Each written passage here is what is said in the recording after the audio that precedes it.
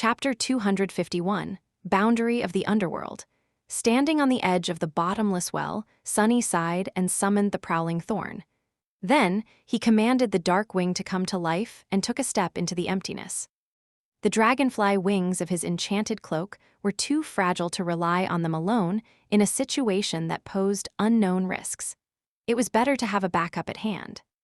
Softly gliding down, he descended in a straight line for a few moments, then made a turn and glanced at the other members of the party. The golden rope had been thrown into the darkness.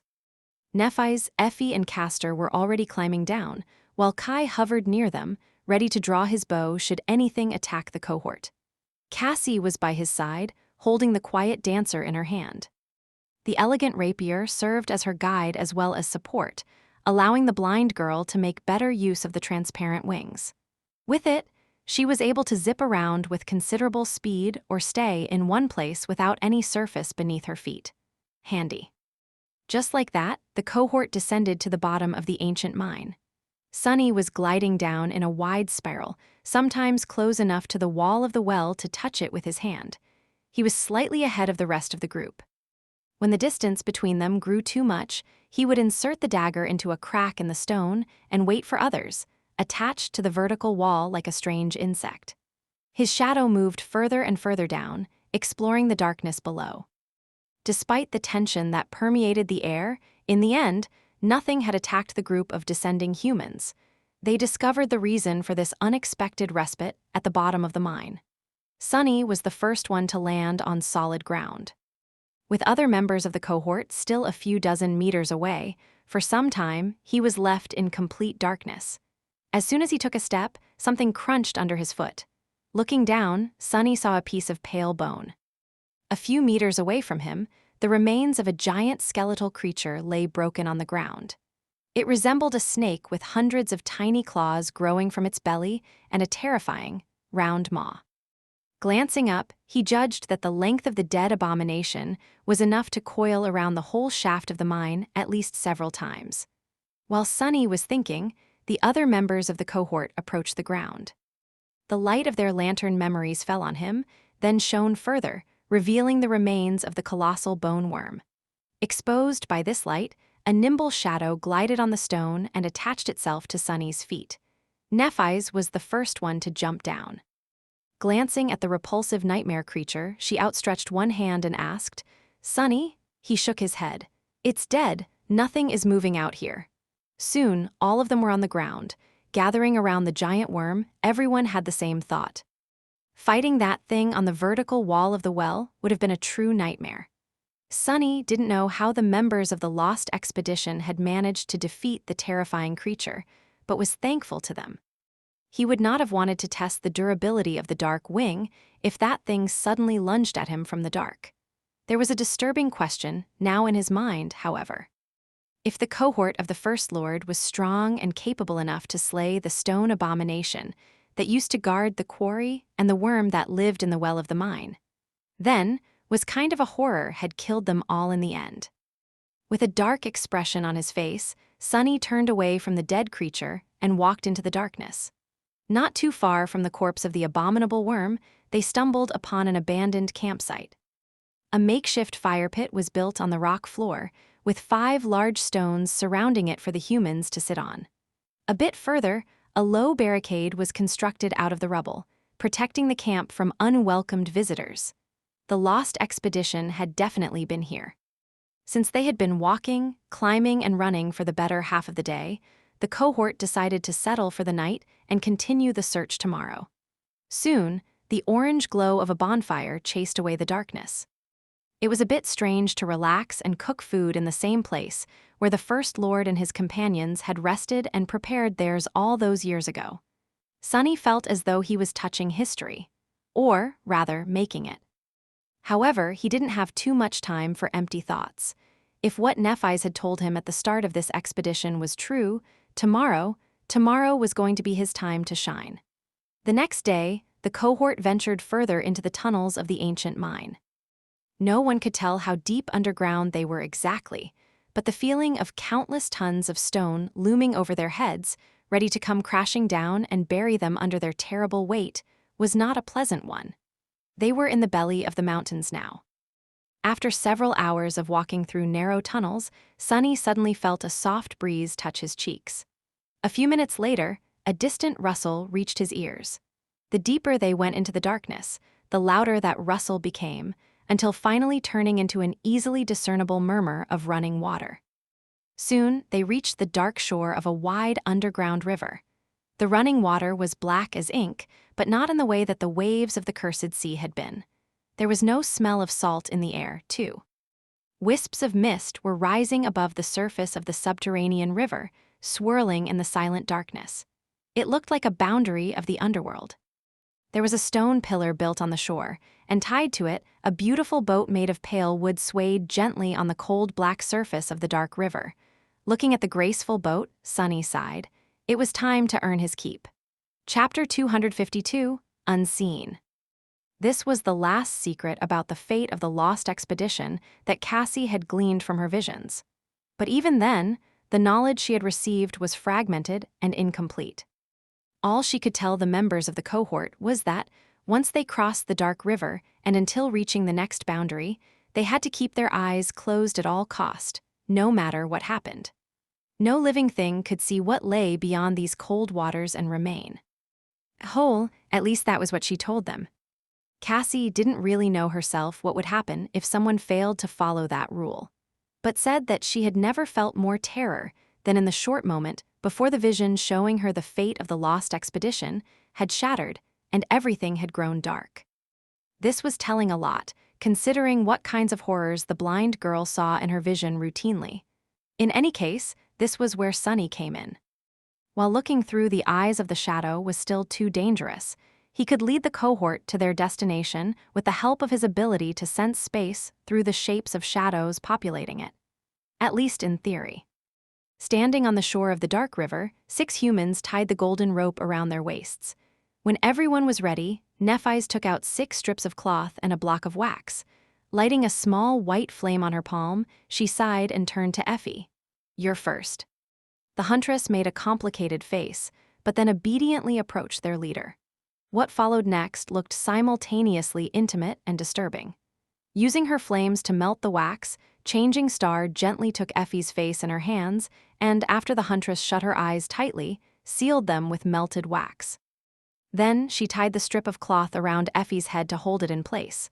One after another, every member of the cohort went through the same procedure. When Sunny's turn came, he shifted slightly when Neff's cool hands touched his cheeks. A few moments later, he was blind. Is this how Cassie lives? Commanding his shadow to not see anything, Sunny was left in utter darkness. However, he still had it better than the blind girl. His shadow sense was still working at least. With its help, Sunny could more or less tell what was where. This form of perception was vastly different from sight, but could serve the same purpose in a pinch, be it very poorly, if conditions were right. Luckily, he had practiced navigating the world with the help of nothing else but shadow sense in the past. This was how he had defeated the strange basilisk creature in the Dark City, among other things. Leading the group of staggering humans to the graceful boat, he helped them to board it and untied the rope holding it in place. Then, Sunny found the oar and pulled on it, propelling the boat across the dark river. Soon, cold mist shrouded everything around. The deeper into the mist they sailed, the more it felt like they were leaving one world behind and entering another. A much darker, much more ancient, much more terrifying world. No one felt compelled to speak, so the silence was broken only by the murmur of rushing water and the creaking of the wooden oar. This is not too bad. Yeah, I am not scared witless at all. Calming himself down with these silly thoughts, Sunny continued to guide the boat.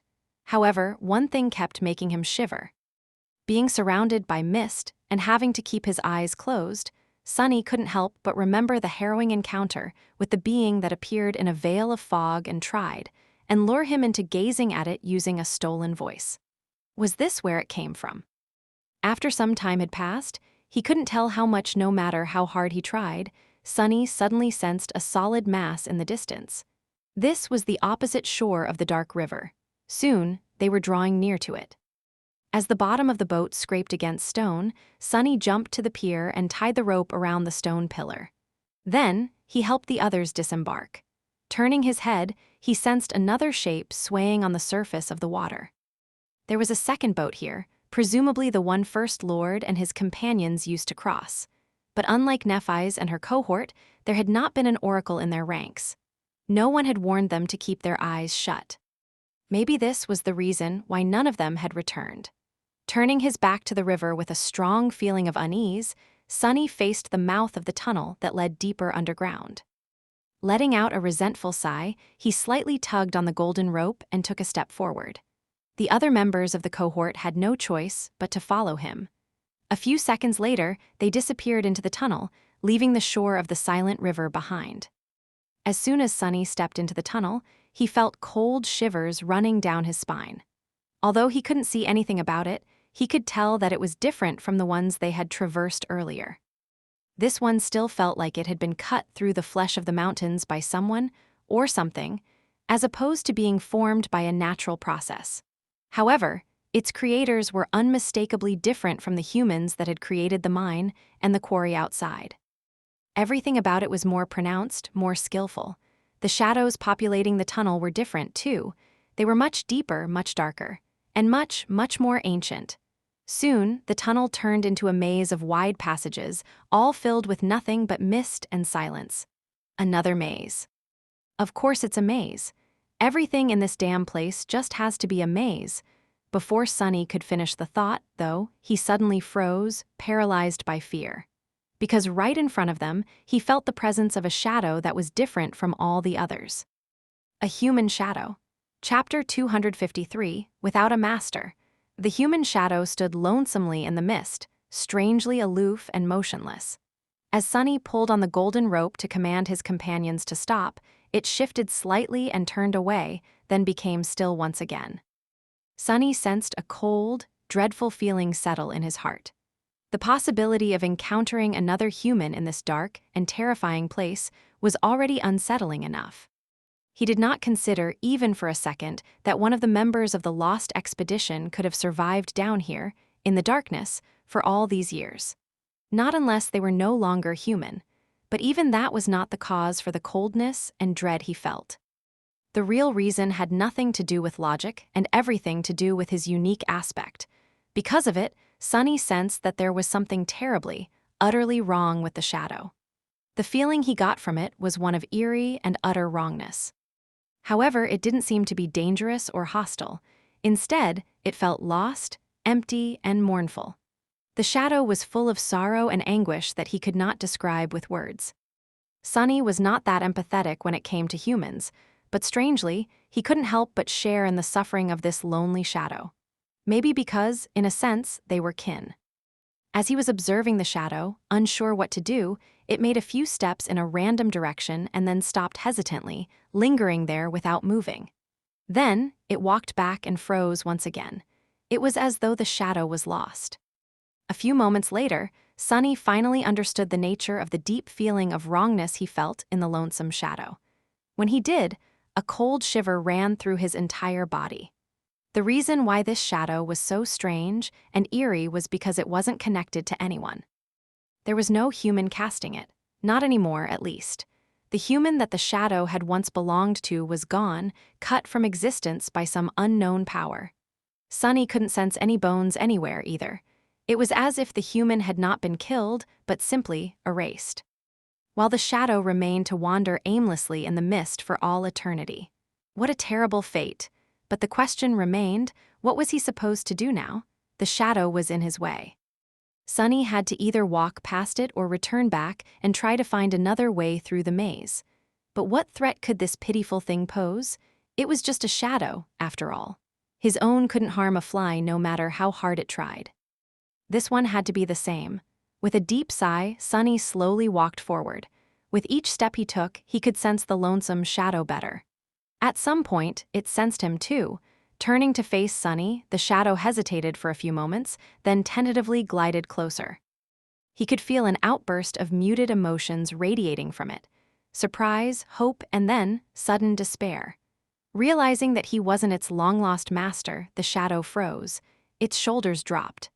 Sensing the deep well of loneliness, anguish, and sorrow in front of him, Sunny tilted his head to the side. Then, following an impulse, he outstretched his hand to the shadow. "Here, take my hand. You don't have to be alone anymore." The shadow trembled, as if it heard his silent invitation. Then, it lingered for a few moments and approached him with uncertainty.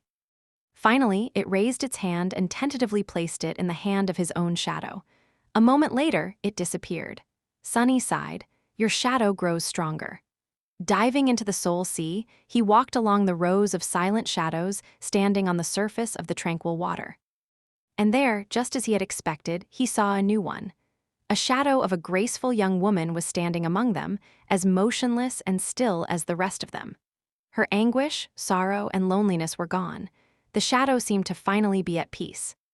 Sunny looked at her for a few moments, his heart heavy. Finally, he said, "Welcome, rest now, your nightmare is over." With that, he left the silent sea and sighed again. Standing in the darkness with his eyes sealed shut, Sunny remained motionless for some time. Then, he pulled on the golden rope and led the cohort further into the mist. Sunny didn't know how long they wandered around the dark maze.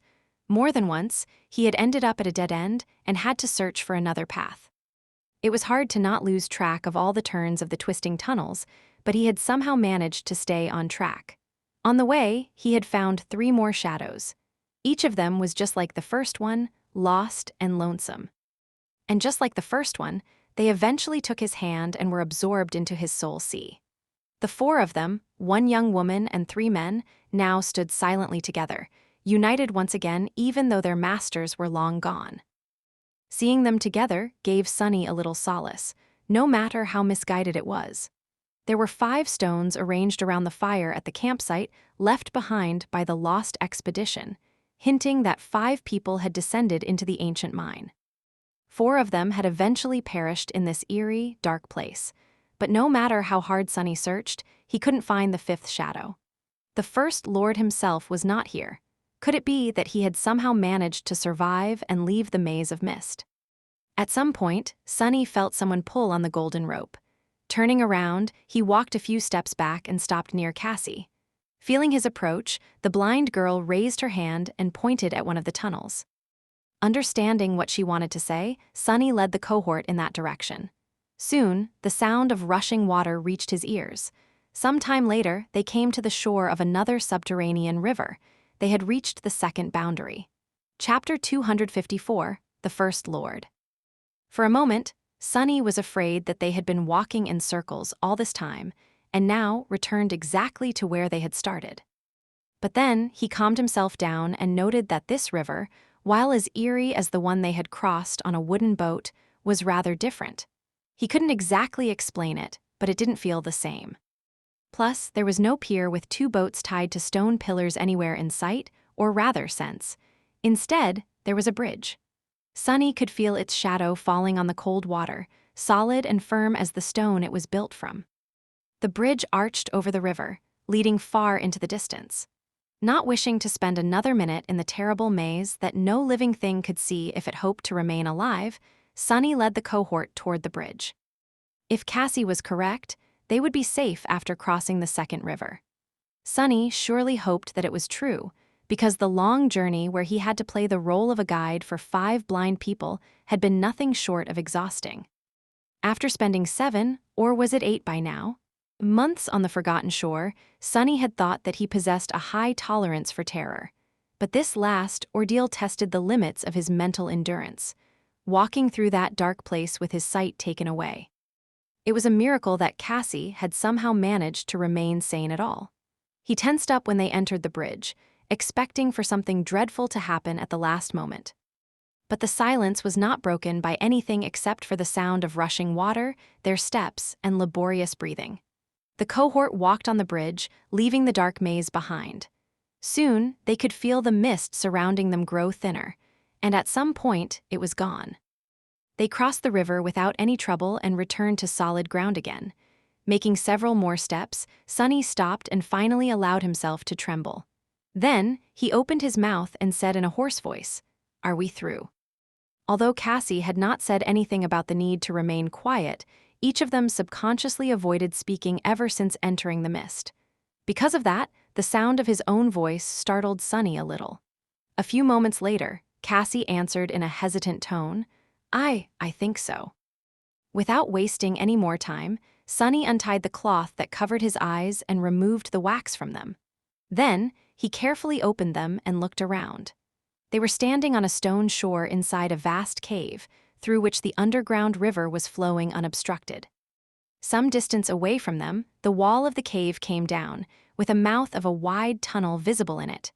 By his side, other members of the cohort were removing the strips of cloth.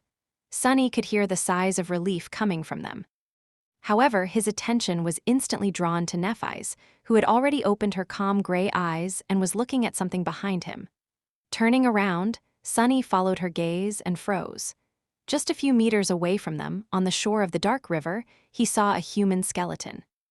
It was sitting on the cold stones, its back straight, facing the water. Unlike the ferocious undead from the catacombs of the Dark City, this one was tranquil and untouched by the corruption of the Forgotten Shore.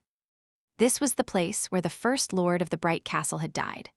The young man whom the members of the cohort only knew by his title had died on the shores of the cold underground river. Just a few meters away from the bridge that he had used to escape the terrible place, which according to Cassie no living being should have been able to escape. Somehow, he had survived even without knowing that anyone entering the mist had to keep their eyes closed at all times. But in the end, the wounds he had received there, or somewhere up ahead, perhaps, turned out to be too grievous. Before the last vestiges of life abandoned him, the young man, the first lord who had wrestled the Bright Castle from the nightmare creatures, created a safe place for the humans sent to the Forgotten Shore to live. And lead an expedition to find a way out of this cursed place, sat down and looked in the direction of the misty dark maze. The place where his friends and companions had died, leaving him alone in the darkness of this forsaken underworld. Looking at the skeleton that sat quietly on the shore of the river, Sunny couldn't help but feel a deep feeling of awe and sorrow. He had never met this young man, but somehow, it felt as though they knew each other very well. Everything that humans had on the Forgotten Shore was thanks to his bravery, power, and skill. What a shame that he had died here, in this lonesome place, with no one to share his last moments and tell the tale of his last deeds. The skeleton was strangely well preserved. It was sitting with its legs crossed, back straight, its hands resting on the hips, as if meditating. The skull of the First Lord gazed at the river with the dark cams of its empty eyes, strangely calm and at peace. What Sunny noticed, though, was not the whiteness of the bone nor the eternal grin of the bare skull, but a thin strip of light metal resting on it like a humble crown. There was a single bright gemstone on the metal band, placed right above the middle of the skull's forehead. After the 6 of them gathered around the remains of the First Lord and stood there for a while in silence to express their respect for this extraordinary human, Nephis sighed and approached the skeleton. Gently, she took the strip of metal and removed it from the First Lord's head. A moment later, the band suddenly broke into countless sparks of light, which then disappeared, absorbed into her soul core. Sunny's eyes widened. The crown of the First Lord was a memory. Chapter 255, Dawn Shard. As the last spark of light disappeared, Nephis tilted her head to the side and remained silent for a few moments. Then, she lowered her gaze and said, addressing the First Lord, "Thank you." She hesitated, as though wishing to say more, but eventually just took a step back. Kai, however, wasn't that reserved. Bowing deeply, he remained with his head down for a while, then straightened his back, looked at the skeleton, and voiced something that a few of them must have been thinking. "Thank you. We will finish what you started." His words echoed above the cold water, eventually disappearing into the darkness. A heavy silence settled above the shore of the underground river. A few seconds later, the charming archer turned to the rest of them and asked with uncertainty, should we bury him?" The members of the cohort looked at each other. Before anyone could voice their opinion, though, Sunny suddenly spoke, "No, just leave him as he is. He wanted to be closer to his friends when he died, so just don't touch him." With that, he turned his head and looked away. Since the First Lord died outside of the terrible maze, his shadow was gone, too.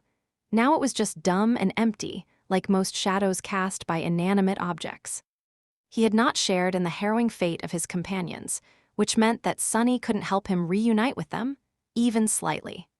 Neither could they bring the remains of the First Lord back outside to bury him near the girl who had died in the quarry.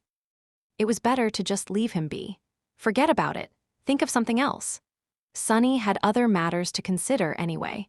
That strange memory that Nephi's had absorbed, he had never even heard of a memory that could exist outside of someone's soul.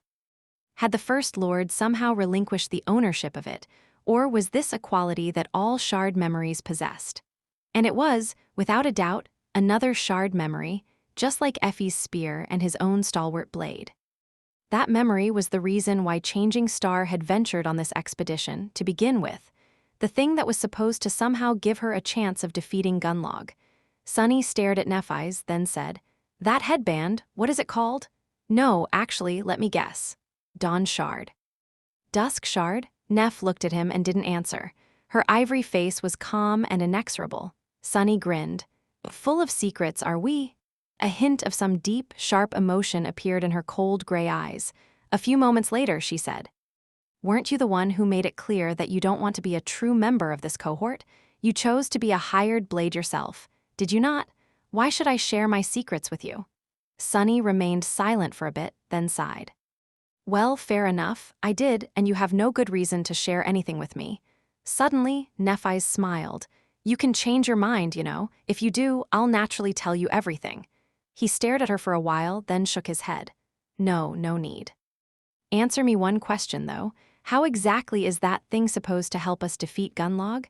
Changing Star lingered for a bit, then simply shrugged. "See for yourself." A moment later, the headband left behind by the First Lord weaved itself from sparks of light on her forehead. The bright gemstone in its center softly gleamed, and then something about the world around Sunny changed. What?" He blinked a couple of times, then slowly lowered his gaze and looked at the fabric of the puppeteer's shroud, or rather, on the spellweave beneath it. What he saw left Sunny breathless. The 5 glowing embers that served as nexuses for the complicated pattern of ethereal strings permeating the memory suddenly shone brighter. Much, much brighter. In fact, their radiance was now almost as intense as of those inside the black onyx armor he had purchased at the memory market, which was an ascended memory. What the hell? Pulling on the thread tied around his neck, Sunny fished out the blood blossom from under his armor and stared at it, perplexed.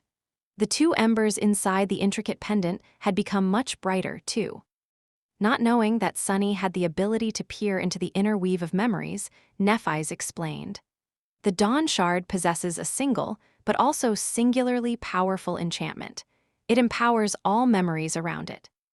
The area of effect of the enchantment is very large, but the enhancement it provides is ever larger. You don't say. Staring at his memories, Sunny felt as though he was on the verge of being dumbstruck. Singular was the right word to describe the effect of the Dawn Shard. He had never heard of a memory being capable of rising the power of another one by almost an entire rank. Wait, did she say all memories? All memories, all of them, in a very large radius? Impossible. With that crown on her head, Nephi's would not only be able to stand a chance in a fight against Gunlog, but also make each one of her followers so much more dangerous. She would become a perfect general for a small army of awakened. But wasn't there something wrong with that statement? Sunny frowned. All memories, hold on. All. Glancing at Changing Star, he asked. So that thing makes every memory around you vastly more powerful. Nephi's gave him a silent nod. Sunny's frown deepened. Then do you not see a problem here? Won't it enhance that damn golden armor of Gunlog's too? How exactly does it give you a chance against him then? She lingered for a few moments, then smiled slightly. It would not, would it? But hey, do you want me to tell you another secret? Sunny glared at her without saying anything. He knew better than to get himself into such a clumsy trap. Only, as it turned out, there was no trap. Nephi's just waited for a bit and continued.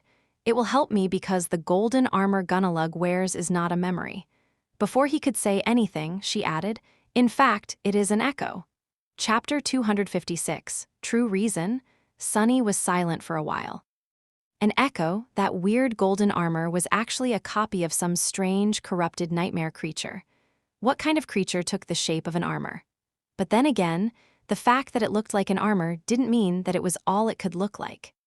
The main trait of the golden armor was that it seemed to be made out of liquid metal. That metal always flowed and moved around, enveloping Gunlog's body like a second layer of skin. The only thing that never changed was the mirror-like surface that served him as a face. It wasn't impossible to imagine that the mass of living metal was, in fact, not a memory but a bizarre echo. Not impossible, but a bit of a stretch. Glancing at Nephi's, Sunny asked, "How do you even know this?" She hesitated for a few moments, then said, "You already know that we have an ally inside the castle. She was the one who told us."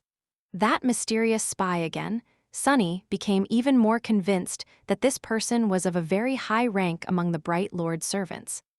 Only someone extremely close to him would know such an important secret. In fact, Sunny expected that the paranoid tyrant would never let anyone learn of it. Why would one of Gunlog's most loyal minions help his enemy? Was it all an elaborate trap orchestrated by the Bright Lord himself? Looking at Changing Star with a deep scowl on his face, he asked, "Can this ally of yours even be trusted?" If he was right in his guess about the identity of the spy, well, things would become complicated. She was silent for a while, then said evenly, "Trusted? Not really, never actually. However, we can trust in the information that was provided to us." He raised his eyebrows. "And why is that?" Nephi shrugged and then answered, her voice indifferent. "Because I am the only chance anyone here has of ever getting out of this cursed place, and Gunlog is not." Interesting. So, one of the top ranks of the Bright Lord's forces was an opportunist who desired to return to the real world desperately enough to risk betraying the ruthless tyrant. That person had been loyal to Gunlog because there was no better alternative, but then changed sides once the last daughter of the immortal Flame clan appeared like a miracle and promised to save the people of the Forgotten Shore. That ally of hers was either swayed by Neph's rhetoric like the rest of the unfortunate fools in the Dark City, or was confident of ending up among the few lucky people who would actually have the chance of surviving what was about to come. Or just knew something that Sunny did not. In any case, Changing Star seemed to be confident in the information the spy provided, so he did not see the point of doubting it. She wasn't any more naive or trusting than he was, after all. Nephi's had learned the art of cynicism from the best. Kai, who had been listening to their conversation with a fair bit of curiosity, suddenly cleared his throat. I am very sorry to interrupt you guys. But I just wanted to ask, since we have found the remains of the First Lord and came into possession of this memory you were discussing, does that mean that the expedition is over? Have we actually accomplished our goal? Really?" That indeed would seem to be the case. However, Sunny knew better. With a friendly smile, he shook his head. No, buddy, the goal of this expedition has not been achieved yet." The charming archer looked at him with surprise. "But didn't we get the thing that will help us defeat Gunlug?" Nephi's was staring at Sunny too, a subtle smile on her lips. "Yeah, Sunny, what else do we have to do? Do tell." He grinned. "Well, it's very simple, really. Yes, you told us that the reason for this adventure of ours was to find the means of overthrowing the Bright Lord, and it certainly was a reason. But it's not the whole reason, is it?" Cassie turned her head slightly to listen to him and sighed. Castor's face, meanwhile, had turned grim. Effie didn't seem to care one way or another. Nephi's, on the other hand, just smiled wider. "What is the whole reason, then?" Sunny gestured at the mouth of the tunnel in front of them. "To finish what the First Lord had started, of course." Kai was looking between him and Changing Star, unsure of what was going on. What do you mean, exactly?" Sunny shrugged. "Think about it, Kai, we saw the same map. What were the symbols drawn at the very edge of it, near the place where the First Lord's expedition had disappeared?" The charming archer frowned. There were 3 of them, a crown, a question mark, and a red cross." Sunny smiled. "Exactly. There were 6 crosses drawn on the map, each marking one of the headless statues. 2 to the east of the Dark City, 1 to the north, 1 to the west, and 2 to the south. We had visited one of the 2 statues situated to the south already. That's where the spider matriarch had weaved her nest." He turned to Nephi's and said, his smile gone, So the truth of it all is that the First Lord never really intended to find a way through the Hollow Mountains, isn't it? He wasn't a fool who would do something so misguided. No, he came to this godforsaken place for the same reason that we are here, to find the last statue. Changing Star was silent for a bit. When the silence was on the verge of growing uncomfortable, she suddenly said, "That is correct." Kai stared at her in astonishment. "But why? No, wait, what's so important about that statue?" Nephi sighed. "This is something that people can only volunteer to do. Anyone who doesn't wish to proceed can stay behind and avoid risking their lives in the battle. In fact, some of us probably should." She turned to face the tunnel, remained silent for a bit, and then said, "Yes, somewhere up ahead lies another ancient statue. There will be a powerful creature guarding it. I don't know what that guardian is exactly, but we have to kill it. Anyone who is willing to fight can join me. Others can stay back and wait for my return." She glanced at the members of the cohort and added, "However, if you do join me, you'll have to follow one simple rule. No matter what happens, it's imperative that you don't deliver the final blow to the creature, unless you have reached and touched the statue first." Chapter 257, Nightmare Champion. Ah, so that is how it works. Initially, Sunny had suspected that the mysterious shard memories were just rewarded to those who managed to slay certain powerful nightmare creatures who dwelled close to the headless statues. The truth, however, turned out to be more complicated. The creature itself, most likely, did not even matter. It was the act of vanquishing a powerful foe after coming in contact with a statue that summoned the memory from oblivion. That was why they had received the Midnight Shard before even learning about how important these ancient monuments were. Sunny, Nephi's and Cassie had taken shelter atop the statue of the ancient knight and killed the carapace demon long after. But no, that didn't make a lot of sense. If this was true, Sunny would have received another shard memory after defeating the Corpse Eater. So, not any powerful abomination would do.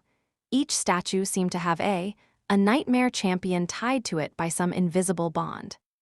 The carapace demon, whom the creatures described as cursed soldiers of the fallen legion used to obey, was connected to the statue of the knight. The Iron Matriarch was tied to the statue of the hunter. Which statue had the Dawn Shard come from? The builder, whose monument had somehow come to life and was now wandering the forgotten shore. Rumors said that the First Lord chased it around the labyrinth for a long time, after all. But somehow, Sunny felt that the metal headband had nothing to do with the walking colossus. So many questions. How many champions were still around, anyway? Nephi's had not even tried to search for one tied to the builder, nor for one tied to the priestess. How many shard memories were already in the hands of humans? Among the members of the cohort, there were now 3, and they were about to challenge some abominable horror for a chance of receiving the 4th one. Why do I even assume that there are only 3? Sunny tilted his head. Indeed, the fact that he had only seen the Midnight Shard, the Zenith Shard, and the Dawn Shard did not mean that Changing Star had not got other ones already. Not counting the memory they were currently hunting, 3 more were unaccounted for. How many had she found already? He smiled darkly. Well, it's going to be revealed sooner or later. Right now, however, there is a more pressing issue. Glancing at Nephi's, he asked, "What happens if I get the memory? As you reminded so astutely, I am not one of your lackeys." That would throw a wrench in your plans, wouldn't it? Sunny couldn't imagine Changing Star leaving something that important to chance. However, to his surprise, she just shrugged. "Keep it if you want." He frowned. Why was Nephi's so nonchalant about the possibility of a shard memory falling into his hands? Wait, why was she so indifferent about him already possessing the Midnight Shard? One possible explanation was that it didn't matter who held the shard memory, as long as it was in human hands. The other explanation made Sunny very uncomfortable. Maybe she was just sure that fate would push the 2 in the same direction. If this was true, then it didn't really matter which one of them possessed the shards. He lingered for a bit, then shook his head and said, "Well, what are we waiting for? You didn't really expect any of us to stay behind while others fight, right? Let's go and hunt this monster." Honestly, while Sunny couldn't even imagine what type of terrible creature guarded the hidden statue, he was almost excited to find out. He wanted to see what the 6 of them were capable of under the miraculous effect of the Dawn Shard. Himself in particular. Eventually, they arrived at a vast cavern situated somewhere in the depths of the Draconian Mountains. The cavern was large enough to fit the entire bright castle and the hill it stood upon inside of it. Witnessing its size, Sunny got an inkling that there was a reason why these mountains were called hollow. As his sight pierced the darkness ruling over the vast cavern, Sunny couldn't help but feel a deep sense of awe. The floor of it was covered by black sand, while its walls glistened like obsidian. In the center of the cavern stood a giant pillar of dark stone. It was surrounded by massive scaffolds, which nevertheless looked tiny and insignificant on its surface. The silhouette of an unfinished statue was easily discernible, cut from the giant pillar by the unknown sculptor. Its upper torso was almost finished, while the lower half was still encased inside the stone. It was as though a dark giant was struggling to free himself from the pillar of stone that imprisoned him. With a feeling of surprise, Sunny realized that he recognized the details of the unfinished giant's armor and shield. They were eerily similar to the armaments that the Black Knight guarding the ruined cathedral wore, and to the ones the stone saint wielded, too.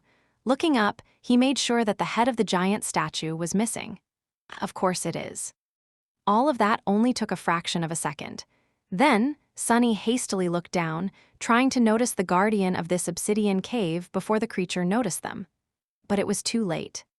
As soon as the members of the cohort entered the cavern, something moved in the darkness at the base of the statue and then stepped forward.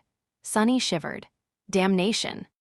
Standing on the black sand, a monstrous creature that resembled a cross between a lion and a raven stretched its numerous limbs. Its body was pale as a corpse, while its head and chest were covered with dark feathers. It was massive in size, with muscles rolling like steel cables under the skin. The creature had 2 powerful hind legs and 6 more protruding messily from its wide chest, each ending with a set of deadly claws. But the most terrifying feature it possessed was a long, jagged black beak. It was a spire. Messenger! That was all Sunny had time to yell before the vile abomination lunged forward, exploding into a whirlwind of hunger, madness, and death. Chapter 258, Herald of the Crimson Terror. Sunny had already faced off against a spire messenger once. Back then, the vile creature had killed several experienced hunters in a span of just a few seconds, and the rest had only been spared this fate because of Effie's strength. That, and the fact that the messenger had no need to fight them and chose to retreat and search for easier prey. There was nowhere to retreat in this hidden cavern. Sunny didn't even know how the flying abomination had gotten here in the first place. However, he was not the same inexperienced kid he had been all those months ago, either. Sunny had grown considerably stronger. His arsenal of memories was better now. His skill and technique were far beyond what he had known in the past, and his kill count had crossed 100 nightmare creatures a long time ago. There was the Stone Saint, too, but most importantly, his memories were empowered by the Crown of Dawn. Theoretically, Sunny could stack 3 augmentations on the Midnight Shard, 1 from his shadow, 1 from the miraculous crown, and 1 from the blood blossom, as long as someone managed to make the messenger bleed. Hopefully. That would be enough to breach the gap between a dormant human and a fallen beast, and allow him to actually wound the abomination. Unlike the previous 2 times he had tried to cut into the flesh of similar horrors, Corpse Eater and the giant eel that had tried to hitch a ride on the ancient Colossus. But first, he had to survive. Judging that the puppeteer's shroud had a decent chance of withstanding a blow from the messenger, thanks to the enhancement of the Dawn Shard, but also not even remotely willing to put that to the test, Sunny dove to the side. A moment later, the massive abomination collided against 2 shields, one belonging to Effie, the other to the Stone Saint. The terrible beak came down, aiming at the huntress. If it was before, the round shield that protected Effie from knee to shoulder would have been easily pierced and torn apart, as if it was made out of paper instead of metal. But due to the empowering aura that emanated from the Dawn Shard, it somehow held.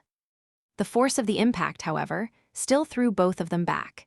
Even Shadow Saint, whose flesh was made of stone and weighed accordingly, was launched into the air like a doll made of feathers and rags. but they had bought the cohort the precious second to regroup and counterattack. As Kai and Cassie flew in different directions, creating some distance between them and the ferocious abomination, Nephi's and Castor attacked from the sides. One sword shined with brilliant white radiance, while the other gleamed with ghostly green light. However, the messenger was still terrifyingly formidable. The memories wielded by the cohort might have been enhanced, but their masters remained the same. They couldn't compete with a fallen creature in terms of raw power and speed. Two of the beast's 6 front limbs swiped forward, deflecting the swords. 2 more shot at the attacking humans, forcing them to retreat while barely staying alive.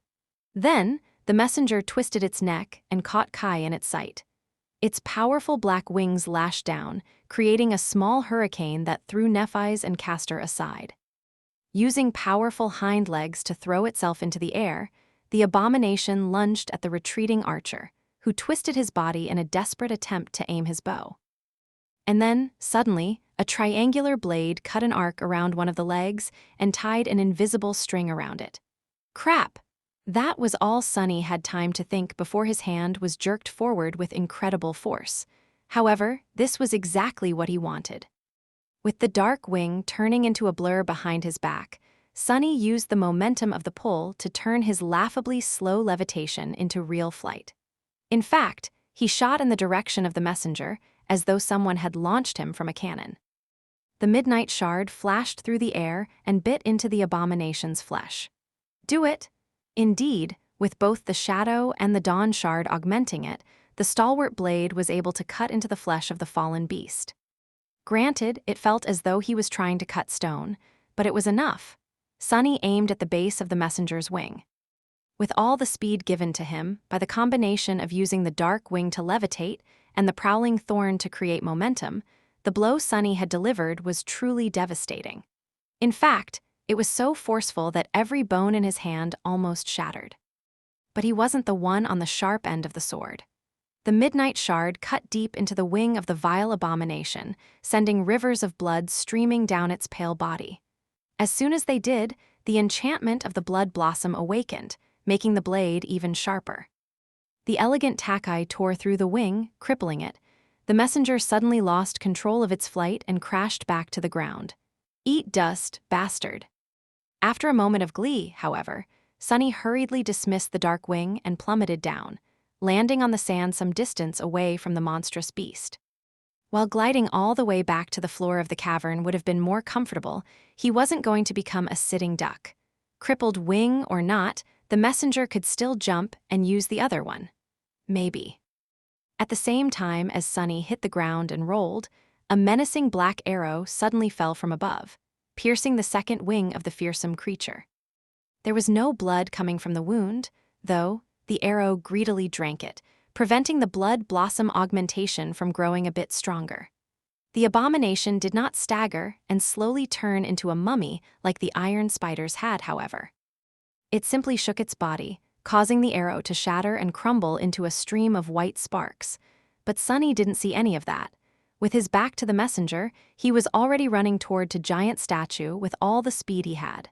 Chapter 259, Bloody Mayhem. Sunny ran to the statue with every bit of speed he could manage, which was quite a considerable amount by human standards. No, even by those of other sleepers. As the wind whistles in his ears, the shadow flew off the blade of the midnight shard and turned around, observing the wounded abomination. Despite the fact that its wings were mangled, the messenger did not seem perturbed. On the contrary, it opened its terrible beak and let out a blood-curdling shriek, then lunged at the tiny humans with even more bestial fury. I think it's not happy. Despite the mortal peril his companions found themselves in, Sunny did not stop to help them. Nephi's had said that the creature guarding the cave had to be killed by a person who had touched the ancient statue. Until someone did, this battle was nothing but a futile and stupidly dangerous game. The essence of combat was murder, after all. If no one truly aimed to kill the damn thing, how could they ever hope to survive? So Sunny was helping them after all, in a way. Behind him, things weren't going well for the cohort. The messenger was too big, too strong, too swift for a group of sleepers, no matter how talented. It was already a miracle that none of them had been torn to pieces already. But how long would that last? As the shadow watched, the terrifying beak came down again, and once again bounced off Effie's stalwart shield. However, this time, a wide crack appeared on the surface of the round shield. Before the huntress could even react, several powerful limbs shot at the cracked shield, each striking it with the force of a cannonball. Finally, the memory gave in and shattered, along with Effie's arm.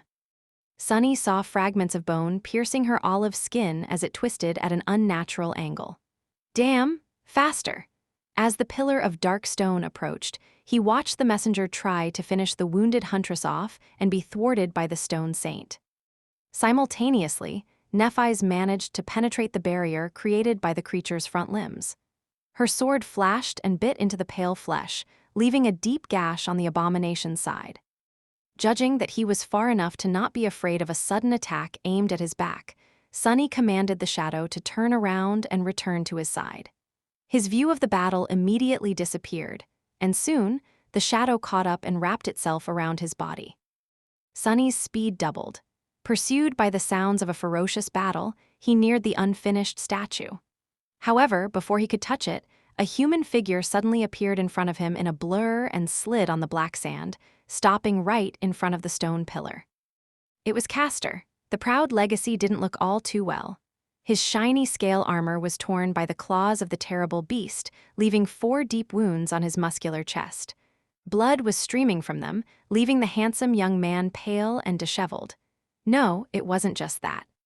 Castor seemed a bit off. Somehow, Sunny just couldn't tell what was wrong with him exactly. He did notice, however, a crystal amulet in the form of an hourglass hanging on a silver chain around his neck. What is that? A charm memory. I didn't know that Castor had a charm. Not wasting any time, the legacy put his bloodied hand on the statue and closed his eyes for a moment. He wasn't wearing one back on the marble arch. Right. Opening his eyes a second later, Castor glanced at Sunny with a dark expression and turned into a blur once again, rushing back to rejoin the battle. Just as soon as he disappeared, Sunny crashed into the stone pillar, unceremoniously using it to stop his momentum. Bouncing off the hard surface, he rolled on the ground and shakily rose to his feet. Og, damn it, that hurt. That counted as touching the statue, right? Had to. Glancing back, Sunny saw another blood arrow piercing the flesh of the spire messenger and shattering a moment later. It wasn't destroyed, at least, just returned to Kai. Quiet Dancer was zipping around the massive abomination, aiming at its eyes. The elegant rapier was an echo, and as such did not enjoy the gift of the Dawn Shard, so it was more of a nuisance than a real threat to the beast. Still, it managed to deliver a couple of shallow cuts, causing the bastard to bleed. That was exactly what Sunny needed, blood, as much blood as possible. Launching himself forward, he held the midnight shard behind him and dashed toward the messenger. Let's see which one of us can kill it first, Castor. Wouldn't it be funny if an outskirt rat like me got a third ascended memory, while a lofty legacy like you still had none? Some distance away from his prey, Sunny commanded the stone saint to switch her battle style. The one the menacing shadow liked to use the most, or simply saw as most suited to her equipment and the situation, was deliberate, elegant, and steady. But that wasn't what Sunny needed right now. What he needed was carnage, savagery, and bloody mayhem. Lingering for a fraction of a second, the stone saint suddenly threw her shield away, grasped her sword with both hands, and lunged forward. Any sort of grace she had possessed earlier was now gone. Instead of a noble knight, the shadow now appeared as a barbarous butcher. It seemed as though she cared neither about self-preservation nor about protecting the members of the cohort anymore. She didn't even care about killing the enemy that much. All she aimed to do was inflict the maximum amount of pain, the maximum amount of damage, and, most importantly, the maximum amount of bleeding. Just like Sunny had commanded her to do. As he ran back, more and more small, but heavily bleeding wounds appeared on the messenger's massive frame. Its pale body was now half covered in dark blood. Castor's enchanted sword added 1 or 2, but most came from the berserk shadow and changing star. Effie was still in the fight, as well. Despite the fact that her arm was severely broken and there was bloody foam on her lips, The beautiful spear broke through the abomination's defenses and left a bloody mark on its skin, too. But none of these attacks were powerful enough to end the creature once and for all. Already nearing the scene of the massacre, Sunny willed his shadow to flow onto the midnight shard. The power of the dawn shard was burning inside of it, making the stalwart blade sing. And on top of it all, the vile blood blossom was filling it with insatiable bloodlust and hunger. Without slowing down, Sunny lunged at the spire messenger and fell on his back. As momentum pushed him forward, he slid on the black sand and thrust the midnight shard upward. Piercing the abdomen of the terrible creature, the razor-sharp sword easily cut through skin and muscle, gutting the abomination and causing it to stagger and fall. Chapter 260, How to be a Hero. Indeed, with so much blood streaming down the messenger's pale body, the savage augmentation of the blood blossom had grown vastly more powerful. If before Sunny had felt as though he was cutting stone, now the midnight shard sliced through the tough flesh of the abomination with just a moderate amount of trouble. Of course, the fact that it was aimed at the soft belly of the monster instead of the adamantine black feather also played its part. The tachi cut through the pale skin and muscle tissue, tearing its abdomen open. As blood, guts, and viscera fell from the terrible wound, Sunny slid from under the massive creature, just in time to avoid being crushed under its weight. Even then, however, the messenger was not yet dead. What? Curses. Lying on his back in an awkward position, Sunny was momentarily left defenseless. He had hoped that his strike would if not kill the monstrous abomination outright, then at least leave it stunned for a few seconds, giving him time to disengage and get away to a safe distance. But the creature seemed to be impervious to pain and the fear of death that all living beings felt. Despite receiving a mortal wound, it only became more ferocious. Staggered by the unexpected attack, the messenger lost balance and fell to the ground. Its head hit the black sand, sending a cloud of it into the air. Then, its round corvine eye locked onto Sunny and flushed with eerie madness. Knowing that he was not going to be fast enough, Sunny desperately tried to roll away, but it was too late. The terrifying jagged beak shot in his direction, threatening to impale him through the chest.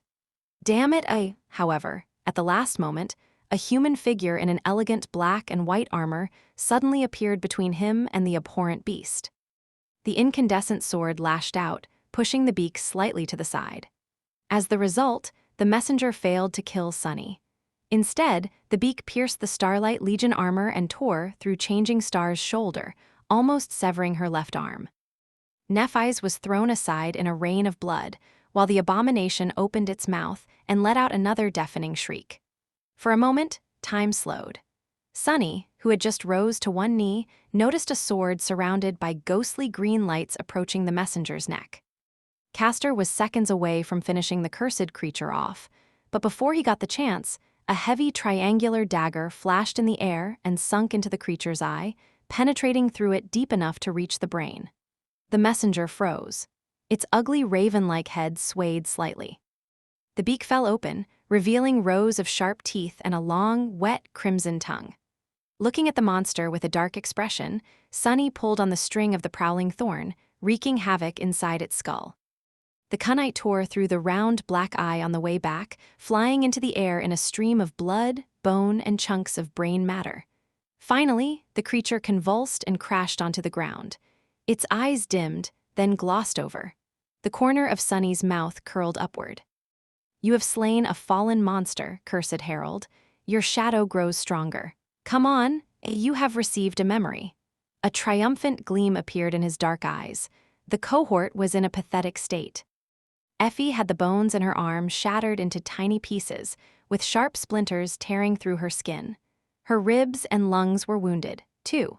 Castor was bleeding heavily from the 4 gashes left on his torso by the messenger's claws. Kai lost too much blood to the blood arrow and was now on the verge of fainting. Neff's left arm was partially severed and barely attached to her body. The sight of it was ghastly. Even the stone saint was severely damaged. Only Sunny and Cassie were more or less in one piece. It was all worth it, though. The spire messenger was actually dead, while they were not. Lying on the black sand, Effie suddenly laughed. Sunny gave her a strange look. "Have you lost your mind?" What are you laughing at? The huntress shrugged, then grimaced from pain. Oh, it's just, I was thinking whether we are legendary heroes now or just, fools of legendary proportions. All of us in the outer settlement, the castle too, I guess, heard the stories about the incredible exploits of the first cohort hundreds of times. Killing a spire messenger who made its nest in the throne room and all that. But I never once thought that I would actually do something that impossible as well. She grew silent and then added, "It's weird." Sonny sort of understood her feelings, however, he wasn't going to admit it. He didn't want his name to ever appear in the same sentence as the word hero.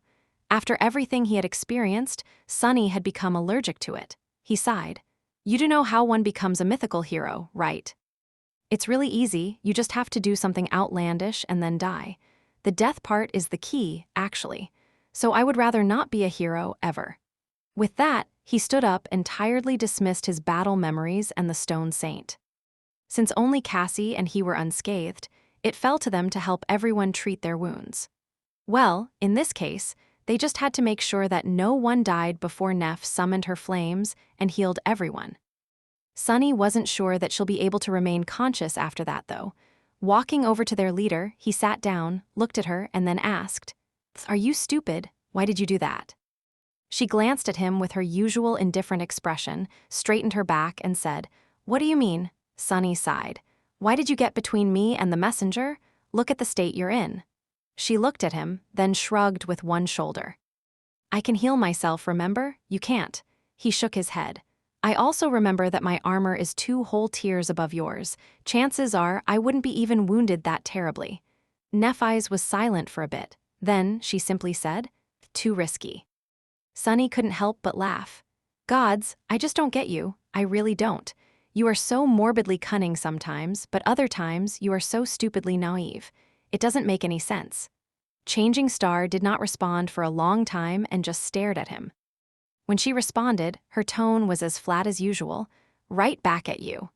Chapter 261, Moon Shard. Some time later, Sonny found the time to dove into the Soul Sea and take a look at the new memory he had gotten. It was a heavy round shield forged from dull, lusterless dark steel. Inside of it, visible only to him, a complex weave of ethereal strings shone with stark radiance. Memory, Dusk Shard. Memory rank, Ascended. Memory tier, II. Memory type, Weapon. Memory description. Forged from a shard of a fallen star, this shield contains the weight of the heavens. Depending on the heart of its wielder, it can be light as a feather or heavy as regret. Memory enchantments, Indomitable. Enchantment description. Following the will of its master, the Dusk Shard can change its weight. Sonny frowned. This enchantment, at first glance, it seemed very unassuming. People usually thought about the weight of their weapons only when they considered how much endurance they would need to wield them. In that regard, the lighter the weapon was, the better. A light weapon could allow a person to fight longer without growing tired, which often meant the difference between victory and defeat. However, things changed when it came to the Awakened, who often possessed inhuman strength and endurance. Light weapons had their role to play, but more often than not, what you really needed was force. And the more mass something had, the more force it could produce. In the past, Sonny had only considered shields as a defensive tool. But after watching Effie and Stone Saint use them in battle, he realized that in the hands of a trained warrior, a shield could be as destructive and deadly as a sword. Sometimes much more so. Just imagining Effie bashing someone with a shield that weighed a few 100 kilograms sent shivers running down his spine. Not to mention that the weight could be changed on the fly, making it light to maneuver faster, then turning it into an improvised siege ram at the right moment. But even in terms of pure defense, a shield that could be turned into a literal wall was priceless. He could see a monster such as the Spire Messenger colliding with it and simply bouncing off in the chorus of shattering bones. Maybe. Granted, Sonny never trained with a shield, and the sword he used demanded 2 hands to be wielded properly. But where there was a will, there would be a way. With a slight smile, Sonny summoned the Dusk Shard. The sparks of light appeared in a whirlwind around his arm. A few long seconds later, the silhouette of a large round shield weaved itself into reality. After a few more seconds, and the memory was fully formed. How nigh? Oh crap. With a surprised yelp, Sunny staggered and toppled over. Luckily, he fell on top of the dull iron shield, otherwise, he might have been crushed under its weight. This is so heavy. The damn thing was heavier than he had ever expected. In fact, it was probably too heavy for him to even lift, let alone carry around. The members of the cohort glanced at Sunny, who was struggling to stand up, with perplexed expressions. Gritting his teeth, Sunny rose to one knee and awkwardly tried to lift the shield off the ground. However, no matter how hard he tried, he only managed to drag it by a few centimeters. Curses! All right, I admit it. It's too damn heavy. Let's reduce the weight a little. But a few seconds later, his face froze. This can't be, no way. However, the truth was hard to deny. He couldn't change the dusk shard's weight at all. The enchantment that was supposed to allow Sunny to do that was there, but it required him to actively manipulate the soul essence, shadow essence, in his case, to access it. The most powerful enchantments were all like that. And the higher a memory rank, the more probable it was for the enchantments it possessed to be really powerful. The problem was that sleepers had no way to control and manipulate their soul essence. Sunny didn't know whether to laugh or cry. What were the chances of him coming to possess not one, not two, but 3 whole ascended memories, only to find out that 2 of them were completely unusable, while the third one required him to somehow become a master marksman to avoid dying from blood loss? Damn it. Damn it all, but especially damn that damned fated attribute. While Sunny was grinding his teeth in outrage, Effie approached him and glanced down from her considerable height. Then she leaned forward, took the dusk shard by the rim and lifted it, along with Sunny, from the ground, seemingly without too much strain. That's it then, the memory you got from the pale bastard. Finally standing up with the help of the huntress, he stared at her for a long time, his expression unreadable. Then he suddenly smiled. Yes, by the way, Effie, we're friends, aren't we? See, I couldn't help but notice that your shield memory was destroyed in that last fight. How about, she rolled her eyes. Wait, don't tell me. Sunny's shady emporium is open for business again? He blinked a couple of times, then grinned. Why yes, how did you know? The huntress glanced down at the heavy shield, squinted, and said in a cautious tone, Well, what do you want in exchange? Sunny thought for a bit.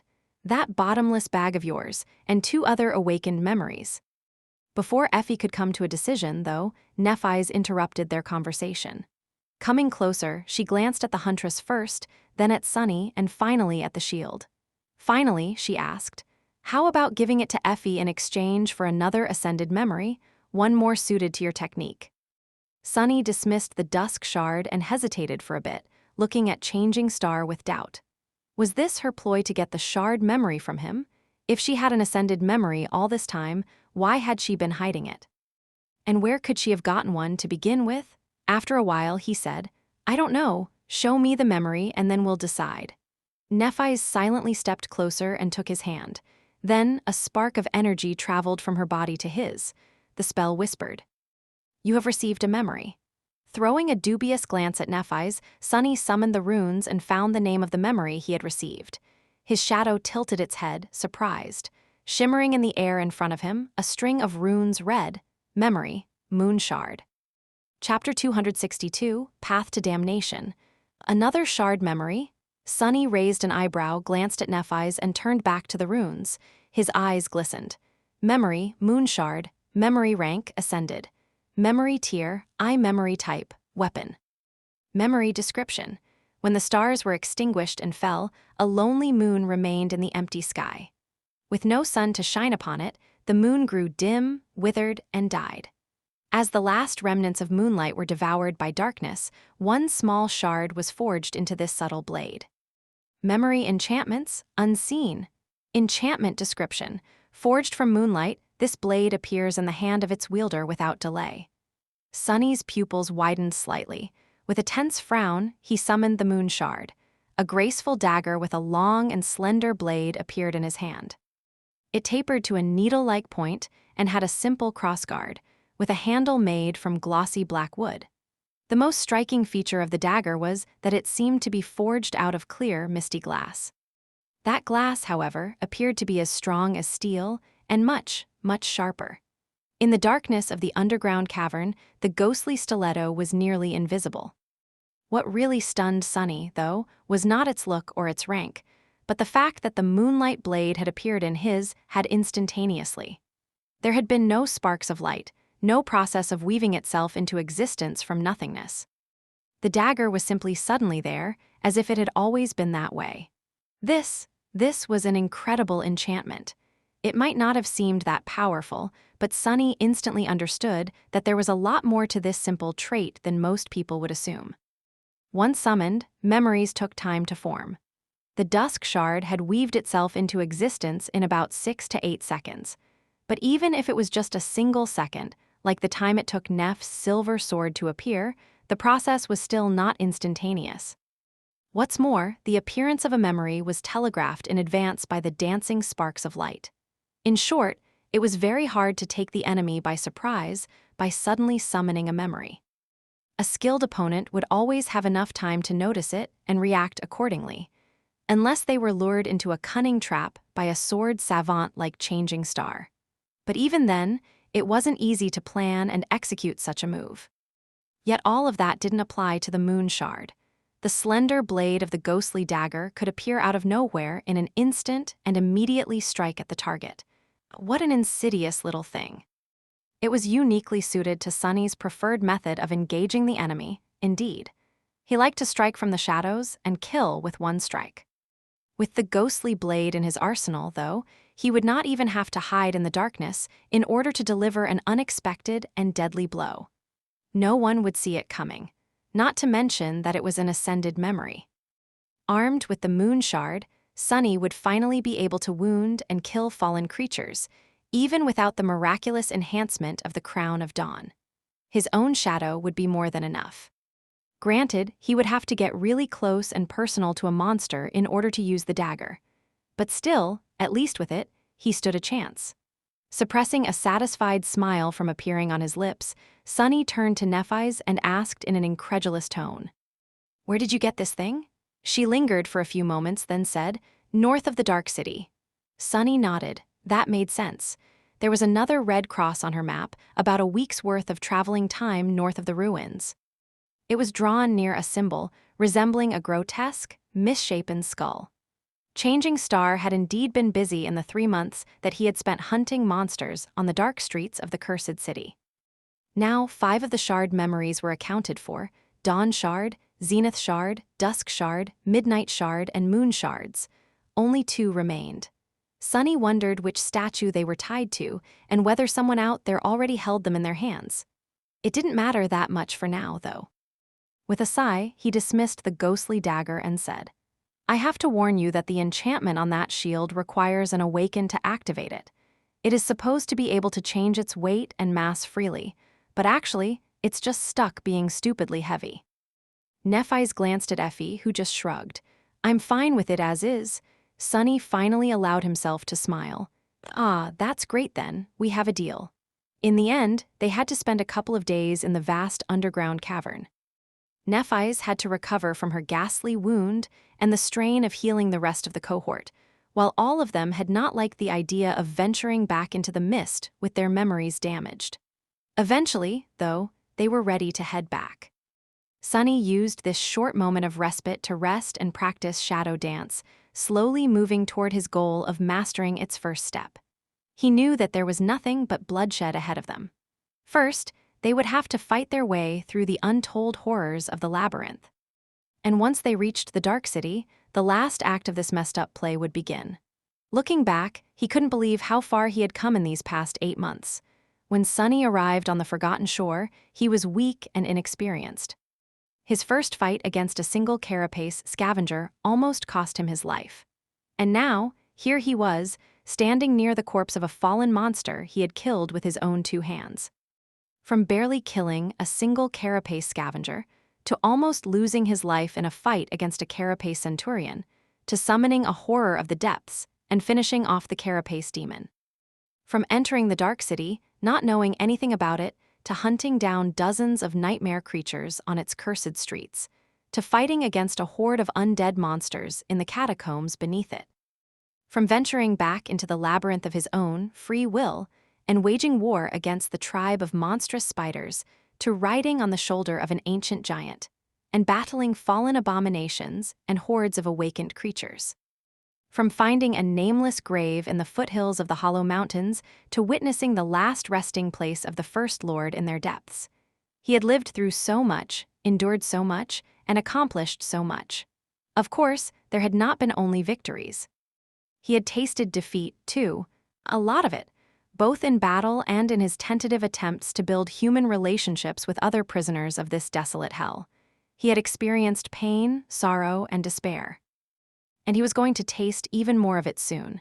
Turning his head slightly, Sunny looked at his companions. Nephi's, Cassie, Kai, Effie, and Castor were busy with final preparations for their long return journey. How many of them would be alive by the end of all of this? Closing his eyes, he sighed. It was not going to be easy to survive the finale, but Sunny was determined to show the rest of the world what he was really made of. He was going to win. He was going to be the last one standing. No matter what he had to do, even if doing it would break him. Chapter 263, The Beginning of the End. 3 months later, a group of 6 battered humans appeared from the sea of crimson coral and approached a magnificent white arch. Moving with the precision of experienced predators, they swiftly slaughtered a few transient creatures that hid in the deep shadow cast by the ancient structure, stripped them down for meat, and swiftly climbed up. Against all odds, the cohort had survived the journey back to the Dark City. If only barely, looking north from the top of the marble arch, Sunny saw the distant gray wall. His gaze lingered on it, full of exhaustion, triumph, and dark apprehension. Finally, they had returned. The past 3 months had been an endless bloody nightmare, with countless horrors and battles leaving their marks on him. And yet, they had also been an anvil against which he was tested, tempered, and made stronger as the result. Sunny didn't have a mirror, but was sure that his appearance changed a lot. He could tell just by looking at other members of the cohort. Changing Star's white armor was now covered by numerous scratches and tears that even the restorative effect of the Soul Sea couldn't heal. Her silver hair was longer, reaching to the middle of her back. The ivory face of their leader had grown thin, with dark circles visible under her striking, burning gray eyes. Castor changed even more. The neat and dignified young scion was nowhere to be seen. Instead, a man with disheveled hair and a short, scruffy beard stood in his place, his face dark and grim. Sometimes, Sunny thought that he could even see a gray hair or two in his luscious mane. Kai was still beautiful and elegant, but most of his charm was hidden under layers and layers of dirt, dust, and dried blood. The stylish armor he had worn was now long gone, destroyed in one of the vicious battles they had fought, and replaced by a rather unflattering garment that seemed to be woven out of bluish seaweed. The archer also wielded a new bow, this one long and powerful, fashioned out of 2 curved horns that had belonged to a creature that Sunny would rather not think about. Suffice it to say, this memory was of the 5th tier and truly deadly. Effie was much the same, except for the fact that she had become even leaner, her robust musculature not covered even by a gram of fat. The huntress wielded 2 shard memories, both responsible for sending dozens upon dozens of nightmare creature to their deaths.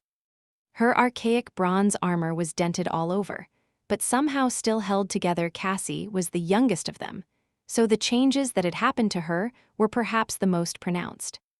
By now, she had lost most of her childish softness and had turned into a beautiful young woman that looked to be on the cusp of adulthood. She had 3 echoes tied to her core now, one given to her by Nephi's, the other one by Kai. With the help of her echoes and the dark wing, Cassie was now able to move and participate in battles almost as if she was not blind. Almost. And then there was Sunny himself. He was perhaps even more beaten and battered than the rest of them, the puppeteer's shroud almost coming apart at the seams. His hair was long, messy, and in desperate need of a good wash. Sadly, his skin was still as pale as that of a corpse. He was also unable to grow even a bit of scruff, let alone a real beard. But oh well, why care about the little things? Summoning the runes, Sunny found a particular cluster and glanced at it. The runes shimmered in the twilight of the approaching night. Shadow fragments, 938/1000. A dark smile appeared on his lips. Almost. In the past 3 months, Sunny had participated in countless battles. His main responsibility was that of a scout, and as such, he was not a part of the cohort's main strike force. But even then, he had faced and slain more than 100 nightmare creatures. Closer to 200, in fact. Among them were beasts, monsters, as well as a few demons, and even a devil or two. Sunny absorbed the remnants of their shadows and used his share of the soul shards to trade for memories with other members of the cohort, which he then fed to the stone saint. And now, he was so close to reaching full saturation of his shadow core. His prowess and physique were considerably enhanced, too. Somewhere along the way, Sunny had crossed the line of humanly possible and was now firmly in the realm of inhuman ability. He was faster, stronger, and more enduring than any mundane human could ever hope to be. His shadow had grown much more potent, too, since its enhancement increased proportionally to his own power. Or was it the other way around? In any case, Sunny felt that when the shadow was wrapped around his body, he was now almost at the level of an actual awakened. Very few sleepers on the Forgotten Shore could challenge him in terms of raw power. Of course, all of them had deadly aspect abilities of their own. And several of the most deadly sleepers among them were all right here, with him, setting up camp and getting ready to cook him food. Sunny wasn't sure, but guessed that Effie and Castor had already fully saturated their soul cores. Beating him to it, the huntress, because of the years she had spent hunting monsters on the streets of the Dark City, and the legacy because of the soul shards his clan must have provided him before his first journey into the dream realm. Nephi's, Sunny wasn't sure. Logic dictated that she should have reached the point of saturation before Sunny did, but he still saw her absorbing shards after each battle. So either she did not, or her aspect had other uses for the excess soul essence, or she was just putting on an expensive show. Kai and Cassie were behind him in terms of the amount of accumulated essence, but not by much. Each of them was now a powerhouse, just like the rest of the cohort. Looking at the people busying themselves with mundane tasks of setting up the camp, Sunny inhaled deeply and smiled. Ah, aren't we a sight to behold? Chapter 264, First Things First. They truly were. When leaving the Dark City behind, Sunny had known how powerful the members of the cohort were. However, he had not quite realized just how well-rounded and perfectly suited to face various challenges presented by the labyrinth their group was. With Nephi's, Effie, and Castor leading the charge, most nightmare creatures populating the forest of crimson coral had little chance to survive. Not with the crown of dawn pouring raw power into the armor and weapons of the cohort, at least.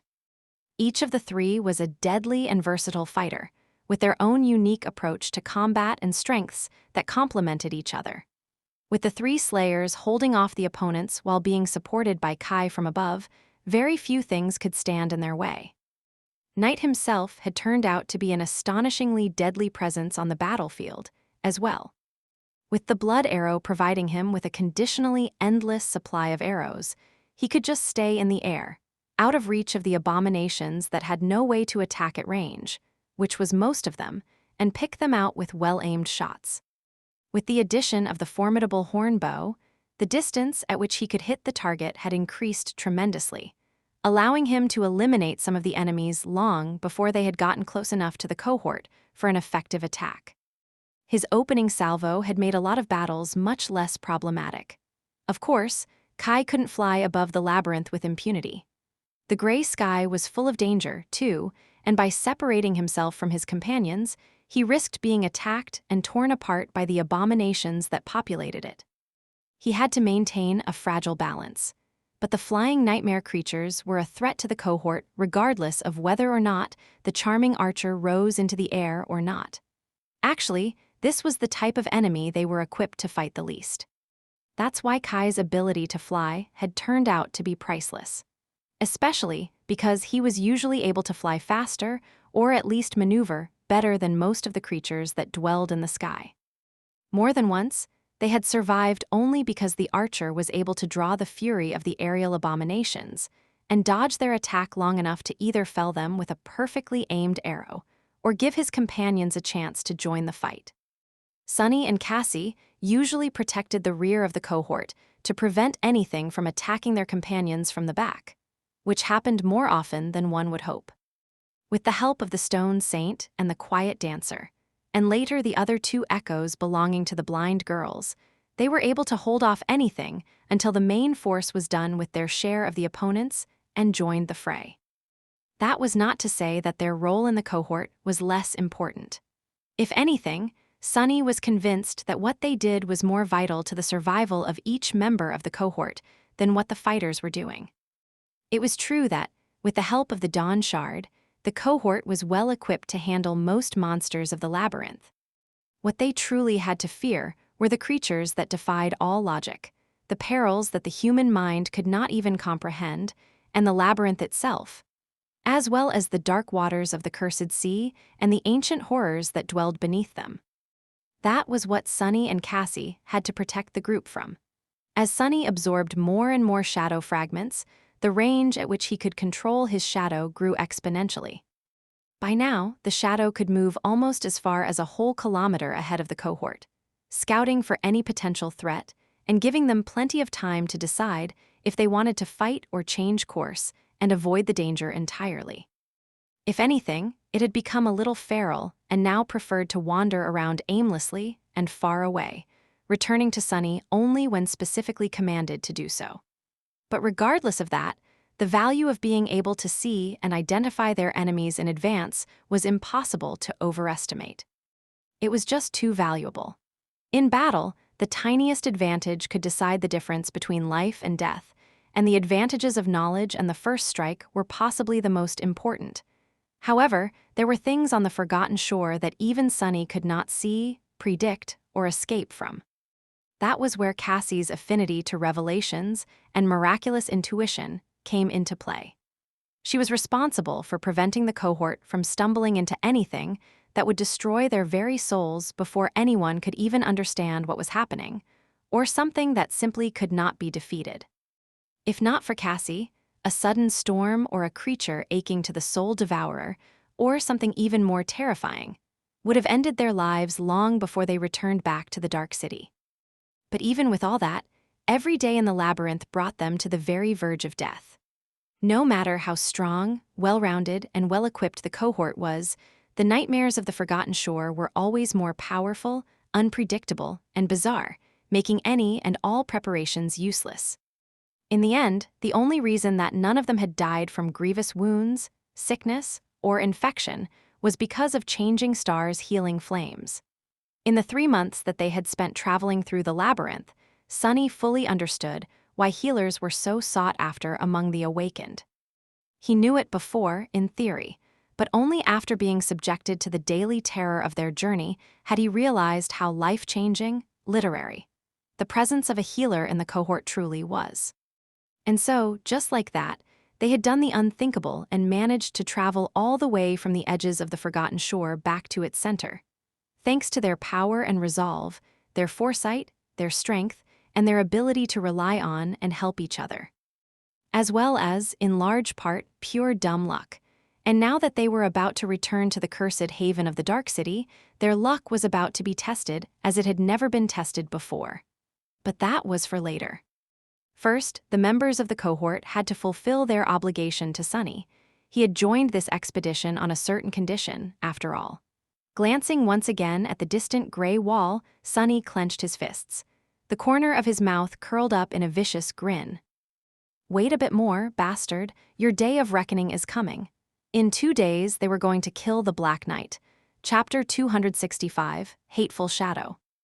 Turning away from the distant wall of the Dark City, Sunny closed his eyes, inhaled deeply, and let go of his anger. He had to keep his head cool, for now. Killing a fallen devil was not going to be an easy task. It might even turn out to be his undoing. But he was determined to see it done. The debt of blood he owed that creature had to be repaid, no matter what. Walking over to the fire, Sunny sat down and tried to remember the details of their previous stay on this old, weathered marble arch. What a fun couple of days that had been. Rather pleasing on the eye, too. His shadow shook its head dejectedly and turned away. Soon, Nephi's handed him his share of the food. Her culinary skills had improved a lot during these months, despite the fact that there had not been a large variety of ingredients at their disposal. Still, being able to turn the most repulsive of monsters into a delicious meal was something that not everyone was capable of. This should be a separate course at the academy. Teacher Julius had taught him how to consume various things in the dream realm without ending up poisoned to death, but he had neglected to go in depth on how to actually make them taste good. Sinking his teeth into a juicy piece of meat, Sunny forgot about his troubles for a bit and simply enjoyed this rare moment of bliss. Disposing of the meat, he smiled in satisfaction and wiped his hands on the soft fabric of the puppeteer's shroud. Then he glanced at Nephi's and asked, "We should be able to reach the city tomorrow, yes?" She gave him a nod. "If nothing happens." Sunny thought for a bit, then said in a curious tone, "Do you think Gunlog knows that we are coming back?" Nephi's thought for a few moments before replying. Her voice was calm and indifferent. "Definitely." Sunny sighed. This was his conclusion as well. Back when he had first entered the Bright Castle, he had learned from Castor about a certain artisan that could track the general location of anyone a person had ever met. This was how Castor knew how many sleepers of their crop had been sent to the Forgotten Shore. Even if Gunlog possessed no other method to learn of their approach, all he had to do was ask that woman. Sunny shifted a little and asked, "Should we expect a welcoming party?" Changing Star shook her head. "I don't think so. There's no need for him to do anything.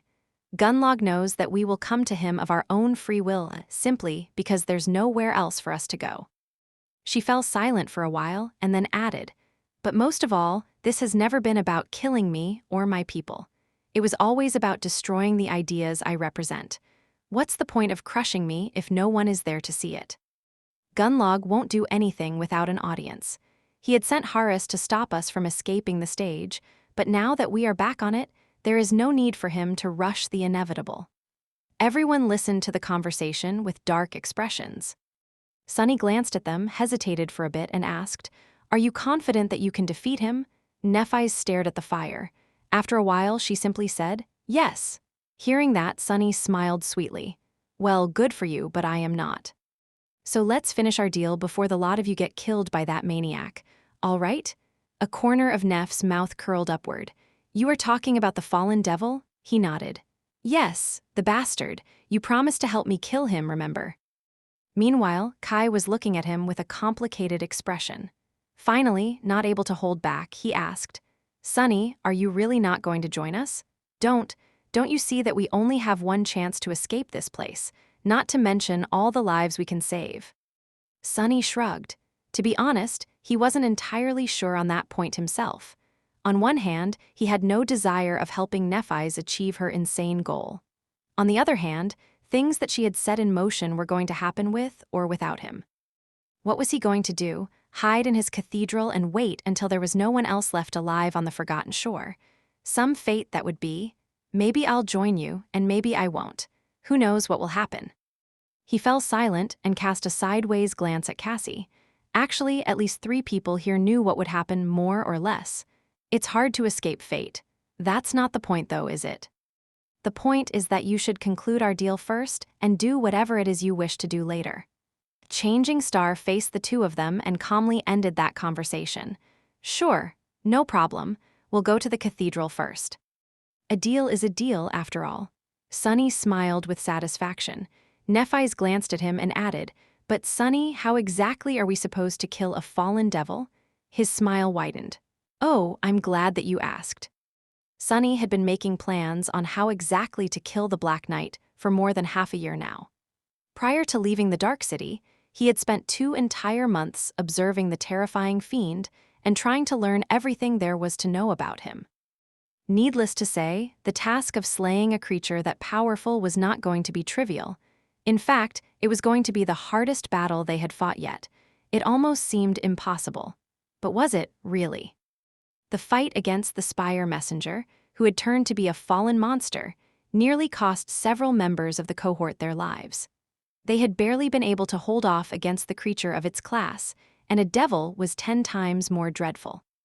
However, there was a big difference between the messenger they had faced and the Black Knight. That difference was, basically, very simple. It was that Sunny did not hate the messenger with all his dark, vindictive heart. And now, that hate was going to tip the scales in their favor. Chapter 266, The Devil You Know. At the core of it, things were indeed rather simple. Sunny hated the Black Knight enough to do his due diligence and thus spent an incredible amount of time studying it. He was so motivated to kill the creature that had hurt him that he had even gone so far as to settle in the same old cathedral as the devil. As a result, Sunny had become a singular expert on everything having to do with the Black Knight. He knew his strengths, he knew his weaknesses, the patterns of his behavior, and, most importantly, he knew what type of unnatural powers the devil possessed.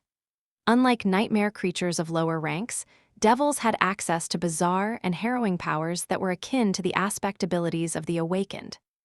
That was what made them so dangerous, and that was why the fact that Sunny had learned the Black Knight's power was so vital.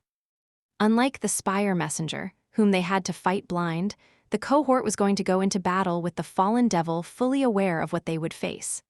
As such, they could plan, come up with strategies, and make preparations. Knowing your enemy was half the victory. The second half was knowing yourself. The smile disappeared from Sunny's face. Leaning forward, he said, "The Black Knight is truly a living nightmare. He is as strong, fast, and indestructible as you would imagine a fallen devil to be. I've seen countless creatures fall to his sword, no matter their shape, size, rank, or class. He is just too powerful." Effie giggled. "You're not really making your case, Sunny. You know that, right?" He glanced at her and grinned. "That's not even the worst part.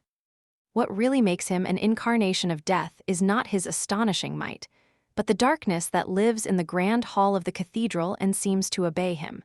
When wrapped in that darkness, the Black Knight can move fast, unseen, and without making a single sound. His physical traits are vastly enhanced, turning him into an unstoppable engine of slaughter." Sunny grimaced. "What's more, any damage done to him is instantly repaired as long as he is surrounded by the darkness. Inside of it, he is basically immortal." The members of the cohort glanced at each other with dubious expressions. Only Changing Star remained indifferent. A tentative smile appeared on Sunny's face. Turning to Nephi's, he said, "But that is where you come in, Neph. With your radiant light, that darkness will vanish. Your flames can strip the bastard of his greatest weapon. Without his dark power, the Black Knight is nothing more than a powerful abomination. He will be only slightly more dangerous than a demon of the same rank." Castor stared at him and said, his voice flat, "You say it as though a fallen demon is an easy enemy to face." Sunny shook his head. "No, I am not saying that. I fully understand how hard that fight will be. In fact, I understand it better than any of you. The truth of the matter is that even with the Dawn Shard, our weapons won't be able to wound him. Not because his flesh is too tough, but because he is covered in heavy armor from head to toe.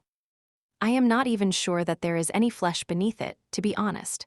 There is only one chink in his armor, and that is the visor of the helmet." The Black Knight had 2 burning red embers instead of eyes, so Sunny didn't even know if the bastard had a face. Kai shifted a little and said with uncertainty, "So the only way to kill him is to hit the crack of the visor." I am not sure that this is possible. On a fixed target, sure, but on a moving one, especially one that fast and deadly, I can't promise that I'll manage that." The others nodded, expressing their agreement. Sunny smiled. "Ah, yes, that would indeed be tough. Luckily, we don't have to." He paused for a moment, and then revealed the secret that had taken him a long, long time to uncover. "The truth is, the visor is a trap. It seems like a weak spot, but it's not. The real weakness of the Black Knight is not even protected by the armor." A dark expression appeared on his face. "It's his sword." Indeed, after observing the devil for months, Sunny had come to the conclusion that the secret to destroying the damned thing hid not in finding a way to pierce the bastard's armor, but in destroying his terrifying greatsword. By watching the Black Knight fight against countless nightmare creatures, Sunny had been able to notice a curious pattern. Just like the members of the cohort, the abominations who wandered into the cathedral tended to instinctively go for the eyes of its guardian. But the bastard didn't care about those attacks at all. He did, however, tend to protect his sword against most powerful blows, going so far as to receive them with his body instead of blocking or deflecting them with the obliterating black blade. As if wary of any damage being done to it. By focusing on this pattern, Sunny had confirmed that the sword was indeed the only thing that the fallen devil seemed to be reluctant to put in harm's way. It was his true weakness. Nephise tilted her head slightly and echoes his words. His sword? Sunny nodded. Yes, if we want to kill the Black Knight, we will have to destroy his greatsword. That is the only way. Effie blinked a couple of times, then glared at him in outrage. Is that what you call not being protected by the armor? Of course it's not protected by the armor, because it's even tougher than the armor, you doofus. She shook her head. How are we supposed to break a sword fit to be wielded by a fallen devil? Huh. Sunny smiled. Oh, you don't have to. In fact, I insist that you don't. You are there to help me, but no one can kill that bastard except for me. No one, you understand? So your task will be to hold that fiend off. Leave the sword to me. The huntress scoffed. That's not really an answer. If none of us is strong enough to even come close to breaking such a powerful armament, how are you going to destroy it? Sunny stared at her for a bit, then shrugged. I am not going to destroy it. Do I look like someone who can destroy it? No, I don't, and I can't. A dark grin appeared on his lips. But the Stone Saint, I am willing to bet that she can. She was able to slaughter 2 fallen beasts before even becoming his shadow. Not that Sunny's own shadow had grown strong with almost 1,000 fragments fueling it with power. There were very few things in the Dark City that the Saint couldn't destroy with its help. So yes, he was willing to bet that she would be able to break the sword of the Black Knight. In fact, he was going to bet his life on it. Chapter 267, Let There Be Light. 2 days later, they entered the Dark City once again. Nephise was right, no one from the castle was there to ambush them. Gunlog seemed to be content letting them come to him instead, so his hunters and the dreadful hunchback were nowhere to be seen. Just as well. The cohort scaled the impregnable gray wall late in the evening and spent the night in one of its towers, almost like how Sunny, Neph, and Cassie had done all that time ago. When the morning came, they headed toward the ruined cathedral. The ruined streets of the cursed city surrounded them once more. After months spent in the labyrinth, their monotone colors seemed strange and bizarre. There was nothing but dark stone and dust around, with rare islands of crimson leaves and moss growing through the rubble. And swarms of terrifying fallen creatures, of course. It was nice to be home. Sunny caught himself thinking that and blinked. He had never thought that one day he would feel sentimental about returning to this cursed, ancient prison. And yet, there was a strange feeling of comfort deep in his heart now. It had been there ever since they had crested the city wall. What weird creatures we humans are. Truly, there is nothing we can't get used to. Glancing at his companions, he noticed that they were feeling the same way, especially Effie, who had spent years surviving, hunting, and even thriving on the streets of the Dark City. She even called it a paradise once. The only kind that humans deserved. Sunny sighed. Regardless of the strange ideas the huntress had, he believed that humans weren't meant to live in a paradise. If they were to ever find one, they would quickly turn it into hell. Just like what the humans trapped on the Forgotten Shore were doing right now. Soon, the ruins of the magnificent cathedral were in front of them. The members of the cohort stopped some distance away, looking at the ancient temple with dark expressions. The journey through the Dark City had turned out to be uneventful thanks to Effie's masterful guidance, and the shadow scouting ahead to help her learn of any dangers ahead of time. But the real danger hid at the end of the path, and now they had reached it. Sunny had spent the last 2 days teaching the rest of the group everything that he knew about how the Black Devil fought, what his habits were, and how they had to approach the upcoming battle. They were as ready as they were ever going to be. Turning to them, he lingered for a few moments and then said, "Remember, I must be the one to deal the final blow. It is very important to me." Looking at him with a complicated expression, Kai sighed. "Why are you so obsessed with killing this devil, Sunny? Won't it be better to leave that creature be? I just don't understand this whole endeavor." Sunny smiled. "Have you ever been gutted, Kai? And I don't mean emotionally. I mean literally with a sharp piece of metal." The charming archer shivered. No, were you?" The smile disappeared from Sunny's face. "Yes, I was. That bastard over there cut me open with his big sharp sword and left me bleeding to death in a ditch. So, it's only fair that I do something similar to him, is it not? I don't know how it works with you citizen folks, but out in the outskirts, you don't let things like that go. Simple as that. The day you let a person who hurt you walk free was the day you announced to the world that anyone could stomp on you with impunity. After that, it was a short road to the grave, or worse. So people in the outskirts were very serious about their grudges. Granted, the Black Knight was not really a person, but the same principle applied. Kai stared at him with a complicated expression, then asked in a strange voice, "Really? Then, how did you survive?" Sunny turned away and moved his shoulders slightly. "A combination of good attributes and powerful memories. That's how I survived. Well, most of me did." With that, he shook his head and gritted his teeth in anger. "Enough talk. You all know the plan, so let's get it over with." Today, Sunny was going to reach the pinnacle of his hunter career. He was going to hunt the devil. Inside the tenebrous grand hall of the majestic cathedral, darkness reigned unopposed. It drowned the vast hall, clinging to its walls and tall columns. The rare beams of light falling through the narrow windows only served to make it seem deeper. 6 humans entered the temple, the light of their lantern memories failing to pierce the veil of darkness even slightly. For a moment, there was utter silence. And then a sudden yell broke it apart. "Now!" A tall young woman with silver hair and calm, striking gray eyes raised her sword. Then, a wave of brilliant white light shone from it, reaching far and wide. The darkness was instantly torn apart and obliterated, vanishing into the deepest, darkest corners of the cathedral. And there, right in front of them, a giant clad in black steel armor was revealed, his sword already on its way to reap the lives of unfortunate fools who had dared to desecrate the silence of the ancient temple. The greatsword he wielded seemed as heavy as the stone pillars that supported the roof of the temple. Falling from above, it looked like a vertical tier in reality that revealed the impenetrable darkness hiding beneath. What could stop such a monstrous blow? Perhaps the shield that contained the weight of the heavens themselves could. Effie dashed forward, raising the dusk shard. The heavy shield received the terrible impact of the devil's unstoppable attack. A deafening sound of steel clashing against steel rolled across the grand hall like a sound shockwave, growing louder as it reflected from the stone walls. The shield held. The floor beneath Effie's feet, however, did not. It cracked and shattered, sending the huntress reeling back. A pained yelp escaped from her lips. The Black Knight lingered for a moment, seemingly surprised by the obliteration of the darkness that had shrouded him.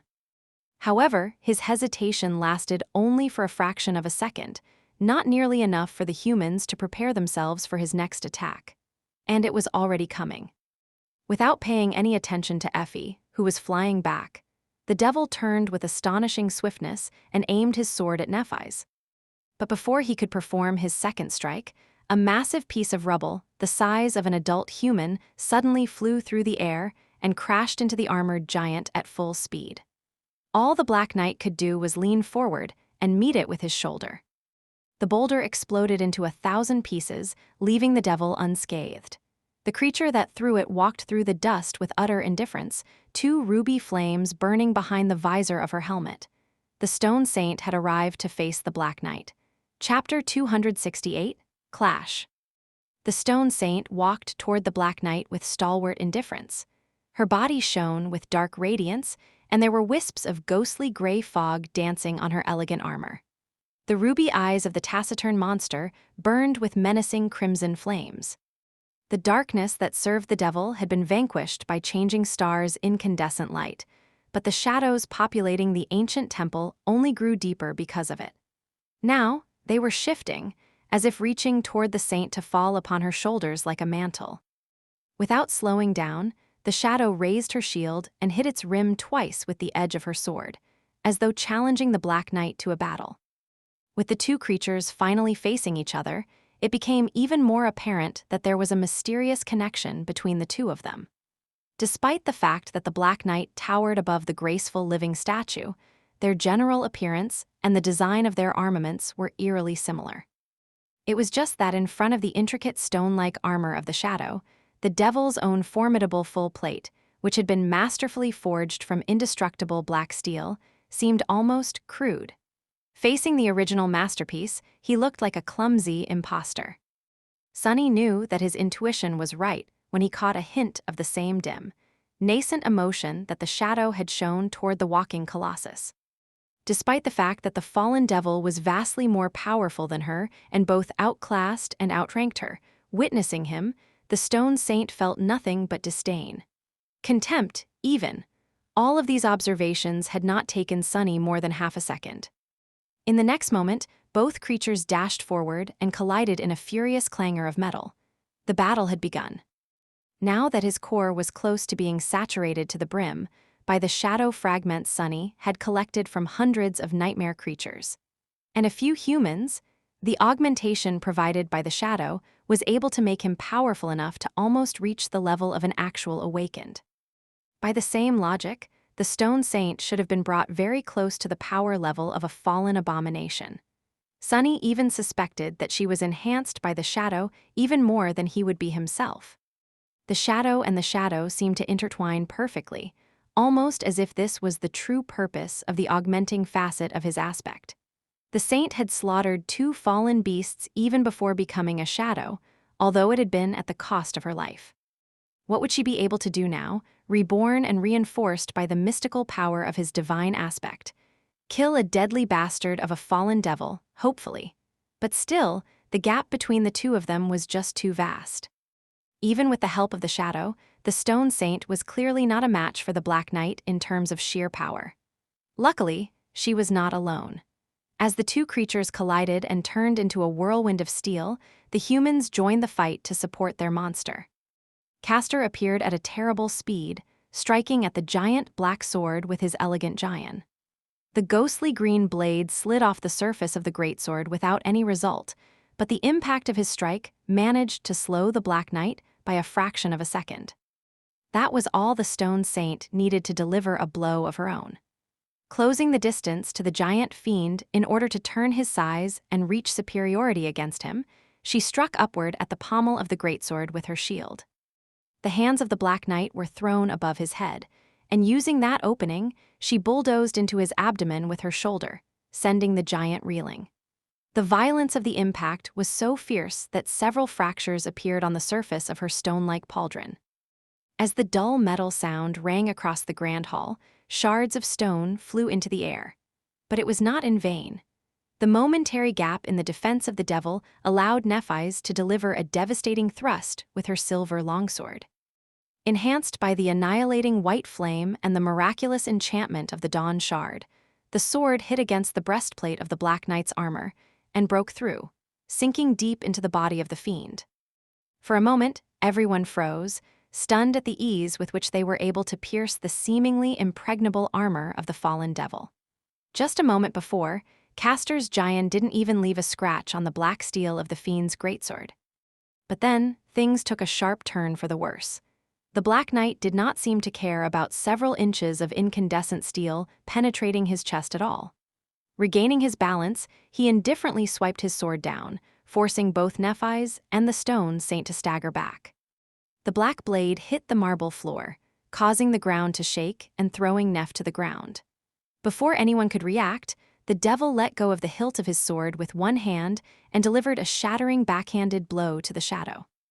The strength of that strike would have been enough to pulverize any human, but the stone saint was made of a far more enduring material than flesh. Still, the living statue was thrown back like a broken doll. Almost instantly, the Black Knight turned to Nephis once more. The terrifying sword flew into the air, ready to split her apart. I was right. A savage smile appeared on Sunny's face. Brandishing the midnight shard, he dashed forward and screamed, Plan C? Plan C was very simple. It was born out of the predictions Sunny had made when discussing how they were going to kill the devil. He had suspected all along that, since Neph was a perfect counter to the Black Knight's most dreadful power, he would concentrate all his attention on dealing with her first. In short, the devil was going to make killing Changing Star his #1 priority. Nephis was indeed a perfect counter against the living darkness, but even better than that, she was the perfect bait. Chapter 269, Incarnation of Death. The black blade fell down, missing Nephi's only by a hair's breadth. She rolled back and performed an impossible handspring, launching herself into the air from the ground. Landing on the marble floor with an effortless grace of a trained acrobat, Changing Star slid back a few meters and came to a stop some distance away from the devil. But he was just as fast. No, much faster. The giant was already lunging forward to skewer her on the tip of his terrible greatsword. She shifted slightly, dodging the deadly attack, dashed forward along the vast length of the black blade. Her sword flashed through the air and impacted against the vambrace of the menacing armor, leaving a deep scratch on its dark surface. Everything was happening so fast that other members of the cohort were having trouble joining the fight. The stone saint had just landed on the marble floor a moment ago and was currently rising back to her feet. Effie had recovered from receiving the full brunt of the Black Knight's first attack and was rushing forward, but she was still a few meters away. Kai had drawn his bow, but couldn't send an arrow flying without the risk of hitting one of his companions.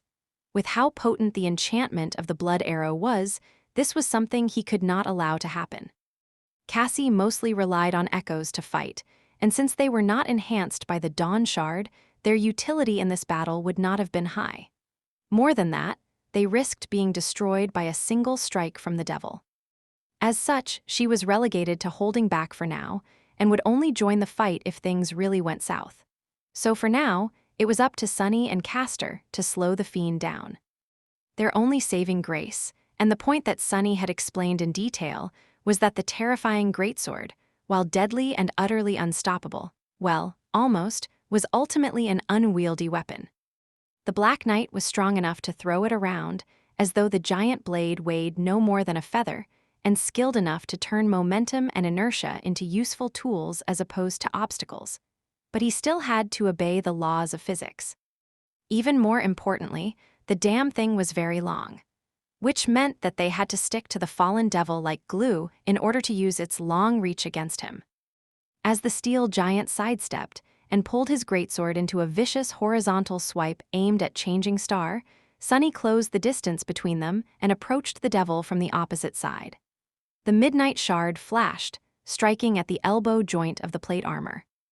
All Sunny achieved was leave a small scratch on it, but he also pushed the Black Knight's hand down and closer to his body a bit, changing the angle of the swipe slightly. At the same time, Castor dove under the terrible blade and suddenly appeared right in front of the devil, thrusting his giant at the steel helmet. The Black Knight just turned his head slightly, causing the ghostly green blade to slide off the helmet without doing any damage. At the same time, he let go of the sword with one hand and threw his elbow back, almost smashing Sunny's skull in, all the while continuing his deadly strike at Nephi's. Nevertheless, their tandem attack helped Changing Star avoid being cut in half. Taking a swift step forward, she raised her own sword and received the blow on its blade. Since she had time to close the distance and was now mere centimeters away from the devil, the part of the greatsword that hit her was close to the crossguard, and as such, did not carry too much destructive force. Still, it was enough to send her crashing onto the ground, the sword sliding from her hand. Even with the three of them fighting together, they couldn't slow the cursed creature for more than a moment. But then, a moment was all they needed. Because it gave Effie enough time to rejoin the fight, it also gave Kai the opportunity to take a shot. A black arrow streaked through the air and plunged right into the crack of the devil's visor. Sunny noticed a startled expression on the charming archer's face. He himself was stunned, too. No one had expected Kai to actually hit the bastard right in the only chink in his armor, least of all Kai himself. The head of the Black Knight was violently jerked backward, but in the next moment, Kai staggered and groaned. Curse it. Why am I always right? Sunny had anticipated that result, too. He had guessed a long time ago that there was no flesh beneath the menacing black armor.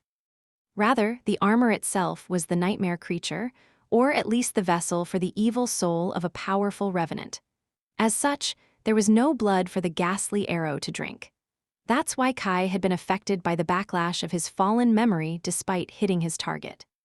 Just in case something like that happened, Sunny had tasked the charming archer with fashioning a few mundane arrows out of splinters of bone that was everywhere on the forgotten shore. So Kai wasn't entirely out of the fight, yet. However, the amount of damage he would be able to do to the terrifying devil was not extremely low. Damnation! But Sunny had no time to lament this turn of events. The battle was only growing more chaotic and fierce. Thanks to the incredible precision of Kai's shot, the Black Knight was disoriented for a moment. Effie arrived just at the right time to use it to their advantage. Leaning low, they used the momentum of her lunge and the bone-breaking weight of the dusk shard to deliver a devastating blow to the thigh of the steel giant. As another shockwave of sound rolled through the grand hall, the fiend staggered. But a fraction of a second later, he brought his armored fist down on the mighty huntress, causing her to reel away with a pained scream. The pommel of the black sword lurched forward, catching Castor in the chest despite how fast the proud legacy was moving. He crumbled to the floor like a broken mannequin. Lastly, the Black Knight turned his blade to Sunny, causing him to retreat. The damn bastard was simply unstoppable. None of their attacks had achieved anything except for annoying him a little. Not good, not good. Pushing herself off the ground, Nephi's looked at the fallen devil that towered above her like a bastion of darkness. Her face was pale, and there was blood flowing from her mouth. What's worse, the silver sword had slid far away and was now out of her reach. The incandescent radiance disappeared from its blade, allowing for the darkness that hid in the corners of the grand call to slowly begin crawling back. Nothing stood between her and the Black Knight anymore. Suddenly opening his eyes wide, Sunny glanced into the depths of the cathedral. And then a simple scream escaped from his lips. "Neth, run!" Chapter 270, Runaway. As the silver sword was extinguished, Changing Star lingered for a moment. White flames ignited in her eyes, and suddenly, the pristine white breastplate of the Starlight Legion armor was enveloped in blinding white light. The darkness that had begun to seep back into the grand hall of the ancient temple reeled away once more. It appeared as though Nephi's changed the target of her miraculous aspect ability and used her armor as its conduit instead of the sword. But from the side, it simply looked like there was a furious white star burning in her chest. That momentary delay almost cost her life. As soon as Sunny's scream echoed through the cathedral, the terrifying black blade came down once again. This time, Nephi's seemingly had no chance to escape, but somehow she did. Pushing herself off the marble floor, she twisted her body and barely avoided the falling guillotine of the Black Knight's greatsword, then swiftly rolled away. The next moment, she was already on her feet. As the devil lunged forward to crush her, Changing Star did something that no one would ever expect the proud daughter of the immortal Flame Clan to do. She turned her back to the enemy and ran. From their early days in the labyrinth, Sunny knew that Nephi's could be incredibly fast when she wanted to. And indeed, just a second later, she was already far away. Cursing under his breath, he followed. No matter how fast Nephi's was, the Black Knight was faster. The devil was already pursuing his runaway prey, moving with a celerity that seemed strange for a creature of his size, especially one clad in an incredibly heavy suit of steel armor. With each moment, he drew closer and closer to Changing Star, his sword ready to reap her life. Straining his muscles to their limit, Sunny ran as fast as he could, too, desperately trying to catch up to them.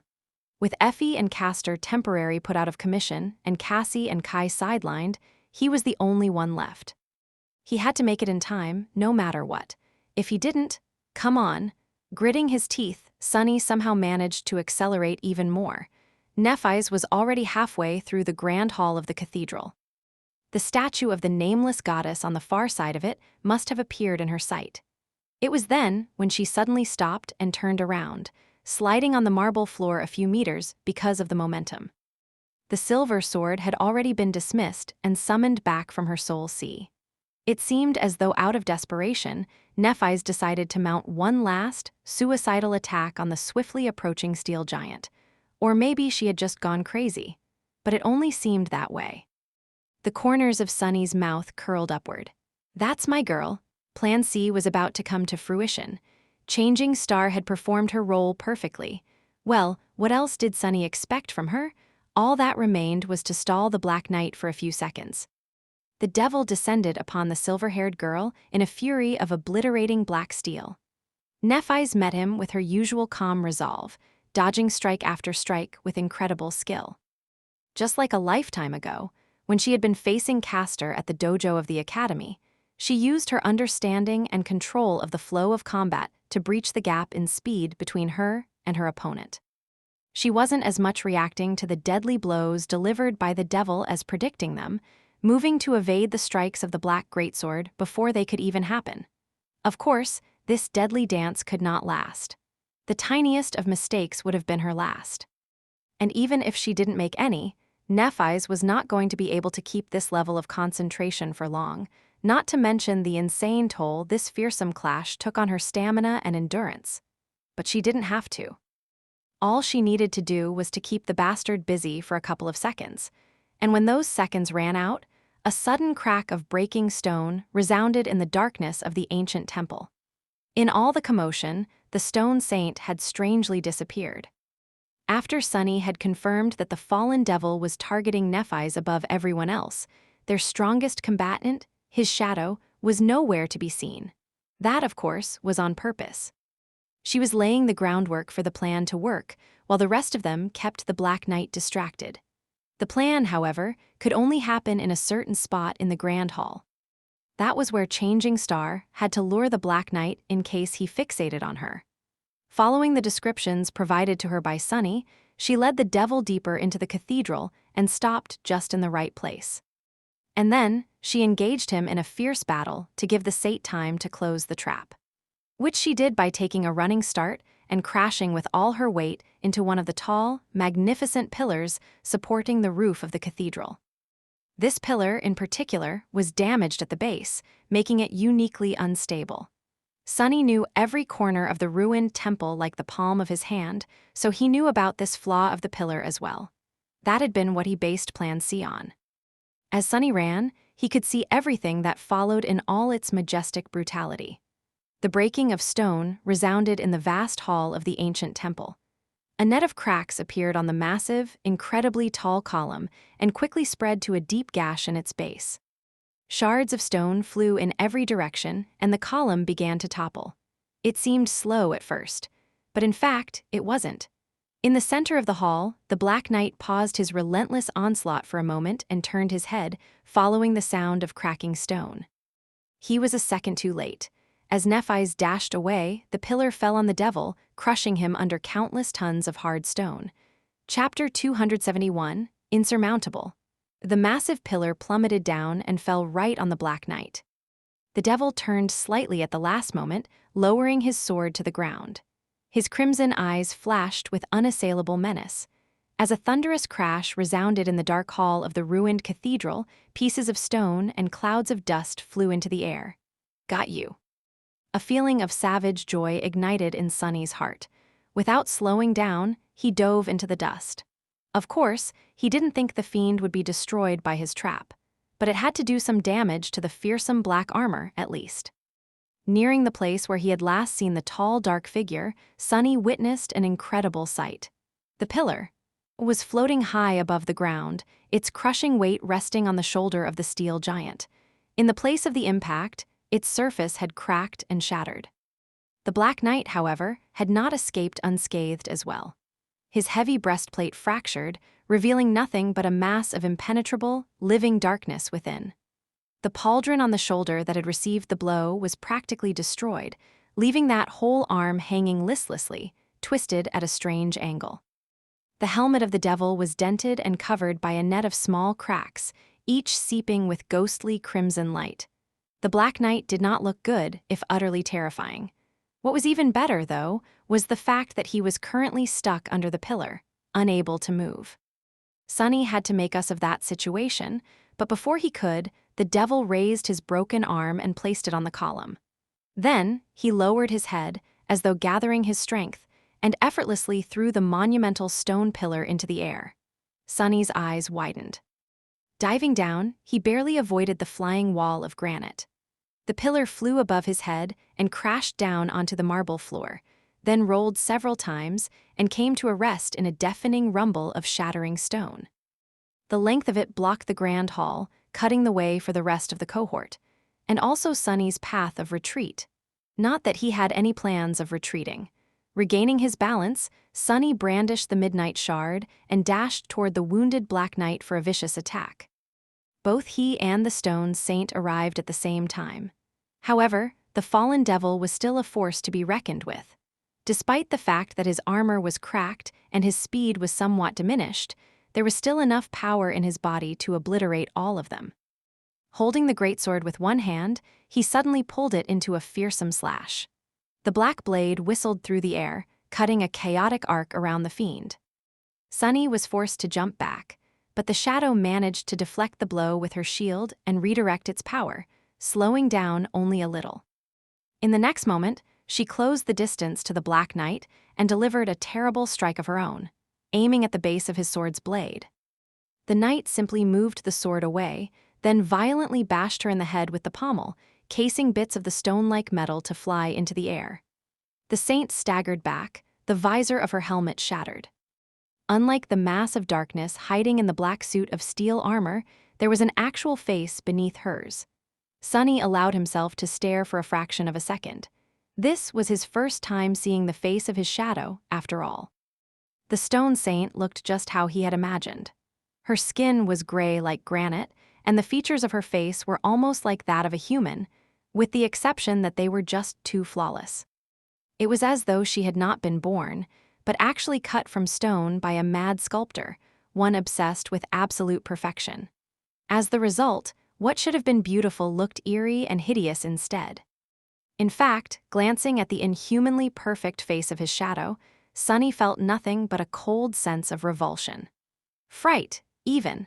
The fact that her haunting face was utterly devoid of any hint of human emotion only made it even more disturbing. The shadow caught herself from falling and dashed to the side, avoiding another strike from the terrifying giant, which was effortlessly chained after the first one. The greatsword fell down once more, shattering the marble plates of the floor in the spot she had been just a moment ago. It was then that Nephi's rejoined the fight. The three of them attacked the Black Knight simultaneously, perfectly coordinating their assault. Changing Star threw her longsword forward, aiming to sever the broken arm of the devil entirely. The stone saint went after the greatsword again, and Sunny did something crazy. Dashing to the enormous black blade, he stepped on its surface and ran up, using it as a ladder. He had a solid second of stability before the greatsword was pulled into another attack.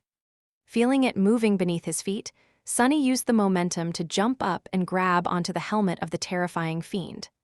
Mounting the devil, he hung from the Black Knight's neck and delivered a savage stab at his shoulder. His aim was just a centimeter away from the edge of the pauldron. Sunny's hand was empty when he started the strike, but by the time it reached its mark, the moon shard was already grasped in it. During their journey back to the Dark City, he had noticed that Ascended memories received a less dramatic enhancement from the Crown of Dawn. Unlike the Awakened ones, they weren't elevated by almost an entire rank in terms of power. The augmentation, however, was still significant. Enough to breach the gap between the ghostly stiletto and the armor of the fallen devil, at least. The needle-sharp point of the moon shard broke through the impenetrable steel and sunk deep into the shoulder joint of the indestructible black armor. Obviously, Sunny knew that this strike would not do a lot of damage to the fiend, but dealing damage was not his goal. Devil or not, fallen or not, the Black Knight still had to obey the laws of physics. In particular, having several inches of steel glass stuck in the joint of his armor was inevitably going to reduce the mobility of his arm. Indeed, with both of his arms damaged, the speed with which the fiend was able to move his greatsword around considerably diminished. It was still utterly terrifying, nevertheless, but not insurmountable anymore. Just a moment faster than the Black Knight, the stone saint stepped over the black blade and pinned it to the floor with one of her greaves. Using all of her weight to keep it down, she threw her sword aside and raised her shield high above her head with both hands. For a moment, time slowed down, and then the shadow brought the shield down, delivering a devastating blow to the weakest point of the greatsword. The rim of the stone shield hit against the black steel, and with a deafening ringing, the greatsword shattered. Chapter 272, Shadow and Darkness.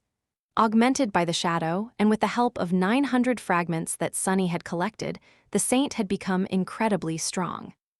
The graceful stone body of the taciturn monster hid incredible power to begin with, and now it was vastly enhanced. Holding her shield with both hands, the shadow delivered a devastating blow at the weakest point of the black blade. The blade, which was pinned between the marble floor and her greave, rang deafeningly and shattered. Still mounting the Black Knight, Sunny grinned with vicious joy. Then, he let go of the dented helmet of the devil and pushed himself off, performing a backward flip and landing nimbly several meters away. Nephi's immediately disengaged, too. Both of them knew that their nothing was more dangerous than an enemy on the brink of death. With nothing to lose, humans often relinquished any sense of self-preservation and turned berserk, taking their killer with them to the grave. Nightmare creatures were much the same, only more terrifying. Despite the fact that Sunny was sure that the devil's weakness hid in his sword, he wasn't certain what would happen if the blade was actually broken. Hopefully, the Black Knight would just crumble into a pile of steel. If not, it would be better to be far away when they found out. As the shards of the black blade rained on the floor and the stone saint fell on one knee, a shudder ran through the devil's body. The darkness hiding in the corners of the ruined cathedral suddenly boiled and lunged forward in a wave. But none of it reached the Black Knight, annihilated by the radiance of changing stars' intricate white armor. The devil froze in a twisted pose, his hands powerlessly hanging down, his back bent. The black steel of his armor was rusting. It was swiftly turning dull brown, its luster gone, its once impregnable surface looking corroded and brittle. Then he slowly and laboriously raised his head and turned it slightly to the side, as if staring at the face of the nameless goddess whose statue oversaw the dark hall of the ruined cathedral for thousands of years. As the devil looked at the goddess, the crimson light of his eyes slowly weakened and dimmed, and then, suddenly, exploded into furious red flames. The rusty armor came apart, exposing the mass of darkness hiding within. The darkness stretched its limbs and rose above the kneeling shadow, the parts of the armor that floated in it giving the creature a vaguely humanoid shape, revealing its true form. A ghostly colossus made of darkness and rusting steel towered above the taciturn monster like an omen of death, two crimson fires burning furiously in the black depths. Another flame appeared just beneath them, like a twisted mouth made from the flames of hell. And then, a terrifying roar shook the ancient temple. Sunny took an involuntary step back, a feeling of dread rising from the depths of his soul. His eyes searched for Nephi's and found her standing a few meters behind the stone saint. Changing Star was hesitating, looking at the dark apparition with an uncertain expression. She caught his gaze, lingered for a moment, and then nodded, understanding what Sunny wanted to convey without the need for any words. Then, Nephi's cautiously backed away, not letting the devil out of her sight. What was going to happen next was not something a human could survive, not a sleeper at least. With a harrowing fury, the creature of darkness crashed down on the shadow. Its hands tore through the air and wrapped around the taciturn monster's neck, then raised the living statue in the air as if her stone body weighed nothing. The devil brought the saint high above the marble floor of the ruined cathedral and squeezed her neck, as if trying to strangle her. A net of cracks streaked through the shadow's armor, bits of stone falling down. Through all of it, the emotionless expression on the hauntingly inhuman face of the saint did not change one bit, but in her ruby eyes, a hint of a feeling appeared, much stronger than ever before. Disdain. Letting go of the shield, she raised her hands, grasped the vambraces of the rusting armor, and easily shattered them in her grip. As another roar resounded in the darkness, the taciturn monster fell back to the ground. Landing with nimble grace, she instantly dodged the claws of the apparition, which had bent down to shatter the living statue once and for all. Then, she took a step forward. The stone saint was right beneath the leaning devil now. As her ruby eyes flashed with ruthlessness, she lunged forward and delivered a crushing blow to his chest.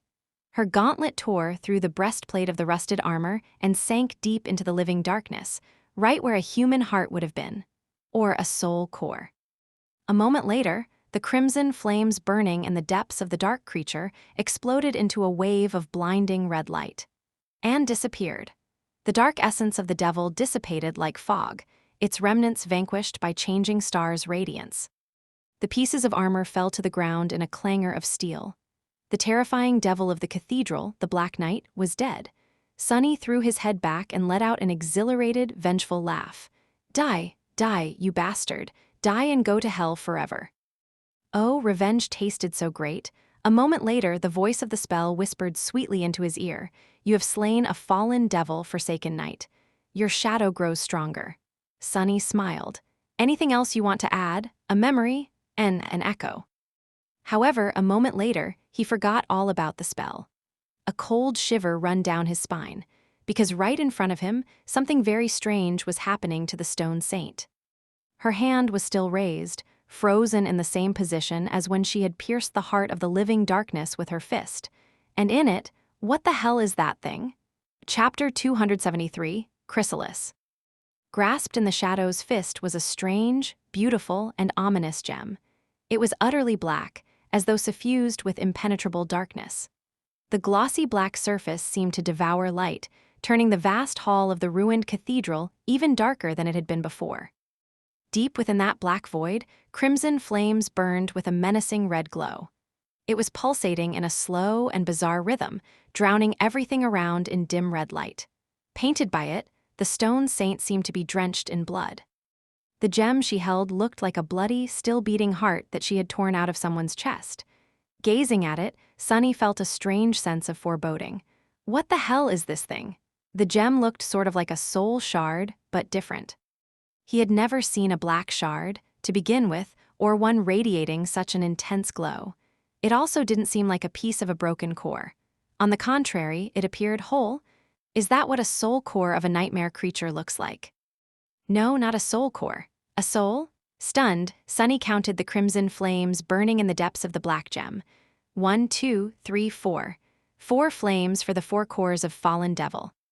The thing that his shadow held in her hand was the Black Knight's soul, or some sort of his essence, at least. By how had it turned into a material form? Did the stone saint do it? If so, how, no, why? What is she doing with it? As Sunny and Nephi's looked in stunned silence, the shadow finally moved. Bringing the black gem close to her face, she lingered for a moment. A hint of a dark, macabre emotion appeared in her eyes, and then the stone saint swallowed it. Sunny blinked. What? The shadow opened her mouth, bit into the eerie crystal, and swallowed it. Just like that, the soul of the Black Knight was devoured. The red glow it emanated disappeared, returning the world to its natural shade. And a moment after that, the stone saint fell into the shadows and disappeared too. Wait, I didn't dismiss her. What the hell is happening? Nephi's looked at him with a perplexed expression. What just happened? What did she do? For once, Sunny didn't have to twist the truth and deceive anyone. Opening his mouth, he honestly said, I have no idea. Walking over to the pile of rusty steel that remained after the devil had been destroyed, Sunny moved it around with his foot for a bit and then mumbled, There's no shards left. It's empty. Changing Star remained silent for a few moments, then frowned.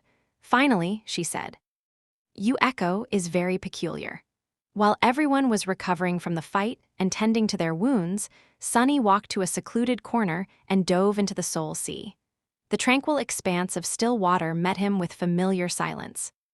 Glancing at the rows of motionless shadows standing at the edge of it, Sunny noticed that the Black Knight had joined their ranks.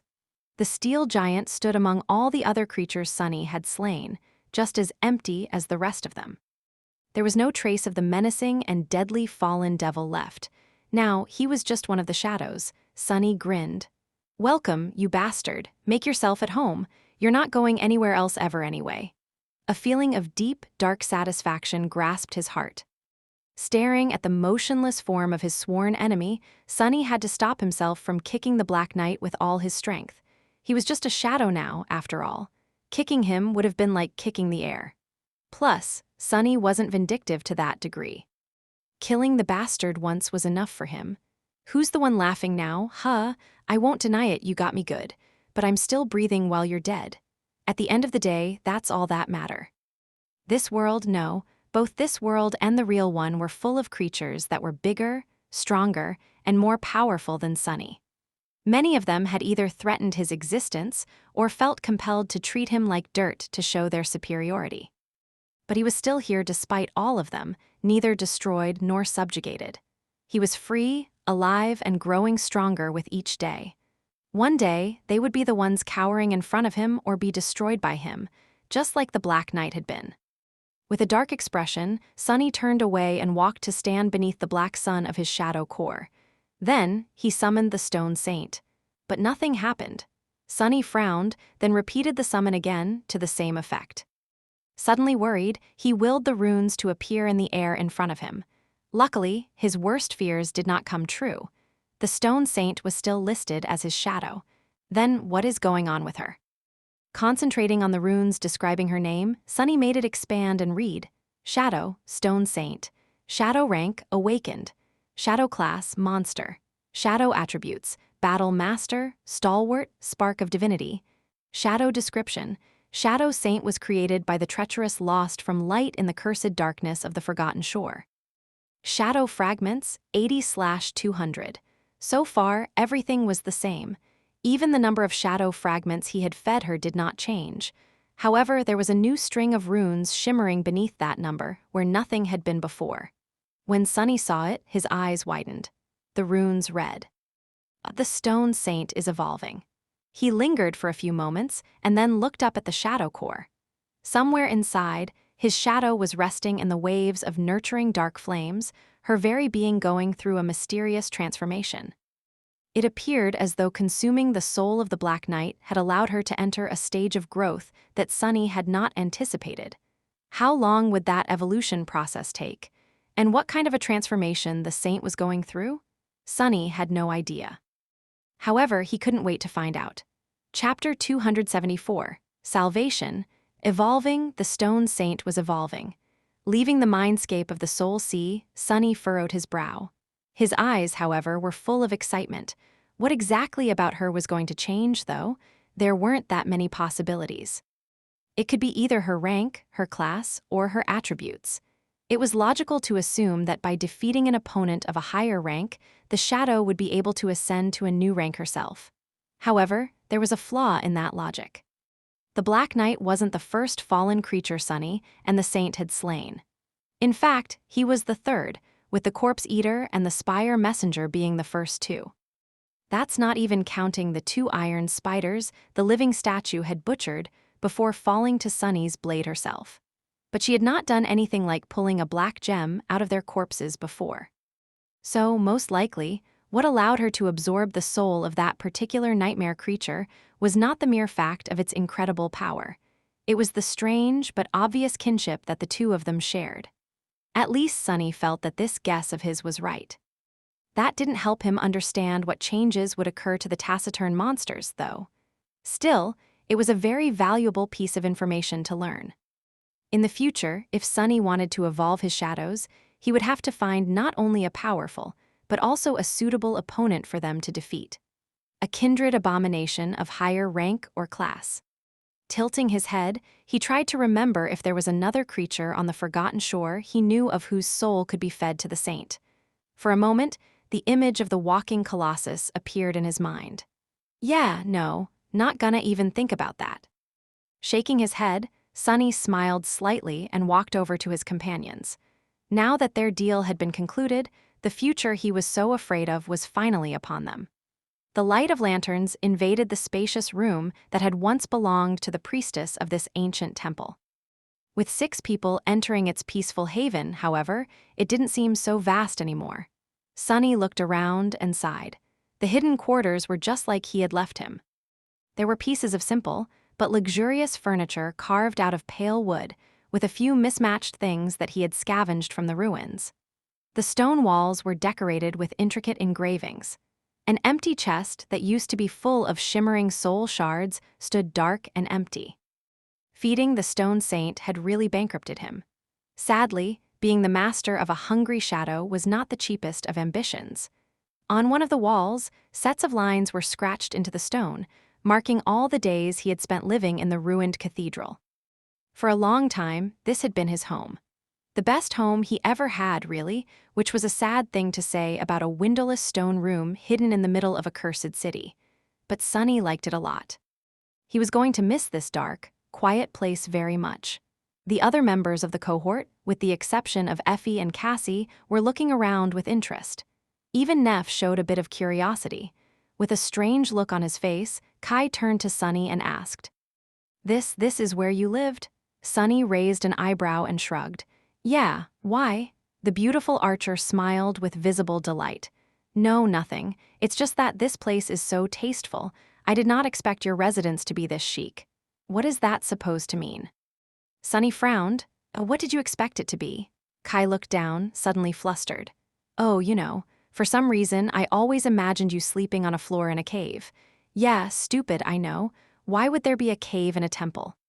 Hearing that, Effie couldn't help but laugh. Wait till you see what's in his closet, Knight." Sunny gave her a menacing look, but thought better of saying anything. He understood that the huntress was just trying to lighten the mood. Knowing what was going to come next, every member of the cohort was consumed by fear and doubt right now. Effie more than the rest, because her role in the spectacle that Gunnalug had planned for them was especially cruel. Sunny sighed. A bit later, they were sitting around the hearth, the smell of food still lingering in the air. Everyone was silent, looking at the fire, their minds consumed with dark thoughts. Sunny knew that he had to make a decision now, but felt reluctant to do so. Instead, he just watched the shadows dance on the walls of the hidden chamber. After a while, Nephise finally broke the silence. Turning to him, she lingered for a bit and then asked, "We will be leaving in the morning. Will you come with us?" Her voice sounded even, as always, but Sunny knew her well enough to discern notes of a suppressed emotion in it. Hope is the poison that will get you killed. But no, this was the old Sunny talking. One who was comfortable hiding behind his insanity, one who had given up, who was too afraid to face the ruthless truth and pay the price to take what belonged to him was his by right. Triumph, salvation, and hope. Sunny was done being afraid. With a calm expression, he looked at Nephise and said, "The day after tomorrow, I still have things to finish in the Dark City. I will join you the day after tomorrow, for better or worse." She was silent for a few moments, and then a soft smile appeared on her face. "Thank you, I have some preparations to make too. We will return to the Bright Castle together then." He gave her a nod and turned away. Nephise had never shown any sign of being able to feel fear, at least not that he remembered, but he knew that it was just a front. In fact, she knew fear all too well. Better than anyone here, except maybe for him. She was introduced to it at a very young age, after all. So he suspected that behind her indifferent face and even voice, she must have been scared, too. She was just a young girl, after all. And it was she who was going to fight the immortal Bright Lord to the death soon, not them. Sunny looked at the shadows. One day, after one day, the prophecy will begin to come true. Chapter 275, Secrets of the Ruined Temple. As soon as the dawn came, bringing with it the mournful sound of retreating waves, Nephise and her cohort left the ruined cathedral. Sunny remained alone, standing on the edge between the darkness of the old temple and the light of the new day. Lingering in the ornate doorway, he remained motionless for a while and watched as the artificial sun rose into the bleak gray skies above the cursed city. After months spent in the company of other humans, being by himself once again felt strange, just like it had felt strange to be with other people after all the time he had spent on his own here before that. Turning around, Sunny returned into the darkness. The grand hall of the ruined cathedral was peaceful and quiet. Without the menacing steel guardian, there was no one here to disturb the silence anymore. Even the darkness that populated the corners was empty and docile now, not at all the living entity it had been once. It felt sort of lonesome. Freely walking through the echoing expanse of the magnificent hall, Sunny looked around, taking in the sight of the cathedral that had sheltered in the past from a new perspective. Despite spending so much time here, he had never seen it like this, in the same way the inhabitants of the Dark City must have seen it all those years ago. Sunny had only looked down on the hall from the height of one of the ancient temple's support beams. It looked majestic, but it was also not safe anymore. With the Black Knight dead, no one was left to defend the cathedral from the nightmare creatures that would want to claim it as their nest. So Sunny couldn't stay here for long. Not that he had the luxury of that choice anymore. Throwing one last look at the beautiful dark hall, Sunny sighed and began climbing the statue of the nameless goddess. Back in the hidden chamber, it was once again utterly dark. Sunny hesitated for a bit and began collecting his belongings. It didn't take him long. Growing attached to material things was pointless on the forgotten shore. There was no way to take them with him to the real world, after all, if he was even going to survive that long. But he still felt sad leaving all of his spoils behind. Back in the real world, Sunny never had a home like this, nor a lot of stuff to call his own. He had dreamed of enjoying a lavish lifestyle after becoming an awakened, but got stuck in this hell instead. This spacious room he called his home was a form of consolation, but now he had to leave. In the end, he only took the bare necessities and then tidied the place up, wishing to leave it clean and orderly despite knowing that there was little chance of anyone stumbling on this place again. After everything was done, Sunny glanced at the tranquil room and hesitated for a bit. Then, he walked over to the wall where he had once scratched countless lines into the stone to count the days and summon the prowling thorn. He wanted to leave a mark of his presence here. Something to tell that he had lived in this hidden chamber, in the ancient ruined cathedral, in the dark city, on the forgotten shore, in this world. A small mark to witness that he had been here, had struggled here, and then left to fight for a chance to escape. Sunny wanted to come up with some profound words, but nothing came to mind. He wasn't really a profound person anyway. What he really wanted to carve into the wall was his true name. But even now, the paranoia stopped him. What if someone would come here one day and read it out loud? What a funny disaster that would be. Finally, he raised the kunai, carved something beneath the lines that marked the days he had spent living in the ruined cathedral. Then, Sunny turned around and walked away. There were 2 runes left on the wall behind him. One meaning sun, the other meaning loss. There were 2 things Sunny wanted to accomplish before tomorrow morning. One was in the ruins of a library that he had never finished exploring, and the other one was right here in the ruined cathedral. Returning to the grand hall with his rucksack on his shoulder, Sunny walked past the statue of the nameless goddess and dove into one of the doors leading into the temple's inner sanctum. He had never been there before, kept away by the living darkness and the black night. But now that the devil was gone, Sunny was finally going to see what was hidden inside. Walking through the rooms and corridors that the priests and priestesses had once used, he looked around and didn't notice anything of interest. Everything was pretty much destroyed and ruined, with only a few mundane things remaining untouched. There was nothing here at all, at least that was what others would think. Sunny, however, suddenly stopped in front of a certain wall and tilted his head. There was nothing special about that wall, at least nothing that could be seen, but he could feel a heavy mass of shadows hiding behind it, as though there was a hollow space there. After searching for a while, he found a hidden lever and pressed it. Or at least he tried. The ancient mechanism had rusted through and disintegrated over the thousands of years of neglect, of course. With a sigh, Sunny summoned the midnight shard, looked closer at the hollow wall, and inserted the takai into the seam between its moving parts. Then, he unceremoniously used the unbreakable blade as a lever and pushed with all his inhuman strength. With a terrible scraping sound, a part of the wall slid away. The air rushed past Sunny, entering the dark mouth of a narrow corridor. Behind it, a set of stone stairs led down, deep down underground. With a resentful grimace, Sunny flourished the midnight shard to shake off the dust that clung to it, put it on his shoulder, and entered the secret passage. Chapter 276, Black Door. The hidden passage led Sunny underground, twisting and turning through the mass of stone. Despite the fact that he had been cautiously walking forward for a few minutes now, Sunny felt that he was still beneath the cathedral. In fact, by his estimation, he was approaching its center. And indeed, right beneath the spot where the statue of the goddess should have been, the narrow passage opened into a larger room. In it, a deep well leading even further down was situated, with a winding staircase spiraling down into the darkness. Sunny frowned. What is it with this place and creepy dark wells? Going further down was going to place him dangerously close to the catacombs. He knew all too well what kind of danger that would pose. The last time Sunny had ventured into the maze of ancient tunnels below the city, he barely escaped alive. After hesitating for a while, he stepped onto the staircase and began descending.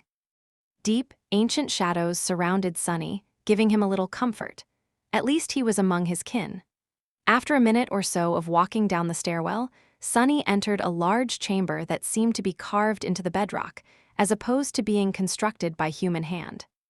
On the other side of it, a large door forged from black steel stood, illuminated by two burning torches.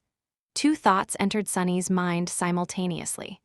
The first one was that the metal from which the monolithic door was made looked eerily familiar. It was the same dark, lusterless, impenetrable alloy that the Black Knight had been made of. The second thought was even more disturbing. How come those torches are still burning? Had they been aflame for several thousand years? Come to think of it, the torches looked very strange. They seemed to be producing light, but it was pale and ghostly. There was no heat that came with it, too. The shadows cast by the ghostly flames were the most disturbing, though. Because of the movements of the fire, they were supposed to be dancing on the floor. But instead, the shadows were absolutely motionless. It was as though the light of the torches had trapped and paralyzed them somehow. Sunny thought for a while, and that ordered his own shadow to stay back. The shadow did not protest. In fact, it was visibly relieved.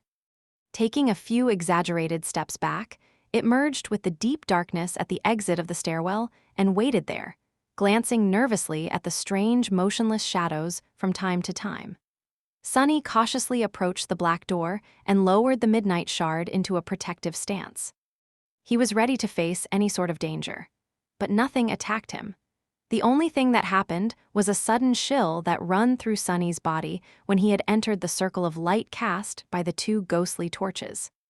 These torches they are definitely some sort of a protective charm. I am almost sure that their power can harm even shadows. The question he had to ask himself, though, was this: were the torches meant to keep something from entering the space that hid behind the black door, or were they meant to keep something in? Well, there was only one way to find out. What Sunny was doing seemed absolutely crazy. But in fact, it was not. He had not come into this underground chamber just because of idle curiosity or because of being blinded by greed and the prospect of finding a treasure. What led him here and pushed him to study the black door was his intuition. By now, Sunny had to admit that his intuition was more than a mere manifestation of his subconscious. It had turned out to be correct one too many times, especially ever since he had consumed the drop of ichor. After that day, he was able to sense the presence of divinity. And sometimes, he was even drawn to it, like he was drawn to this cathedral and to the mysterious key that lay buried in the body of the Lord of the Dead. The two seemed connected, and Sunny felt that he was about to find out how and why. But it was not all his intuition was capable of. There were other aspects to it, too. In fact, Sunny suspected that it had more to do with his fated attribute than it had to do with the spark of divinity. If he were to guess, he would say that after he had been changed by the ichor, that attribute was slightly enhanced, giving him the ability to sense subtle tremors that ran through the strings of fate from time to time. The strings that were apparently tightly wrapped around his body. The combination of the change that happened to his eyes and his close relationship with those strings gave Sunny a slight affinity to revelations and fate, similar to the one Cassie had possessed, but infinitely less potent. It was enough to guide him to this door and make him want to open it, nevertheless. Stepping close to the monolithic black door, Sunny gazed at it and came to the conclusion that not even an entire army would have been able to break through this monstrous barrier. There was, however, a small keyhole hidden on its dark surface. Pulling on the string tied around his neck, Sunny took off the small metal key that hung on it and gripped it tightly in his hand. After hesitating for a few moments, he carefully inserted the key into the lock of the black door. It fit perfectly. As soon as Sunny put the key into the lock, the faint light of divinity it emanated suddenly became a little bit brighter. Sunny sighed, then readied himself and turned the key. Something clicked inside the metal door, and then it silently opened. The pale light of the ghostly torches swayed as though moved by an otherworldly wind. Behind the door, a small room was carved into the rock. And in it, a corpse in a dark mantle was chained to the floor inside a circle. Sunny couldn't tell if the corpse belonged to a man or a woman because there was a strange mask covering its face. The mask was made out of black lacquered wood and carved to resemble the face of a ferocious demon. Its teeth were bared, with 4 fangs protruding from its mouth. The mask was crowned with 3 twisted horns. Inside the black chasms of its eyes, there was nothing but utter darkness. Chapter 277, Demon of Fate.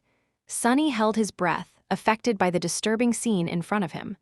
The corpse was kneeling on the floor of the small cell, its hand chained to the floor.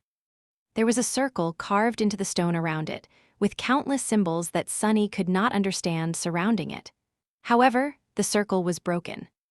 In the thousands of years since the fall of the Dark City, the floor of the dungeon cell had cracked, with several fractures running straight through the intricate engraving. Whatever it was the circle was meant to contain had either perished or escaped a long time ago.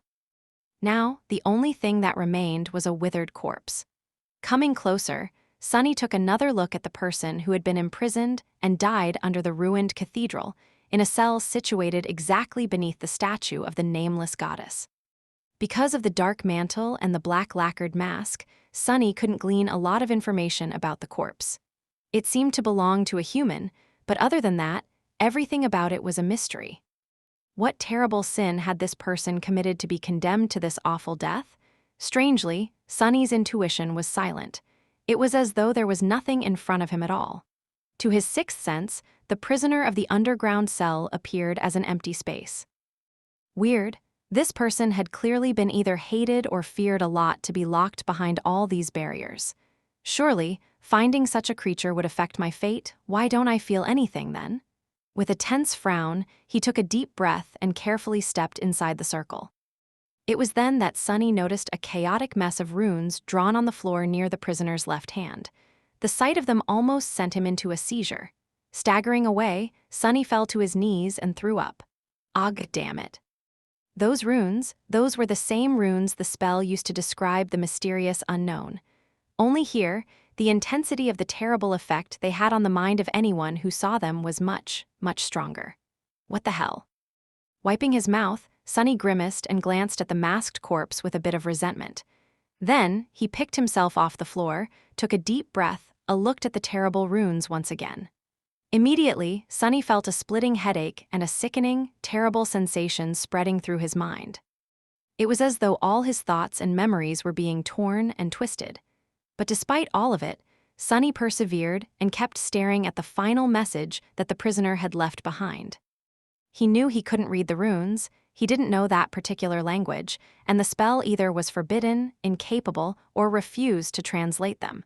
But for some reason, Sunny felt compelled to try. Fighting through the intense pain, he slowly studied the strange runes. And then, suddenly, his eyes widened.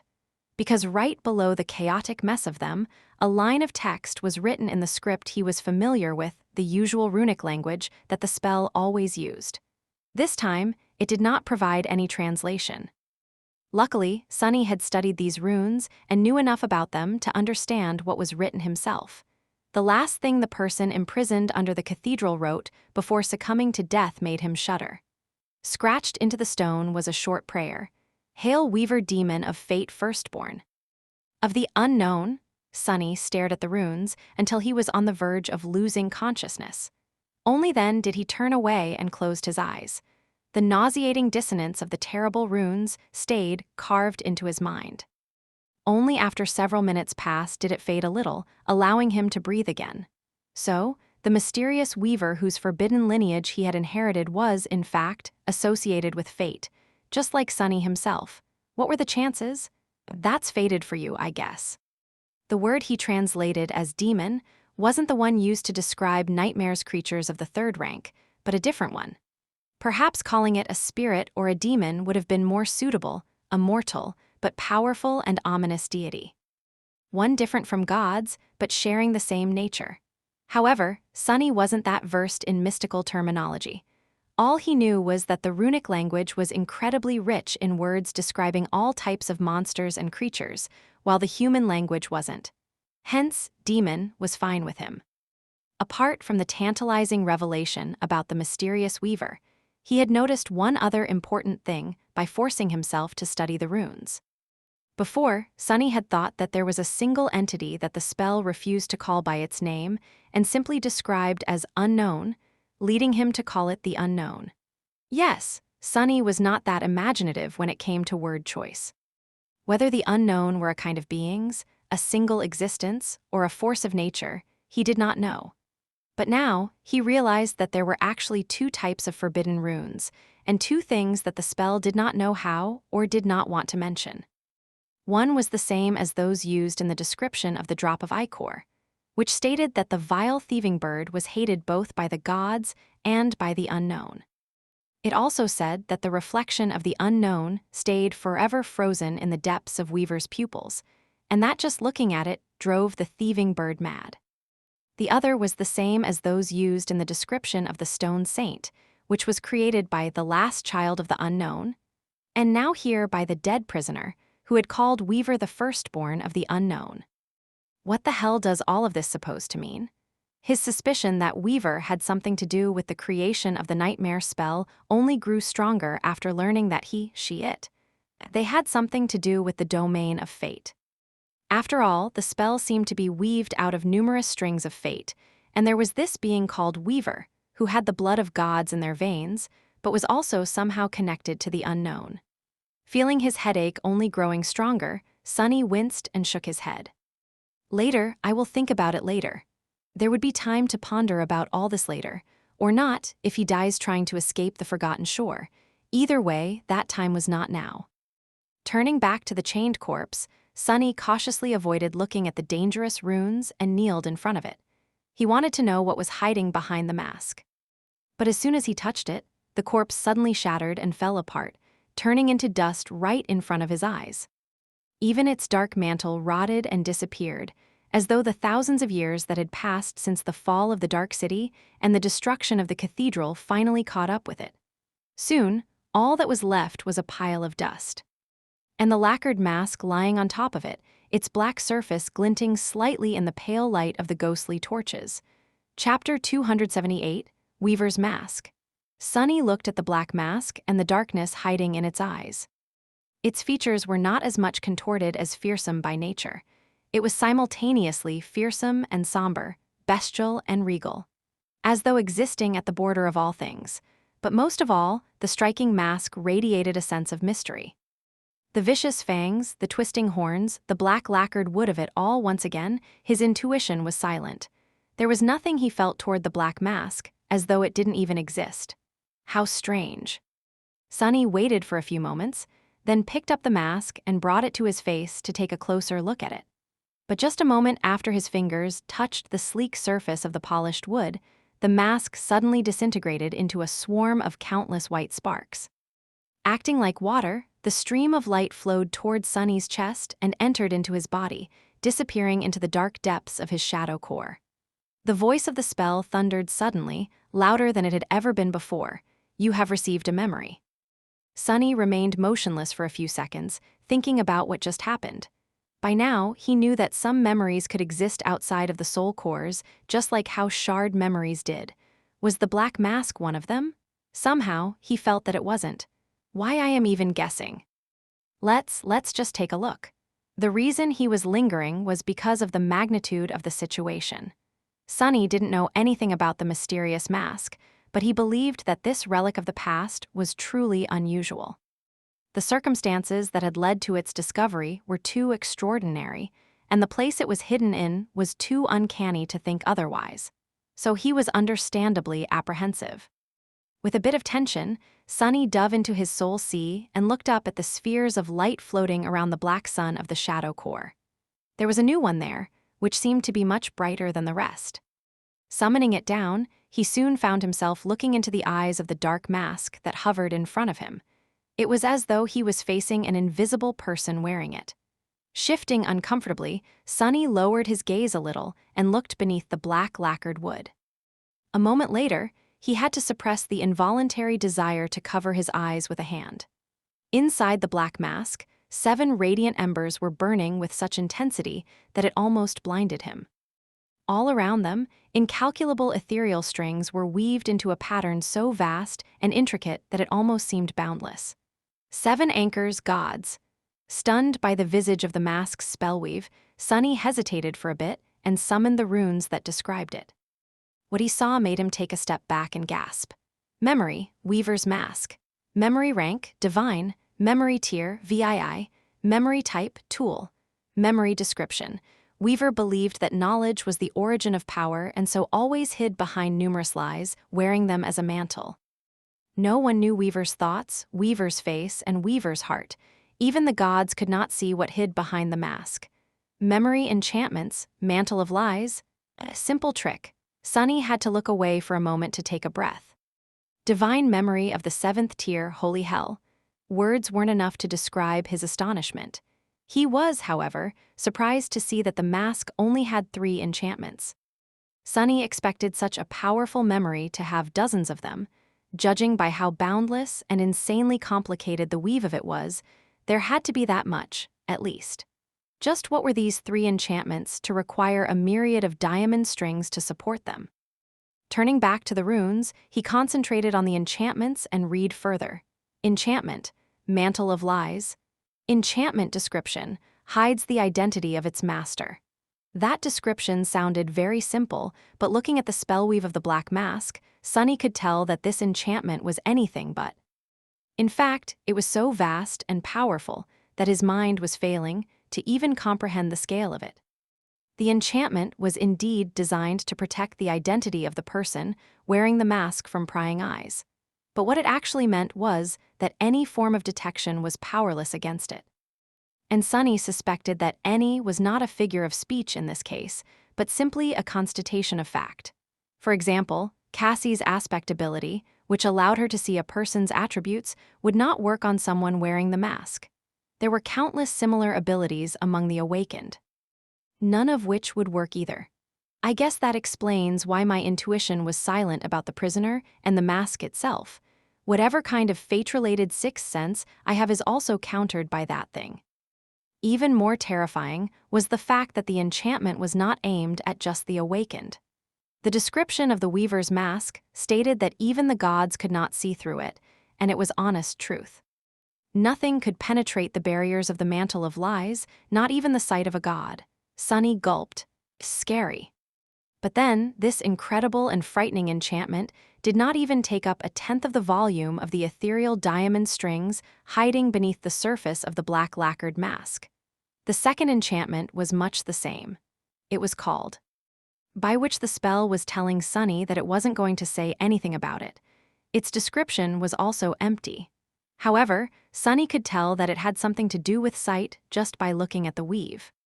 He could also tell that it was not a passive enchantment, but an active one, meaning that currently, he could not access it. Usually, that would mean that he would be able to once he became a true awakened. But in this case, the amount of soul essence required to keep the enchantment activated for more than a fraction of a second was so vast that no awakened would have been able to. Only a saint would, perhaps. However, Sunny was not sure that he wanted to try even if he had the ability. The things Weaver saw were capable of driving unholy creatures insane, so it was wise to avoid going anywhere near that enchantment in the future, most likely. Most of the spellweave of the Weaver's mask, however, was dedicated to the third enchantment, one that was called a simple trick. Judging by the mind-boggling complexity of the pattern that made it possible, that trick of Weaver's was anything but simple, though. It was the most bizarre, intricate, and ingenious thing that Sunny had ever seen. Curious, he glanced at the description and froze, his eyes opened wide. The runes gleaming in the air read, Enchantment, simple trick. Enchantment description reverses the effect of one's flaw. Chapter 279, Guilty Conscience. Sunny remained silent for a long time, staring at the black mask. The tranquil sea of his soul was still and silent. Not at all like the storm that was currently raging in his heart. After a while, he thought, that Weaver was one sly guy, girl, person, being? Well, the fact that I don't even know that much only serves to prove the point. And I thought I was good at deceit and manipulation. How devious one must be to not let even the gods, even the nightmare spell, know anything about them.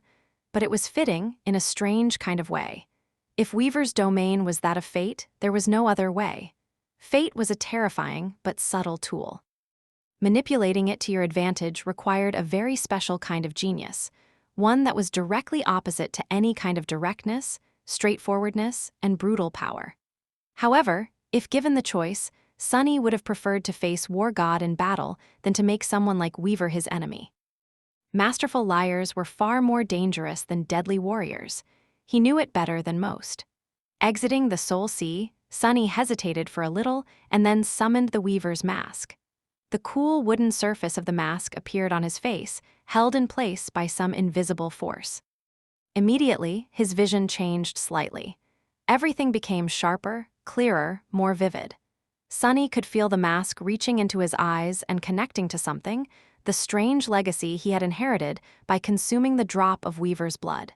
He sensed his intuition becoming more potent, too. It was as though he could almost see the mysterious strings of fate that span across the entire world. Almost. Glancing at the pile of dust that remained of the prisoner, Sunny frowned slightly. The identity of the person who had been wearing the Weaver's mask remained a secret. Just who had this corpse belonged to, and how had they ended up chained to the floor in a hidden dungeon cell beneath the majestic cathedral? The easiest thing to assume was that it was Weaver themselves, but Sunny dismissed that theory immediately. From everything he knew about the original master of the mask, the power of that creature was just below that of the gods, and that of the unknown, perhaps. If Weaver appeared on the Forgotten Shore, the whole Dark City would have been wiped out of existence before any harm was done to them. So who could have been wearing Weaver's mask? Some powerful carrier of the nightmare spell that had received it as a memory, just how Sunny did. Well, if Weaver was really a demon, which was a strange kind of a lesser deity, were there a cult dedicated to them? Had there been priests and followers of Weaver? The message the prisoner had left behind sounded awfully close to a prayer. Had that person been deemed a heretic and condemned to this place for that reason? Sunny sighed. There was no way to know. Hesitating for a bit, he turned away and left the somber dungeon cell behind. He only had this one day to finish all the things he had left undone in the Dark City. There was no time for fruitless pondering. Once outside, Sunny walked over to the place where he had left his shadow and took a look at himself through its eyes. What he saw made him blink a couple of times. The black lacquered mask sat snugly on his face, hiding his features. He couldn't even see his eyes, which were drowned in darkness. What's more, even his height was somehow unclear.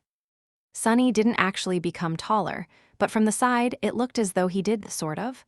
1 second, it did, and the next one, it did not. It was sort of similar to how people's faces changed when lighted from different directions. In any case, he couldn't tell for sure how tall the person facing the shadow was. How fun! It was not that Sunny became completely unrecognizable, though. He would still have to be careful to hide the context clues about himself while wearing the mask.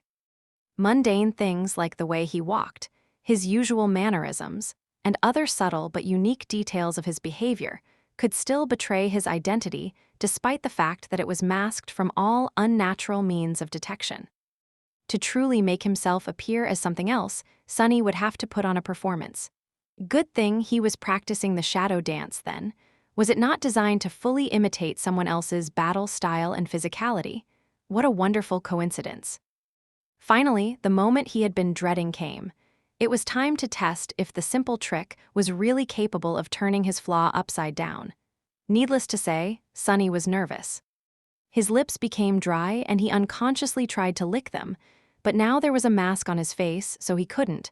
That bad habit of his had to be put to rest, apparently. Great. All right, let's do this. Opening his mouth, Sunny said out loud, "I am very tall." In the process, he grimaced, expecting the familiar pain to invade his mind. But there was nothing. Sunny froze, blinked a couple of times, and waited. Still, nothing happened. Beneath the mask, a wide grin appeared on his face. "I am not only tall, but also exquisitely handsome. But that is not all. I am incredibly honest and nice, too. Every girl I meet immediately falls in love with me. Boys, too." That's just how lovable, handsome, nice, and tall I am. Everything I have just said is absolutely true. His mind was peaceful and quiet. There was no pain, no pressure. In fact, Sunny felt great. Wow, feeling an almost overwhelming desire to continue spouting lies, he laughed in exhilaration. Amazing, this can be. But then, a tremendous explosion of pain suddenly threw him to the ground.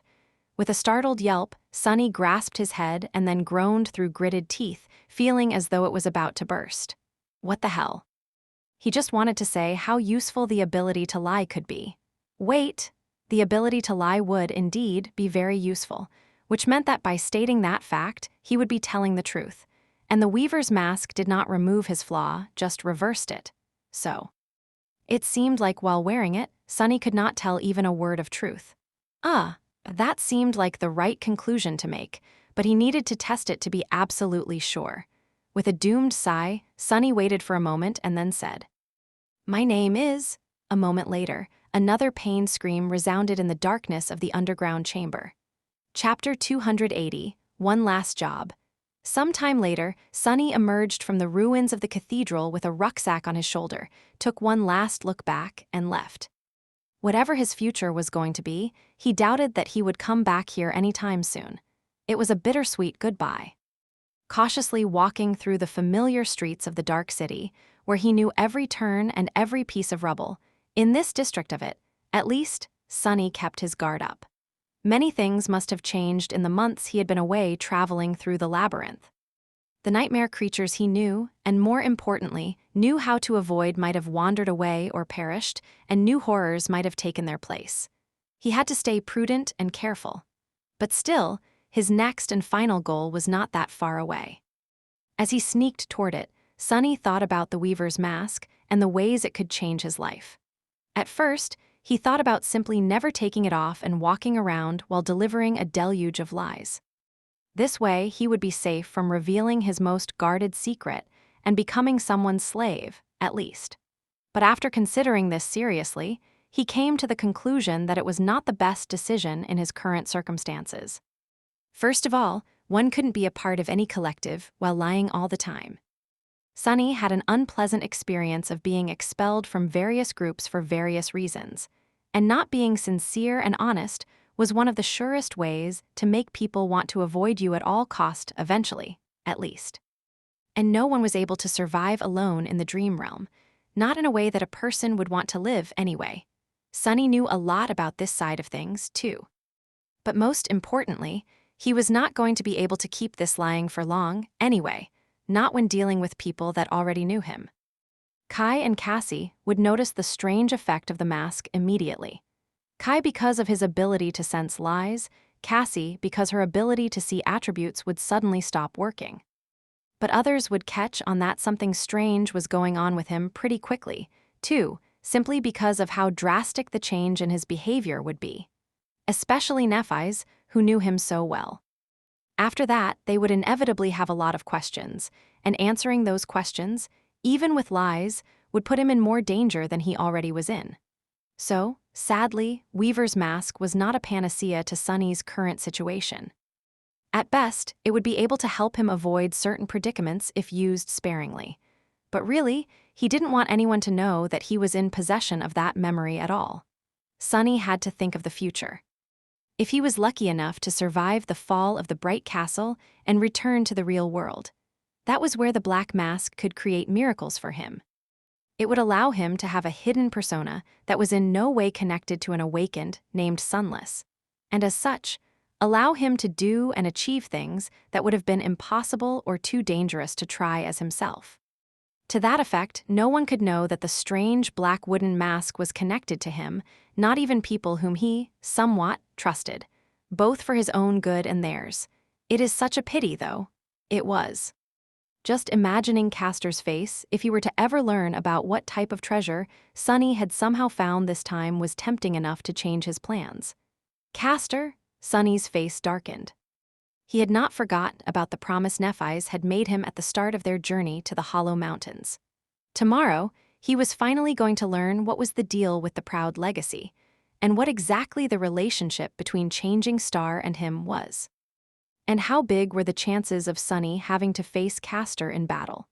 Despite all his dislike for the handsome scion of the Hanley clan, Sunny was reluctant to actually fight him. No matter how much progress he had made to get ready for the bloody conclusion of this disastrous chapter of his life, Castor was still not someone to be taken lightly. He was a tremendously deadly opponent just based on what Sunny knew about him. And there were secrets that the legacy had been keeping as well. That charm of his, what does it do? He was certain that he would defeat Castor if push came to shove, but the cost he would have to pay for that victory would be heavy. Perhaps much more heavy than he was willing to pay. Suddenly uneasy, Sunny silently shook his head and continued on his way. As the sun began to roll toward the western horizon, he approached his goal, the ruins of an ancient library that stood lonesomely among the decimated buildings. Back near the end of his lonely months of hunting monsters on the streets of the Dark City, Sunny had begun exploring this ruin for bits of information about the history of the Forgotten Shore. Because of his chance encounter with the Stone Saint, and then with Kai, which led to him abandoning the ruins for a long expedition into the labyrinth, he had never finished this project. There was this one vast mosaic, in particular, that Sunny was interested in. It sprawled across the entire floor of the library's main hall and was mostly covered by rubble. In the past, Sunny was not strong enough to move the rubble out of the way. He had been hoping to make the Stone Saint do it for him, but sadly, the shadow was currently slumbering in the depths of his shadow core, evolving into whatever it was she was going to turn into. Just to be sure, he checked one more time to see if the mysterious process was still going and sighed in disappointment. Luckily, he had grown much stronger himself during these months. Sunny was pretty sure that now, he would be able to clear the mosaic with his own 2 hands. It was just going to be a lot of work. Sending his shadow into the library to make sure that no abomination had made its nest there during his absence, Sunny entered its cool shadow of the ruin and sighed. Better get started. Soon, the scraping sound of heavy boulders being moved could be heard under the partially collapsed roof of the ancient building. Chapter 281, 7 Heroes. In the depths of the night, Sunny was finally done with the arduous task of clearing the floor of the ruined library. Tiredly standing in the center of the circular hall, he found himself in the middle of a vast mural. The mosaic had endured the passage of time in an almost pristine condition. Most of it was preserved perfectly, with only a few small sections destroyed by corrosion or the ill will of the creature that inhabited the Crimson Spire. By now, Sunny was certain that it was the terror of the Forgotten Shore that had obliterated any depictions of the 7 heroes' faces. He didn't know how it was possible, but felt that the same furious force that had decapitated the ancient statues was responsible for the damage done to the engravings in the ancient mine and to this mural. It was as though the terror wanted to erase any sign of the founders of the Starlight Legion from history. Their names were forgotten, every person that had known of their stories turned into dust, and even the stones that bore their image were desecrated and shattered. How great the resentment that the evil creature harbored toward them must have been, for it to go to such lengths in its mad desire to obliterate their legacy. With a sigh, Sunny turned slightly and walked to the edge of the mural. He was searching for the start of its story. Depicted on the mural was not one image, but a long series of them, spiraling from the edges of the mosaic to its center like a long scroll. On them, the history of the land consumed by darkness was shown, ending with the coming of a new dawn. Sunny already knew what events had brought the curse of all-consuming darkness to the Forgotten Shore, and how the ancient inhabitants of this land fought against all odds to resist it. Now, he was going to learn the final mystery, the reason for their eventual downfall. Finding the first image, he studied it and lingered for a bit. Then, he walked on, watching the history unfurl itself beneath his feet. As the curse subdued the world under the veil of everlasting darkness and terrible creatures started to attack the human settlements, one after another, mighty champions began to appear to battle them. But no matter how strong, brave, and valiant those champions were, none of them was able to resist for long. Especially not when their own allies started turning into monsters. It was impossible to face the terrifying foes hiding in the darkness when no one was there to cover your back Or even worse, if those you trusted the most to do so were the ones delivering a deadly blow instead. But still, humanity persisted. Months passed, then years. And eventually, a new generation grew up in this horrible world. Born in the all-consuming darkness, 7 valiant heroes gave an oath to return the light to the cursed land. Sunny whispered. The people who would later create the Starlight Legion were indeed born in the darkness. They never even saw the light that they would swear to bring back. All they knew of it were the tales their elders had told them, tales of a time when people never turned into nightmares, and the beautiful stars shone even in the darkest of nights. This new generation grew up surrounded by nothing but darkness and horror, and was forged by it into a far more fearsome force than their parents had ever been.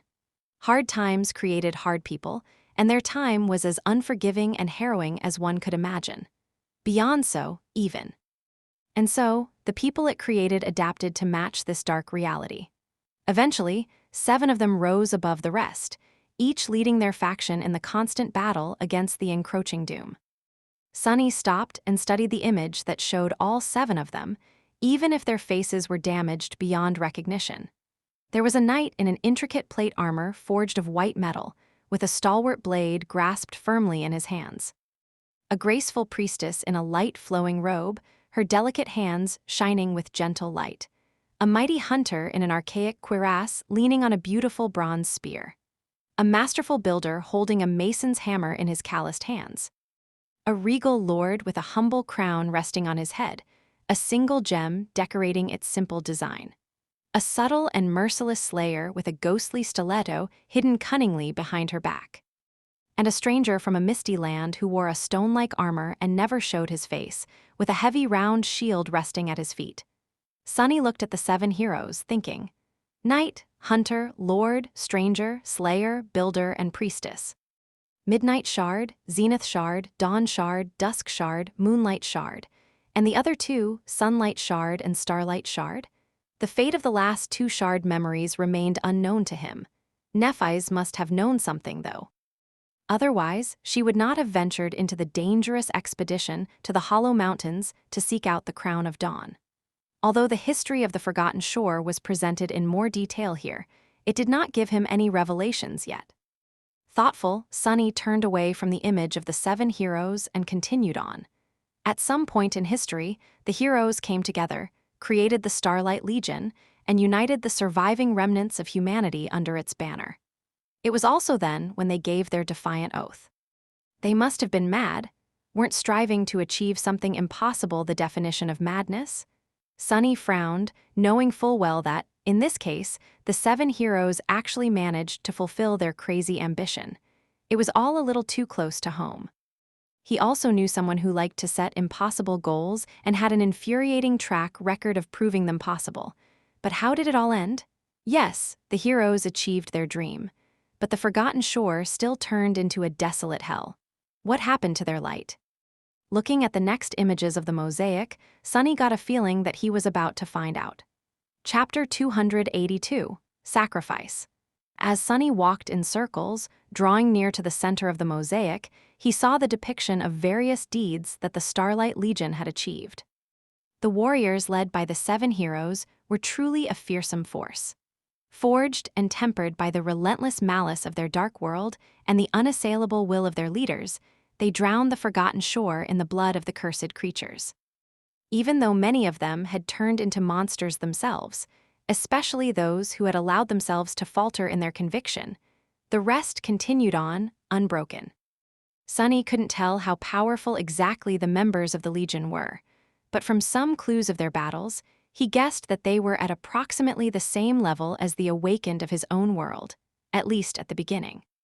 With time, however, it seemed as though the warriors of the cursed land had grown much stronger. If most of the creatures they were fighting were of the corrupted rank, then that would put the Legion far above the humans back in the real world. Sunny wasn't sure if the 7 heroes and their soldiers were carriers of the nightmare spell, though, and if the same hierarchy of power could be applied to them. Eventually, the surviving humans migrated to the shore of the colossal impact crater and built an impregnable wall around their new city. This endeavor alone was so arduous and ambitious that he couldn't help but feel a sense of awe. Sunny slowed his steps. On the images in front of him, the construction of the Crimson Spire, no, it wasn't crimson yet back then, had begun. The Cyclopean Tower was built west of the city, reaching high into the sky like an axis of the world. Like a stairwell that was designed to allow humans to touch the heavens. This was what he was truly interested in. Sunny wanted to know what happened in the spire, how the artificial sun was created, and how the darkness that consumed this land was turned into a transient black sea. What he saw next made him falter, and then close his eyes with an expression of deep, exhausted resentment. In the second-to-last image, the 7 heroes were depicted standing apart in the 7 spots of the forgotten shore. In front of each of them, a crowd of thousands of people kneeled, waiting. Among those people were the warriors of the Legion and the civilians from the city, men and women, old and young. Each of the heroes held a weapon in their hands. Of course, this is what happened. What else would it be? A feeling of dark, bitter disappointment grasped his heart. Sunny didn't even know why he felt this way. It was not like he knew anything about the 7 heroes, really. But at some point, maybe because he needed to believe that there was a tiny glimmer of light in the vast and endless night, he had begun thinking of them as a symbol of the best humanity could be. What a foolish thought. He of all people should have known better. Curse you all. In the last image, one that took the center of the mosaic, 7 tall hills made of dead bodies surrounded the spire. Tens of thousands of people had been slaughtered, their blood flowing like rivers toward the dark tower. On top of each hill stood one of the valiant heroes, their hands stained red to the shoulder. As the last sacrifice, the slaughterers turned their weapons on themselves, thrusting them into their hearts. And somewhere out there, he knew, a tiny black seed floated in a pool of blood. Sunny grimaced in disgust. This was your dream. This is how you decided to bring back the light. You sick wretches? As the rivers of blood flowed to the spire, 7 streams of glowing crimson light moved above them and entered it from 7 directions.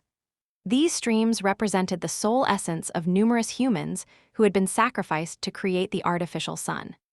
But theirs wasn't the most terrible fate. In the center of the spire, a lone human figure was drawn, convulsing in harrowing agony as the raging storm of soul energy entered her body. The conflux of all that power, the sacrificial vessel meant to be its conduit. The anchor of the sun.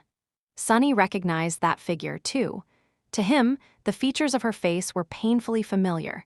It was the same face as that of the nameless goddess whose statue stood in the ruined cathedral.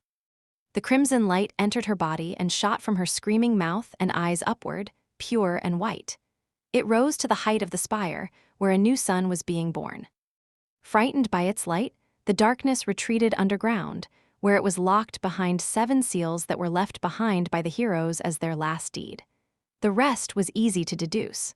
After the heroes perished to create the artificial sun, everything was fine for a while. But then, maybe after a few decades, or even hundreds of years, the light of the sun began to dim. So the people of the Dark City had to make a new sacrifice. Perhaps, the second time, only 7 people had been killed to renew the power of the spire. But then it happened again, and that time 7 was not enough. So they sacrificed 14. And when it happened again, they sacrificed a few dozen. And eventually, hundreds of people were being slaughtered every year to keep the sun burning. Because of the simple fact that the 7 heroes and their people, all of them had terribly mighty souls. But their descendants, who didn't have to grow up in utter darkness and fight terrible monsters to live through the day, did not. And at some point in this vicious cycle, the vessel that had been imprisoned in the spire and served as the anchor for the bloodthirsty sun was corrupted. Whatever kind of conscience it had left had been completely shattered. The nameless goddess of the Dark City became the crimson terror of the forgotten shore. All that pain, all that rage, all that blood exploded from the spire and infected the very land itself, growing into an endless labyrinth of the strange crimson coral. The 7 seals came undone, releasing that darkness that had been imprisoned underground for hundreds of years. This was what Cassie had seen in the vision. The darkness and the fury of the newborn terror fell on the humans of the Dark City like a tide and wiped them all out, erasing even the memory of them from the face of the world. This was how the Forgotten Shore was born. Chapter 283, Final Piece of the Puzzle. So this is how it is. Sunny stared at the last image of the mosaic, a dark and resentful expression frozen on his face. Depicted in the center of the mural, a sun fueled by blood shone on the mountains formed by dead bodies. Tens of thousands of people had been slaughtered to create it, and thousands more must have been butchered later on to keep it burning in the indifferent sky. The first sacrifices had died willingly, lured into submission by their fanatical rulers. What about those who came after? Somehow, Sunny doubted it. And for what? How did it all end? The 7 seals had been broken, and the ancient civilization had been obliterated. But the sun created and nurtured, by it was not destroyed, just corrupted. It still rose in the morning and fell beyond the horizon after the dusk, illuminating the desolate hell of its own creation. As long as its vessel, the terror of the Crimson Spire, existed at the center of the labyrinth, it would continue to shine in the cold gray skies. And as long as it did, the darkness that had escaped its underground prison and turned into the cursed sea was going to continue coming and going, scared of its light. Great! The two deserve each other. He didn't know why the all-consuming darkness had become a literal sea of impenetrably black water, but had a guess or two. Either hundreds of years spent locked away behind the seals had affected it that way, or the artificial sun had. The terror had been changed by the curse, so why couldn't the curse be changed by the terror in return? Why wasn't that sun extinguished, though? There was no one alive on the Forgotten Shore to make sacrifices to the spire anymore, but Sunny suspected that there was a reason for why the crimson coral seemed to grow either out of or toward bones. If he was right, the whole labyrinth was a giant maw with which the terror absorbed the soul essence of every creature that bled on the coral before it died. It was all a part of its body. Sunny shivered, realizing that both the labyrinth and the dark sea were, in fact, colossal living creatures. It was just that the scale of them was so boundless that they seemed like forces of nature. Compared to the eternal struggle of the two titanic beings, the struggle of a handful of tiny humans was nothing short of insignificant. Or was it? Suddenly, he frowned. What about Nephi's and her plan? How did the shard memories come into all of this? At first, a dark thought entered his mind. He imagined that Changing Star was preparing a mass sacrifice of her own, a hecatomb to appease the Crimson Terror.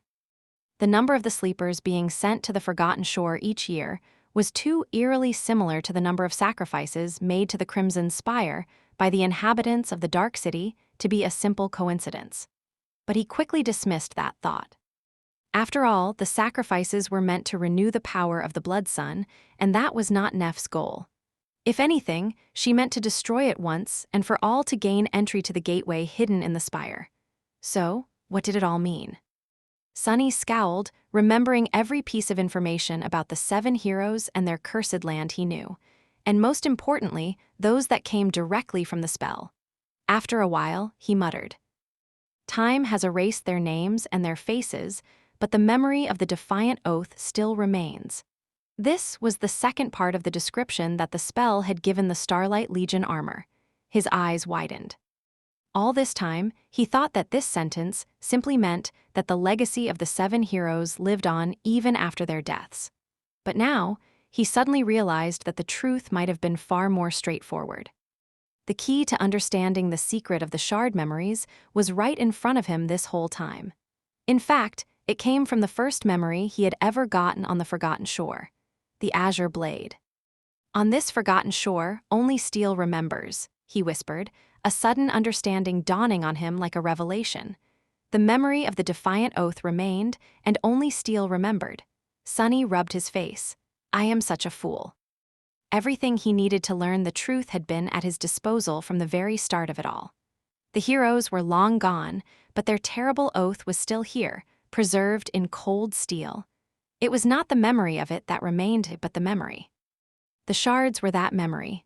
Of course, it all makes so much sense now, but then, what was their purpose and why was Nephi's so motivated to find each one? That was easy to guess, too. Cassie had basically told him all those months ago. "In the end, I saw a colossal, terrifying crimson spire.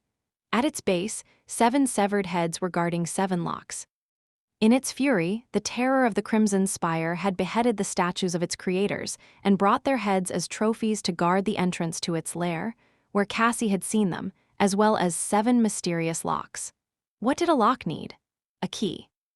All locks required a key to either open them or shut them closed. Sunny slowly exhaled. The 7 seals that kept the all-consuming darkness locked underground came undone, but they weren't destroyed. If one had all the keys, it was still possible to seal the cursed sea once again. That was what the 7 heroes had left behind. And with the cursed darkness locked away, the spire would lose its most deadly line of defense. Finally, everything became clear. Sunny remained motionless for a long time, looking at the bloody images beneath his feet. After a while, he sighed and turned away. There was a bitter taste in his mouth. Sick. I am sick of this place. So sick of all of this. Cassie's vision showed her fire and rivers of blood. Good. It could all burn to the ground. He didn't care anymore. Chapter 284. Nothing serious.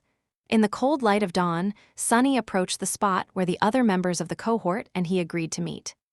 The Shadow had already located their camp in the ruin of an ancient building and was currently watching them, hidden in the darkness. The 5 youths were busy preparing for the last stretch of the way to the bright castle. They were calm and collected, not at all like people who were about to face the horrifying wrath of the Bright Lord. What kind of horror had they not faced already? Climbing over the rubble, Sunny let Nephi's and the rest know of his approach and jumped down. Landing just a few meters away from the group, he straightened his back and gave them an indifferent look. Hey! They greeted him in a reserved manner. A palpable tension permeated the air, making everyone reluctant to speak too much. Only Effie was seemingly unaffected by this dark mood. Leaning on a stone wall, the huntress was enthusiastically gnawing on a juicy bone. Her white teeth were effortlessly crushing it into tiny pieces, which were then chewed and swallowed along with the marrow. Noticing Sunny, she smiled. Hey, doofus. He gave her a nod and wanted to turn away, but then noticed a slight frown that appeared on Effie's face. Looking at him with a bit of uncertainty, she asked, You all right?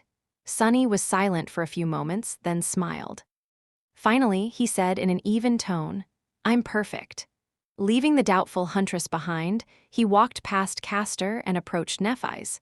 The changing star was standing with her back to the group, looking up at the silhouette of the bright castle that loomed in the distance. Hearing his steps, she turned around. The gentle light of dawn reflected in her eyes, making them appear to shine. You've made it, Sunny. I am glad. He shrugged. Why? You didn't expect me to show up. She was silent for a while and then looked away. A lock of silver hair fell on her eyes. Nephi's tucked it behind her ear and sighed. Could I not? It's not like I know the future. After that, she smiled. Amusing. In the 11 months they had spent on the Forgotten Shore, this was only the second time Sunny heard Changing Star tell a joke, and the first time it was actually funny, if a little macabre. But what was the harm in indulging in a bit of dark humor at this point? Sunny did not return the smile, however. Glancing in the direction of the bright castle, he asked, So, what's the plan? Nephi's shrugged. This time there is no plan. We have confirmed that Gunlog is still pretending to be looking for Effie to bring her to justice for killing the missing guards.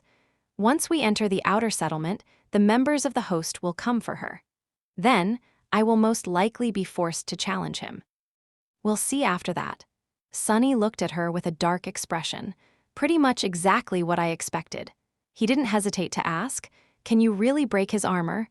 Even with the Dawn Shard, your sword is barely equal to an ascended memory. And that thing is a true transcended echo. She lingered for a while before answering. When she finally spoke, her voice was calm and even, I don't have to break the armor. I just have to break the man. Sunny shook his head with a humorless smile. Good luck achieving one without the other. He paused for a moment and then said without a hint of levity in his voice, Anyway, you owe me a conversation. Changing Star glanced at him, then nodded. All right, but not here. With that, she gave the others a sign to wait and walked away. Sunny followed. His shadow stayed, making sure that no one was going to try and eavesdrop on them. It was staring directly at Castor, following his every move with intense attention. As they walking, Sunny suddenly said, By the way, I have something to tell to you too. Nephi's glanced at him and slightly raised an eyebrow. Yes, what is it? Sunny was silent for a bit, then he smiled. Oh, it's nothing serious. Do you remember a guy called Harper? She frowned, then shook her head. Should I? Who is he? Sunny shrugged. His expression remained neutral. Just a guy that I killed. He was one of Gunlog's spies. Neff looked at him for a few moments, then asked with indifferent confusion, what about him? A slight shadow ran over Sunny's face. However, his smile remained exactly the same. No, nothing. Just wondered if you knew him. When they walked far enough and were concealed from the eyes of the cohort by several tall walls, Changing Star stopped and turned to face him. Looking at Sunny, she said, "It is good that we can speak privately. Actually, I wanted to ask you a favor." He blinked. Well, that is unexpected. What is it? She hesitated for a few moments. After my fight with Gunnalug is over, if when I win, I might not be in the best shape. Even if I am, there will be a flood of soul essence pouring into my body. It will incapacitate me for a bit. The changes that happened to the body after a small portion of soul essence was consumed were subtle, but in large quantities, it could be disorienting, sometimes even debilitating for a short while. Sometimes, experiencing these changes and getting used to them took a little time. Sunny tilted his head. A flood of soul essence. What does it matter if her core is either full to the brim or at least almost saturated? He frowned, trying to guess what he wanted from him. So what do you need me to do? Keep Harris busy while you recover. She shook her head, then looked away. A light sigh escaped from Changing Star's lips. No. I want you to make sure that Castor is nowhere near me when that happens. Here it was. The truth was about to come out. Sunny stared at Nephi's, his expression cold and dark. After a few moments of tense silence, he asked, "Why? What's the deal with you and Castor?" She looked at him, her striking gray eyes calm and deep. Then she said, "It's very simple, really. Castor has been sent here to kill me." Chapter 285, Kill Order. Sunny remained silent for a few moments. Finally, it became clear that Nephi's wasn't going to continue. Feeling a slight sense of exasperation, he asked, "Why would Castor want to kill you?" Despite the calm appearance, there was a tempest raging in his mind. The revelation of Castor's true intention had shaken Sunny. Yes, he disliked the proud legacy.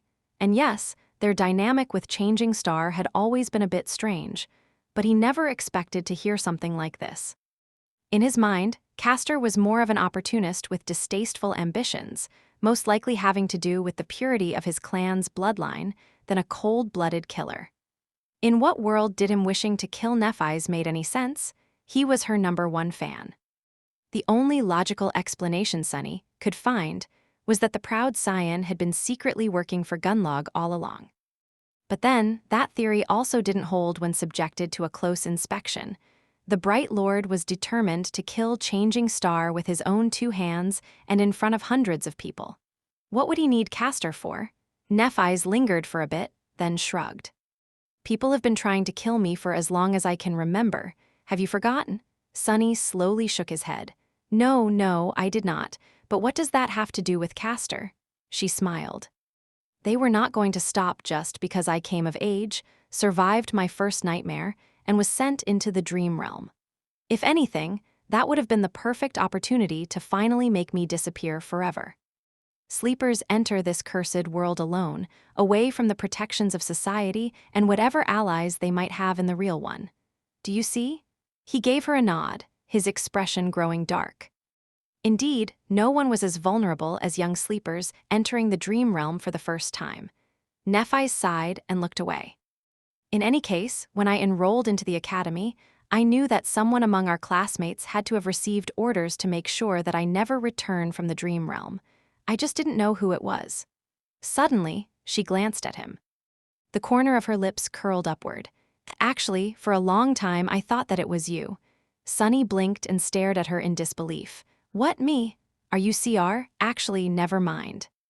What exactly about me made you think that I'm an agent of some secret legacy cabal? Do I look like a legacy to you? Nephi's calmly looked him in the eye. Honestly, not any legacy that I know, but there were too many things about you that didn't make sense. He frowned. Do tell. She slowly raised her hand, then began counting on her fingers. Let's see, you claim to be an orphan from the outskirts, but somehow managed to survive both the first nightmare and the arrival on the forgotten shore. You didn't consume any soul shards, but kept growing more powerful. You said that you had never held a sword in your hand, but absorbed my lessons with astonishing speed. And finally, every other word you said was a lie, especially when it came to your origins, your past, your strength, and your aspect. Running out of fingers on one hand, she made a fist and pointed to it. Need I continue? Sunny cleared his throat. No, well, when you put it like this. She smiled and shook her hand, then lowered it. But after some time, I realized that my suspicions about you were wrong. If you were really tasked with killing me, you could have just left me on the ashen barrow. Back then, I was as good as dead. But you didn't. In fact, you risked a lot to take both Cassie and me with you. The smile slowly disappeared from her face. So when we reached the bright castle and Castor immediately appeared, insinuating his way into my inner circle, I knew pretty much instantly that it was him. Sunny frowned. Aren't you getting ahead of yourself? Don't get me wrong, I'm the last person in this world who would want to defend that pompous bastard, but there were hundreds of sleepers in our crop, and out of those, only 7 were sent to the forgotten shore. And only 4 lived long enough to see the castle. What are the chances that the person with orders to make you vanish was among them? Isn't it a bit too big of a coincidence? Changing Star slowly shook her head. Who said it was a coincidence? People often tend to forget that the spell has a mind of its own. It sees all and hears all, and it really loves to play with fate. If there was someone among those hundreds of people tasked with killing me, the chances of me having a fateful encounter with them in the dream realm would be all but guaranteed. That is how the spell always does things. Sunny had to agree. The spell, indeed, loved to play with fate. His whole damn life was proof of that. Meanwhile, Nephi's continued. Of course, despite my suspicions, I wasn't sure at first, but the more I observed Castor, the more convinced I became that I was right. He did everything in his power to get close to me, and then tried his hardest to subtly isolate me from everyone I could have trusted. He spent his time studying my every move while keeping his secrets close to his chest. It's him. I've been sure of it for a long time. Sunny tilted his head, trying to digest this new information. After a while, he asked, if Castor wanted to kill you, why hasn't he made a move to kill you yet? She lingered for a bit, then smiled slightly. Because among all of the humans on the Forgotten Shore, he knows what the scions of the immortal Flame Clan are capable of the best. Isn't it ironic? He respects my ability too much to be careless, maybe even fears it, and he can't allow himself to fail. His honor won't allow it, so Castor won't attack until he is absolutely sure that I won't be able to resist. He'll make his move when I have no chance to escape. Sunny scratched the back of his head. Let me rephrase that. If Castor wants to kill you, why is he still alive? Why didn't you kill him already? He was sure that if Nephi's wanted to, the proud legacy would have been dead a long time ago. Changing Star hesitated, and then said in an even tone. Because I need him for what is to come. It doesn't matter that he intends to betray me. Traitor or not, he is of use. Chapter 286, Blessings of the Fire. Some time later, the 6 of them left the secluded ruin and made their way toward the bright castle. The dark city was silent and bleak, its streets devoid of life and movement. Even the nightmare creatures seemed to remain hidden in the lairs today, as though feeling the tension that hung in the air like a harbinger of a disastrous change. A lonely star was about to ignite in the sky above the cursed city. Nephi's was the first one to walk under the marble arch and step on the road that led to the outer settlement. Her face was calm and motionless, any hint of emotion hidden behind her usual mask of indifference. It was as though she was returning home in triumph, not marching to her own execution. There was a slightly distant look in her eyes. Sunny abandoned his usual position at the back of the group and was now walking side by side with her. Maybe it was just a whim, but he felt unwilling to follow in her footsteps as he had always done before, from the first day they met. As they ascended the tall hill, Changing Star suddenly asked, "Sunny, do you remember your first nightmare well?" Her voice sounded relaxed and idle. He cast a sideways glance at her and hesitated for a few moments. Then he answered in an even tone, like it was yesterday. She smiled slightly. Was it hard? Slowly, a grin appeared on his face. Hard? No, not hard. Impossible. It was a ghastly, despicable, and torturous ordeal, truly the stuff of nightmares. Calling it hard would be an injustice. With a dismissive shrug, Sunny drove the memories of the Black Mountain away and asked, "What about yours?" Nephise looked away, remembering. After a while, she said, "Mine wasn't that bad, actually." He stared at her in disbelief. "What, you only had to kill a measly 1,000 unholy titans with your bare hands, or something like that?" Knowing you, not that bad, means that it was nothing short of a true horror show. She slowly shook her head. "No, I mean it, I didn't have to fight anyone, really, up until the very end." Sunny blinked. "Wait, seriously." A strangely sad smile appeared on her lips. "In my first nightmare, I was the daughter of a lighthouse keeper. My family lived in a beautiful tower on the shore of a beautiful sea. Every morning, the warm sun rose from beyond the horizon, bathing the endless expanse of azure waves in beautiful light. The winds were gentle and the world was kind. It was me, my parents, and my younger siblings. We lived together in harmony, humbly but needing for nothing." He frowned. "And then what? A sea serpent destroyed the lighthouse? Some rotten horror rose from the depths?" Changing Star's eyes became distant. A few moments passed before she spoke again. "No, nothing happened. That was the point of it, I think, my nightmare. It was actually a paradise. It was everything I dreamed about when I was a little kid, only much more wondrous and human than I could have ever imagined." Sunny looked at her in utter shock. As he watched, the hint of sorrow disappeared from Neff's face, replaced by a subtly harsh expression. "But that was what made it so hard to overcome. Impossible, even, just like you said, because all I had to do to conquer the nightmare. All I had to do was to walk away and leave it all behind, knowing that I could just stay there, in that paradise, forever." He hesitated for a while, then asked cautiously, "So what did you do?" A heavy sigh escaped from Neff's lips. Her eyes grew dim. "I searched for a way out of the nightmare for a long time, but no matter how hard I looked, there wasn't any. Day after day, night after night, as time went by, it became harder and harder to force myself to continue searching. I grew accustomed to that bliss, that warm and beautiful life. And eventually, a day came when I thought that maybe I should stop. Maybe I can just stay." She tilted her head slightly and said, her tantalizing voice reaching the deepest, darkest parts of his heart, "That was the day I went to the top of the lighthouse. You see, Sunny, you have to light yourself on fire. To rip the blessings of the fire. That was what my grandmother used to say, so that was what I did. I doused myself in oil and set myself aflame." The white flames suddenly licked her hands, and she stared at them, her face slowly turning pale, her eyes reflecting the terrible agony she felt. As her ivory skin continuously boiled, darkened, and then healed to become pristine again, she said simply, "And I burned." Suddenly, the flames disappeared and she made a fist. Her voice grew a little strained. "And after a long, long time, when all of it was over, I found myself in a dark cave, nestled in a slimy cocoon of black silk. All around me, thousands upon thousands of people were sleeping in similar cocoons with their eyes open, with happy smiles on their empty faces.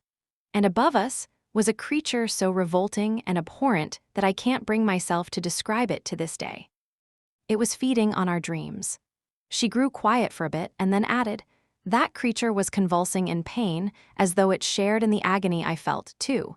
Somehow, I managed to break free of the cocoon and kill it before it fully regained its senses." She glanced at him and smiled. However, there was no warmth in that smile. "That was how I conquered my first nightmare." Sunny looked her in the eyes for a long time, silent. Then he slowly turned away. "Just as I said, the stuff of nightmares. I guess we call them that for a reason." Changing Star laughed. "I guess. But really, fighting that terror wasn't the hardest part. Waking up trapped in a repulsive cocoon wasn't the hardest part. Even burning alive wasn't the hardest part." She grew silent for a few moments and then said, looking at the white road beneath their feet, "The hardest part was walking up the steps to the top of the lighthouse. Not because of what waited for me in the future, but because of what I was leaving in the past. Soon, the familiar shapes of the outer settlement appeared in their sight. They had finally returned to the bright castle. Chapter 287, Lonely Star. The outer settlement had changed from the time Sunny saw it last. At the point where the white road widened into the vast platform that the settlement stood upon, a tall stone barricade was built, with watchful sentries observing the approach to the crest of the hill. Each of them was wielding a memory weapon and a sturdy armor, their faces full of dark determination. The makeshift watchtower constructed on the roof of Neff's lodge loomed above them, with several archers ready to rain arrows on any nightmare creature that wandered close. The slum itself was much the same, but the people populating it seemed different. Many of them were bruised and bandaged, but their eyes shone with the subtle light of hope that wasn't there or as strong before. That hope was contrasted against the suffocating feeling of tension that hung in the air. From time to time, someone would glance toward the castle and frown, a dark expression appearing on their face. There was another detail that surprised Sunny. On the sleeves of many slum dwellers, a piece of pure white cloth was tied, as if announcing their allegiance to some god or goddess. There had been none of that when he left this place a few months ago. There were also graffiti drawn on the walls of the most derelict hovels, some of them depicting a shining star, some the image of a beautiful bronze spear. What is that all about? The white armbands and the star were, obviously, meant to represent Nephi's. But when had Effie suddenly become an apostle? Glancing at the voracious huntress, he raised an eyebrow. "Anything you want to tell me?" She scratched the back of her head, then shrugged. "I've become a bit of a folk hero, apparently." Sunny shook his head and didn't press the issue. Whatever. When the sentries saw who was approaching, their faces first became shocked and then lighted up with intense jubilation. "Lady Nephi's, its changing star, Lady Nephi's has returned. She is alive." The hum of voices spread through the entire settlement in an instant. If Gunlog had not known that they were back in the Dark City, he would have learned of it now. But he knew, of course. He knew it long before the people of the slum ever laid their eyes on their supposed savior. Sunny looked past the outer settlement at the mighty walls of the bright castle. How long before its lord throws them a welcome party? Soon, the cohort was surrounded by a crowd of exhilarated people. Everyone wanted to see that Saint Nephi's was alive and well with their own eyes. The other members were bathing in attention, too, especially Effie. "Effie, Huntress Athena, welcome home, Effie, show them." The huntress grinned in bewilderment and kept quiet.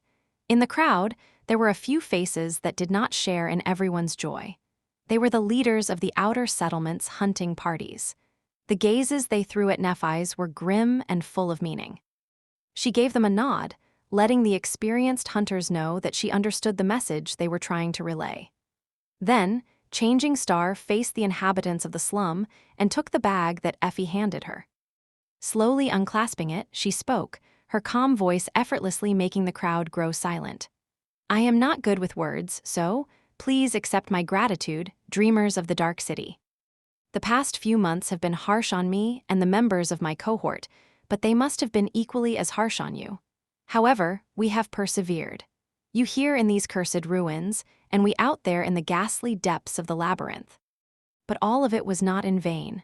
With that, she took something from the bag and tossed it to the ground. Suddenly, a deathly silence settled over the crowd.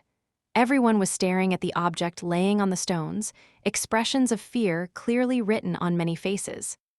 It was a terrifying, jagged black talon, which was as sharp and long as a sword.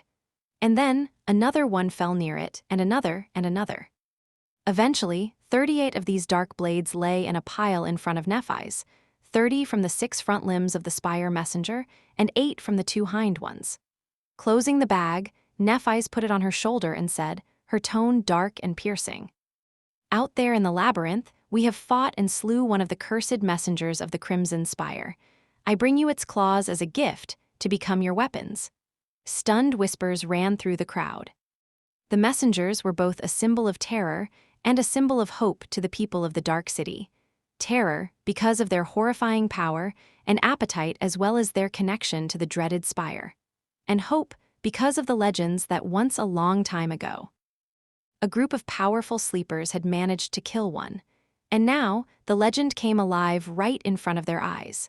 Nephi's lingered for a moment and then sighed, a somber note appearing in her voice. Many years ago, we, those who were sent to the forgotten shore, weren't yet imprisoned by fear. Enthralled by the sin of those cowards who had forgotten that they are, first and forever, humans. Back then, there were people among us willing to risk their lives to conquer this hell. Escape it. The First Lord and his companions were the greatest of them. And now, brilliant sparks of light suddenly appeared around her head like a sacred halo. Changing Star's eyes shined with pure white radiance, and as the crown of dawn weaved itself from light and fell upon her head, she spoke. She didn't rise or even strain her voice, but the impact of her words only grew because of it. I have brought his legacy back to the Dark City. This is the crown of the First Lord. We have retrieved it from a place of eternal darkness where he had fallen in battle. He died trying to find a way out of this cursed land for all of us to follow.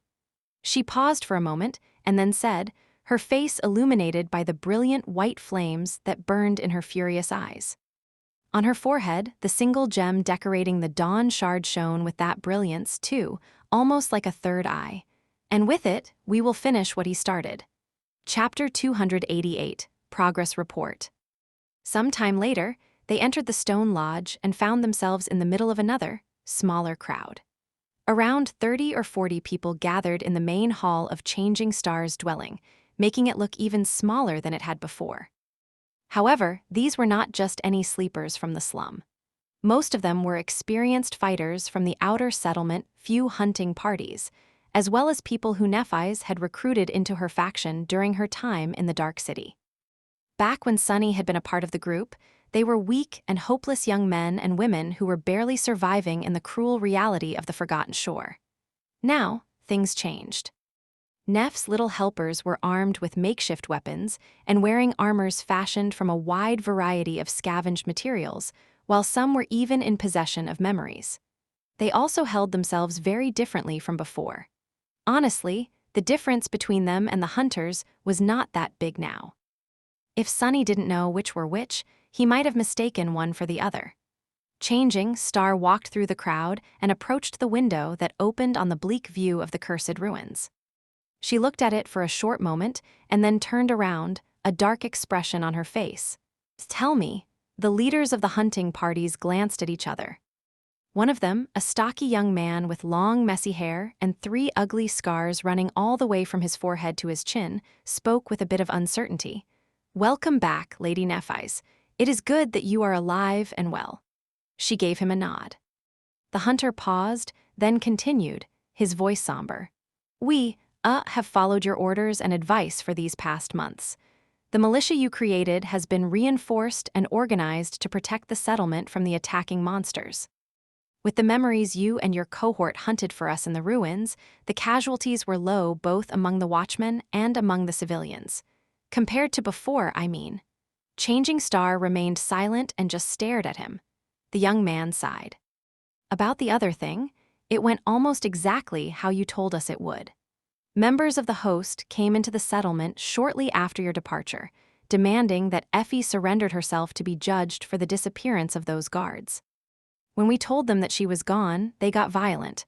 Several people were injured, but no one died. Effie scoffed. The hunted gave her a complicated look and scratched his cheek.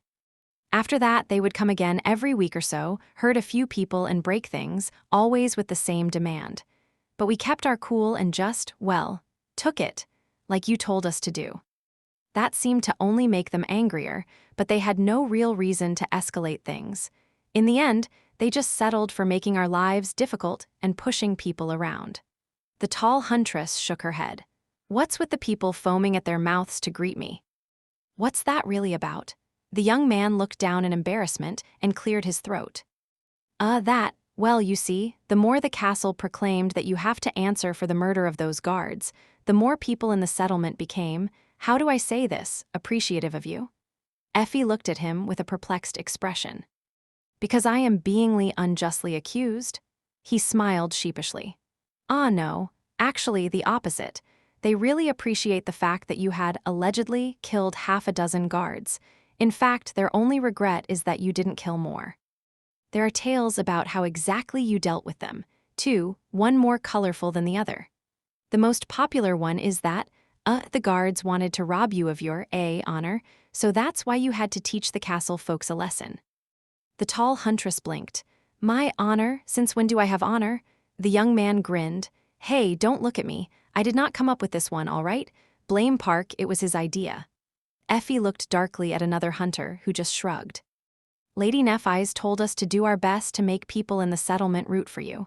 It worked, did it not? The unruly huntress rubbed her face with an exasperated expression. But I didn't kill them, though.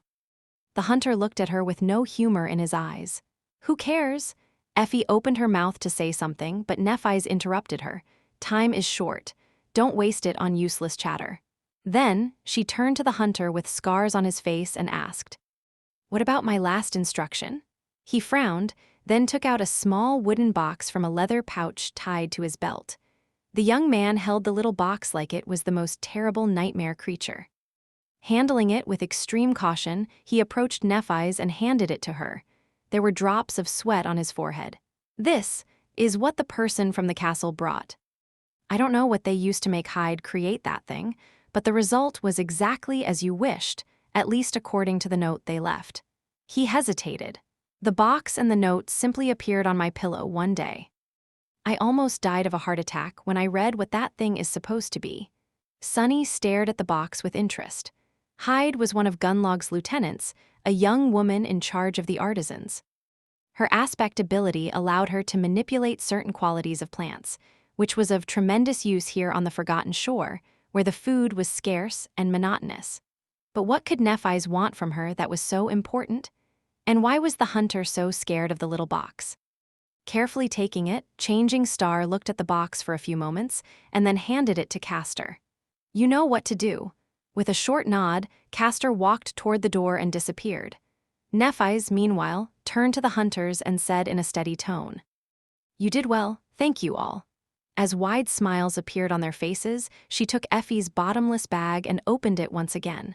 Turning the bag upside down, Changing Star said, This is not a reward, nor is it a gift. This is just something that all of you deserve and going to need very soon.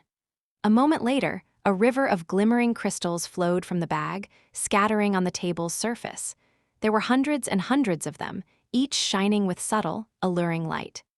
Soon, the crystals spilled over the edges of the table and fell to the floor. A few moments later, more than 1,000 soul shards appeared before the stunned people who were gathered in the room. The bottomless bag finally ran empty. Sunny stared at the tall pile of shining crystals inside. Back before all of this had started, he had a pile like that of his own. Only much, much smaller. His pride and joy. It was all gone now, sadly. What a sight. And I thought I was rich. Chapter 289. Start of the play. Back in the labyrinth, Sunny wasn't the only one who had killed countless nightmare creatures. In fact, due to his primary role as a scout, the 3 main fighters of the cohort had killed many more. He knew for a fact that at least 2 of them, Effie and Castor, had fully saturated their soul cores long before their return journey was finished. Absorbing any more shards would have been useless for them.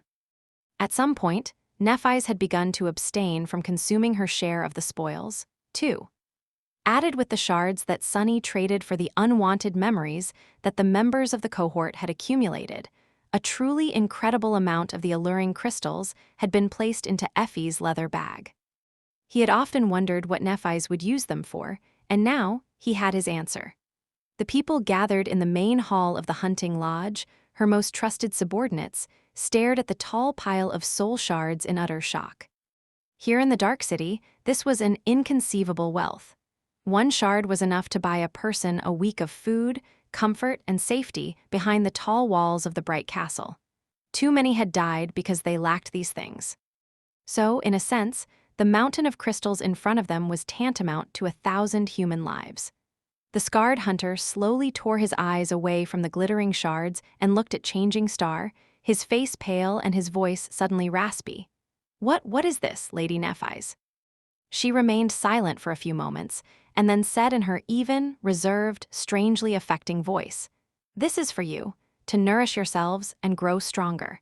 You are going to need every bit of strength for what awaits us in the days to come." The young man watched her, a dangerous flame slowly igniting in his eyes. A flame of resolve, adoration, almost worship. Hidden in a shadowy corner, Sunny smiled with dark apprehension. Back at the start of it all, he had told Nephi's that Gunlog could not be defeated because he controlled every facet of life here in the Dark City: food, safety, hope, and fear. Even power itself. Then he had watched as she gave the people of the outer settlement free food, placed them under the protection of her sword, and ignited the embers of the long-forgotten hope in their hearts. All that remained was power. And now, she had brought them power as well. No wonder they were ready to worship her. In their eyes, Changing Star was a noble savior. No one knew that their messiah was a counterfeit one. Glancing at the stunned people, Effie sighed and took her bag from Neff's hands. Looking inside the empty memory with a bit of a sad expression, she said, "What are you waiting for? Gunlog's men are probably already arming themselves to come here and break your thick skulls. Share the shards among yourselves and absorb them, dimwits." The sleepers did not make her say it twice. Not long after the last shard had been absorbed, one of the watchers ran into the room, breathing heavily. "Coming, they are coming." There was a hint of unrestrained fear in her voice. Sunny flexed his shoulders and stretched. The show is about to start. The people gathered in the room glanced at each other, their faces full of tension. Only Nephi's remained indifferent, watching out of the window at the dead city that sprawled below her like a desolate, lonesome graveyard. "Stay calm, everyone." Her voice settled them down. The hunter with scars on his face turned to Changing Star, a deep frown on his face. After hesitating for a few moments, he said, But they are coming to take Effie. We can't allow that to happen.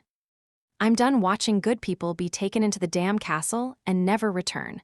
If they want to make an example out of her, like they did with Jubei over my dead body." The hum of angry voices rose in the hall, accompanied by heated glares. "Exactly. They will pay for Jubei's death. Your dead body, why not their dead bodies?" Nephi's lingered for a moment, then turned to them. A slight smile appeared on her face. "Don't worry, nothing is going to happen to Effie, you have my word." That seemed to calm them down a little. It seemed as though they were willing to believe anything she said, regardless of how impossible her promises were. Was that the definition of blind faith? Before anyone could answer, however, a crashing sound came from the direction of the entrance to the stone lodge. It seemed as though someone had just smashed through the door. There was a short scream, which quickly grew silent. Something fell on the floor. Then, the sound of heavy footsteps could be heard, drawing closer to the hall where all the people had gathered. A few moments later, its door was shattered, too, exploding into a shower of splinters along with the bits of stone that surrounded it. A giant of a man walked into the hall, his mere presence making the entire space look tiny. Compared to him, even Effie seemed to be of average height. There was a morose expression on his face and a dark glint in his cold, cruel eyes. The giant did not wear any armor, allowing his monumental muscles to strain the fabric of a sleeveless silk shirt. It appeared that Tessai, the fearsome leader of the castle guard, had decided to welcome the cohort back to the Dark City himself. Neff's followers paled, their fiery indignation replaced by fear. "What a monster," Sunny thought indifferently, pondering on what the quickest way to kill the morose giant would be. Behind Tessai, a group of guards, each wearing a sturdy armor and wielding memory weapons, could be seen. Their eyes were immediately drawn to the robust figure of the tall huntress, and then hateful smiles appeared on their faces. The guards seemed very happy to finally find the woman accused of murdering their own. The giant only glanced at Effie and then turned to Nephi's. His deep, low voice resounded in the stone hall, sending shivers running through the hearts of many sleepers gathered there. "Changing Star, so you're alive after all." She met his gaze and endured it without flinching. "You must be Tessai. To what do I owe the pleasure?" The giant lingered before answering. The corner of his mouth twitched and slowly curled upward. Finally, he said, "Oh no, the pleasure is all mine." Then, he raised his mighty arm and pointed at Effie. "Lord Gunlog has invited this one to the castle to face punishment for her crimes. You should have trained your dogs better, Changing Star. See what happens when they go around biting people." He lowered his hand and flexed his shoulders, then looked at her with a dark expression. Now, I would advise you rats to step aside and let me take that she-wolf with me. Nephi's crossed her arms and stared at the giant, cold sparks igniting in the depths of her calm gray eyes. A few moments later, she said evenly, "Or what?" Chapter 290, Judgment Day. Changing Star's words brought the room to dead silence. On both sides of it, people were slowly preparing themselves, dark resentment burning in their eyes. It felt as though the tension reached critical mass and was about to explode into a storm of violence. Only 3 people remained calm and unaffected by the direness of the situation: Nephis herself, Sunny, and Tessai. The giant bared his canines in a grin. His eyes, however, remained cold as ice. What a revelation. And here I was, thinking that you are a great defender of justice. Were you not, Changing Star? Or is your sense of justice reserved only for the crimes of those who don't serve you? He sighed and added, his voice full of disappointment. That huntress of yours is accused of murder. Why are you trying to prevent me from bringing her to justice? I thought that you, of all people, would not get in the way of fairness. Nephis frowned. Accused does not mean convicted. Why do you claim that she is guilty? Tessai stared at her and said, his low voice sending tremors through the stone hall, there is plenty of evidence. There are plenty of witnesses.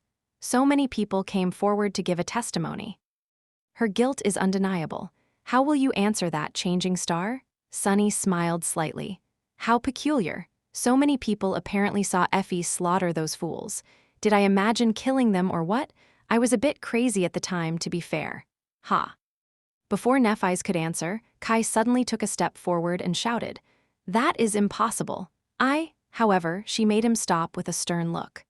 The charming young man hesitated, then gritted his teeth and fell silent, glaring at Tessai with burning indignation. Changing Star turned to the imposing giant and smiled. Well, that changes everything then. Please forgive me if you can. I have been away from the Dark City for so long and wasn't informed of these developments. If this is the case, then by all means take her away. Effie grimaced and looked at her with an amused expression. Sunny did not take his eyes off of Tessai, however. His shadow stared at Nephis too. The smile suddenly disappeared from her face, replaced by boundless coldness. However, I am coming with her. All of us are, in fact. We are awfully curious to see that evidence and hear those witnesses. And most of all, we are all dying to see justice done and those guilty punished. Surely, Lord Gunlog would not mind. An expression of dissatisfaction appeared on Tessai's face. With a deep frown, he looked down on Neph from his oppressive height and said in a growling voice, "Why do you think that you can come, wench?" Changing Star was silent for a few moments, calmly looking at him. Then her eyes suddenly shone with furious white light. In a voice that promised agony and death, she said with contempt, "Who's going to stop me?" The giant stared at her with a complicated expression. It seemed as though he was being torn between pride and fear. It was all a mask, though, a masterful performance to hide his true emotions, triumph and jubilation. He had come here with the excuse of bringing Effie to justice, but his true goal had always been Nephis. She was the one Gunlog wanted to destroy. And now, she was bringing herself to him, like a lamb going to slaughter. What Tessai did not know was that Changing Star was as far from a lamb as one could be. More like a demon in sheep's clothing. Sunny glanced at the morose giant with something that resembled pity. Meanwhile, Tessai slowly shook his head and said, his voice full of false reluctance, "Fine, do as you wish. Come with me to the castle if you want. Bring your rats with you. All of you will witness the brilliance of our Lord." All together, they exited the lodge. Tessai was walking in the front, holding the tall huntress by the shoulder. Her hands were tied behind her back with a flimsy rope, more of a symbolic gesture than a real restraint, considering Effie's strength. Nephis was keeping close, her face calm and indifferent. The guards and the members of Changing Star's faction were right behind them, throwing menacing looks at each other. Their faces were grim and full of resentful indignation. Sunny had hidden himself in the crowd, not wishing to draw any attention. Now he was moving with it, feeling the restless agitation through the chaotic movement of the surrounding shadows. As they moved toward the castle, more and more slum dwellers surrounded them, their faces full of shock and anger. "They got Effie. Bastards, let her go." Lady Nephi's. "Do something." Glancing at the growing number of people who were gathering around them, she smiled reassuringly and said, "Stay calm. Come with us if you want. Today we'll see justice done."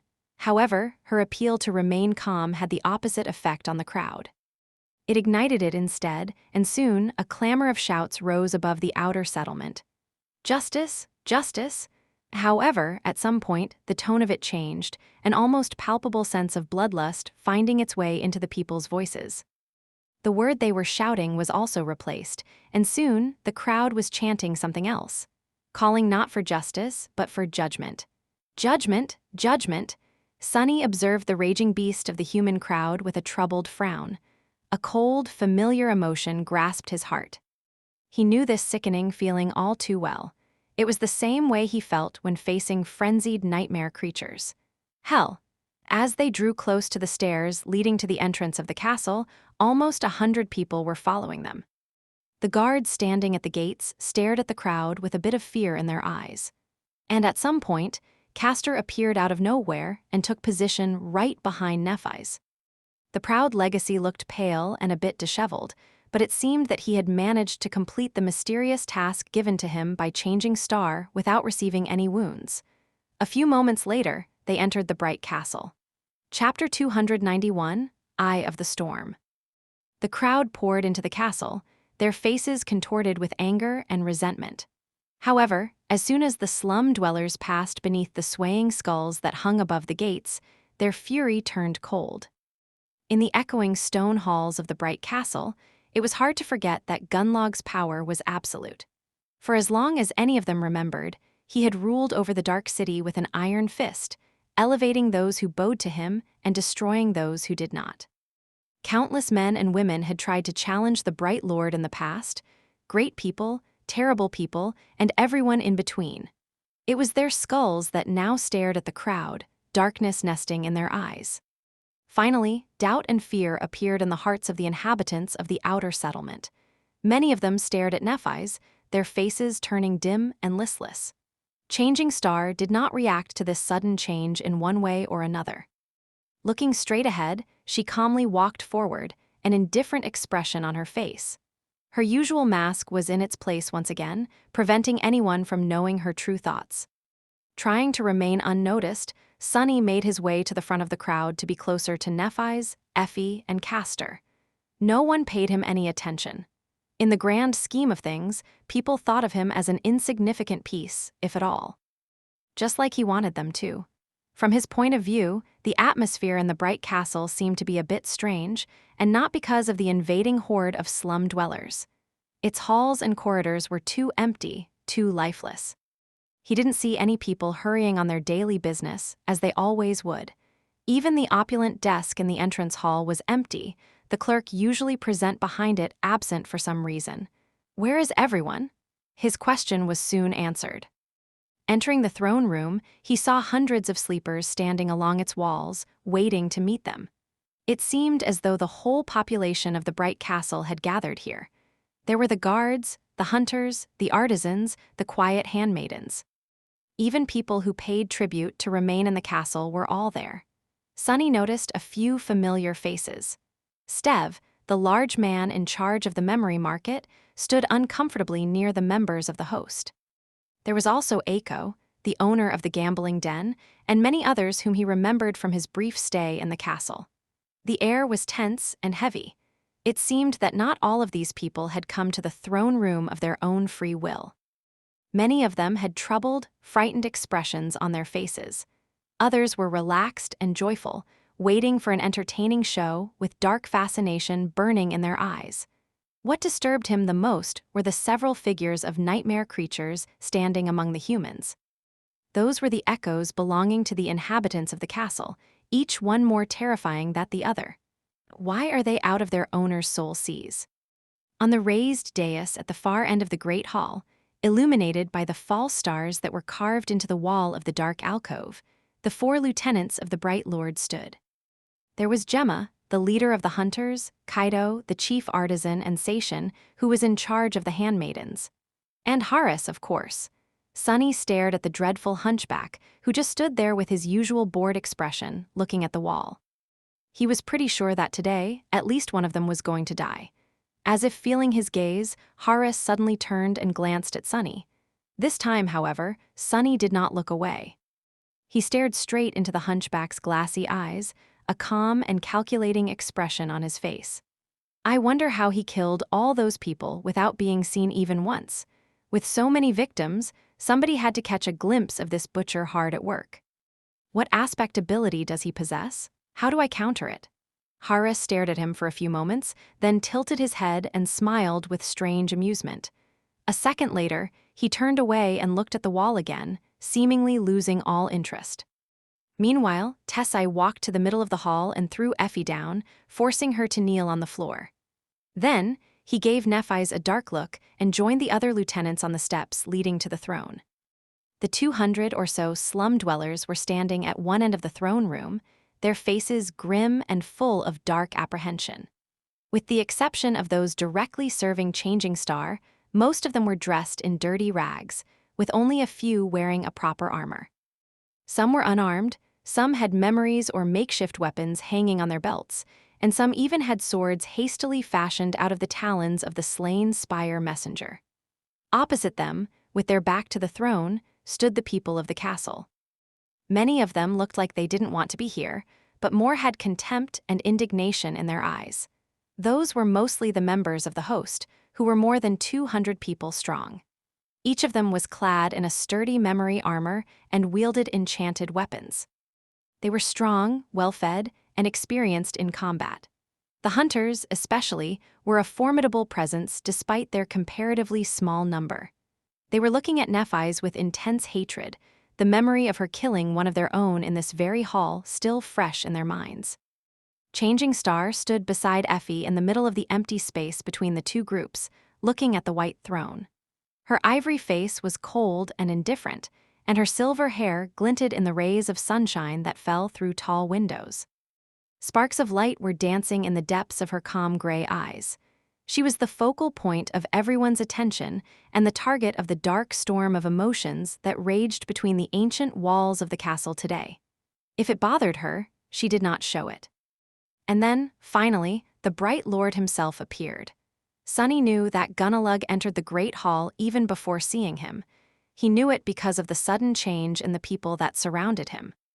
It was as though a wave of invisible pressure had crashed into the crowd, forcing them to groan and bend, almost buckling to the ground. Their legs trembled, their faces paled, and drops of sweat appeared on their skin, as well as fear and panic in their eyes. The mastermind behind this ghoulish spectacle had finally arrived. Chapter 292, Just Cause. Gunnalug looked just like the last time Sunny had seen him, like a golden demon born of some harrowing hell.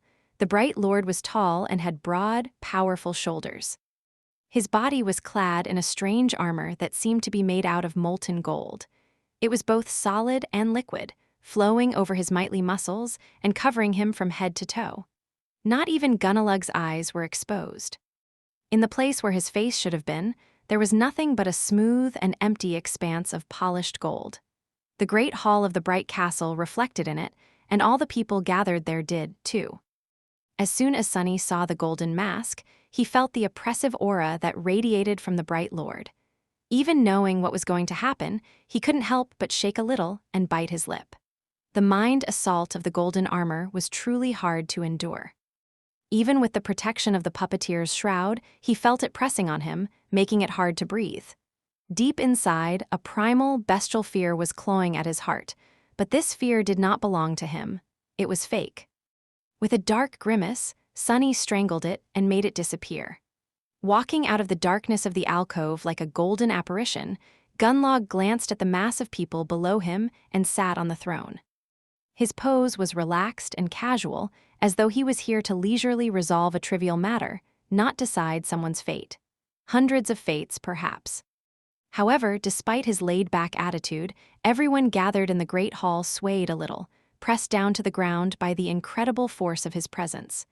The bright lord lingered for a few moments and then said, his serpentine voice full of mirth. Ah, what a sight!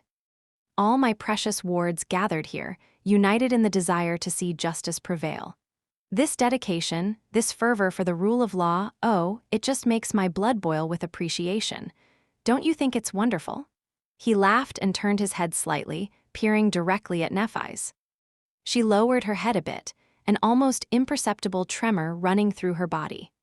To Sunny, though, it seemed as though the plates of marble beneath her feet were about to crack from the terrifying pressure of Gunlog's gaze. Nevertheless, she endured it without showing much of the tremendous strain she was under. The bright lord paused and then echoed his words, a note of some dark emotion finding its way into his voice. Don't you think it's wonderful, changing star of the immortal Flame clan? Nephi's greeted her teeth, struggling to remain steady under the psychic onslaught of the golden armor. When she finally answered, her voice sounded suppressed. Indeed. Gunnalug remained silent for a bit. Although his face was hidden behind the golden mask, Sunny had a feeling that he was smiling. Finally, he spoke. How nice. Somehow, I was under the impression that you would disagree. I've been told by my most loyal aides that you are a disagreeable person. I guess you just can't trust anyone these days. With that, he glanced at his lieutenants, making them pale and shiver. Sunny shivered too. The message hidden in those words was clear. Gunlog was letting Nephi's know that he had known that she had a spy among the highest ranks of his people all along, and didn't care, maybe even silently allowed it to happen.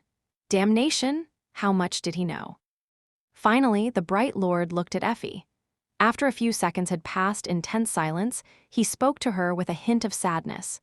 We meet again, Effie. What a shame that it is in these tragic circumstances. If only you had listened to me and joined the host, perhaps then you might not have fallen so low. Such pity, he shook his head and sighed. I had high hopes for you, but alas, murdering innocent humans is not something that can be forgiven. Look at yourself. Instead of a noble hunter, you have turned into a wild beast. But that is what happens when people refuse my grace. They become no better than nightmare creatures. His somber words echoed in the silence of the great hall, making people lower their gazes.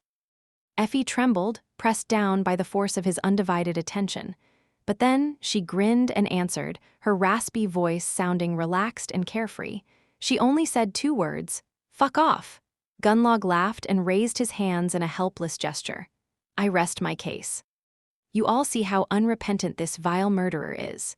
There's not a drop of remorse left in her corrupted, rotten soul. That is why, with a heavy heart, I have to sentence this once promising young woman to death. She has to answer for her crimes, and leaving her alive would put you, my wards, in danger. I am left with no choice. A hum of voices rose from the crowd. Slum dweller or an inhabitant of the castle, everyone was affected by his last words. Don't you dare, bastard. Kill that murderer. Effie, we're here. Make her pay. Lady Nephi's, you can't let them. Kill her. Kill all of them. Unaffected by this outburst of boiling emotions, Nephi's put a hand on Effie's shoulder and looked at the bright lord with a cold expression. Staring directly at the golden mask, she frowned and said, her voice clear and loud, I object. The storm of voices suddenly grew quiet. Everyone turned to her, 2 kinds of expectation hiding in their eyes. One was full of hope, the other full of vicious glee. Gunlog tilted his head. Object? What do you mean? Her guilt has been proven without any room left for doubt. There is nothing you can do to change the outcome. He paused for a moment and then suddenly leaned forward, his insidious voice washing over the great hall like a wave. Well, unless, of course. Changing Star looked at him with dark resolve and lowered her chin stubbornly. Then, she said, I want to invoke the right of challenge. Chapter 293, The Challenge. An echoing silence fell on the great hall of the ancient castle. The fateful words had been spoken, and now there was no turning back, for better or for worse. Gunlog tilted his head and stayed quiet for a few moments. Then, the sound of his laughter rolled over the crowd. The right of challenge? Oh, that old thing. You are awfully fond of that tradition, it seems. Not even a full year since you have arrived under my roof, and I had the pleasure of hearing you say those words twice. Insolent girl.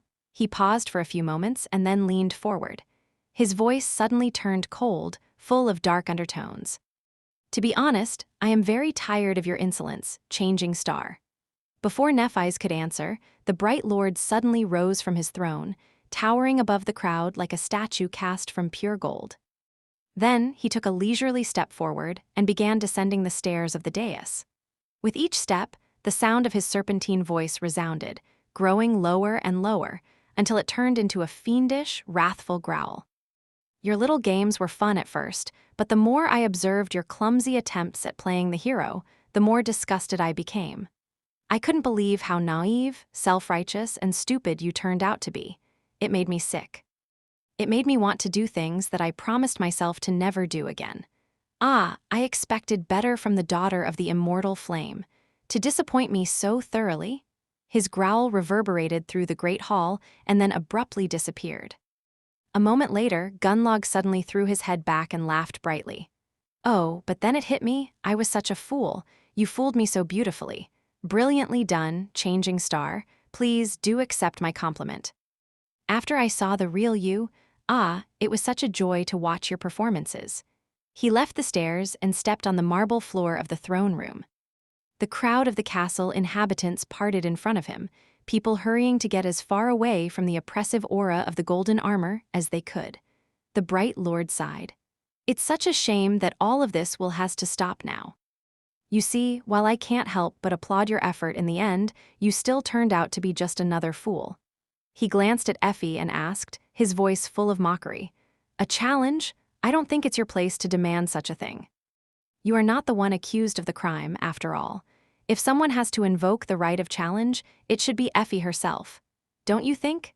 Nephi's gritted her teeth, struggling to remain poised under the assault of the psychic pressure. Refusing to turn away from the polished mirror of the bright lord's face, she said, It's just like one of your minions said. I am responsible for the actions of my people. Any crime they commit is my crime. Gunlog watched her, his expression hidden. Neff's pale face was reflected in his mask, staring back at her with merciless gray eyes. After a while, he spoke. Sound logic. Who are you going to challenge then? She hesitated for a few moments, then said steadily, Whoever it was that passed the guilty verdict. The bright lord chuckled. Oh, but by the same logic, that would be me. She smiled darkly and glared at him, white flames dancing in her eyes. Then you are the one I challenge.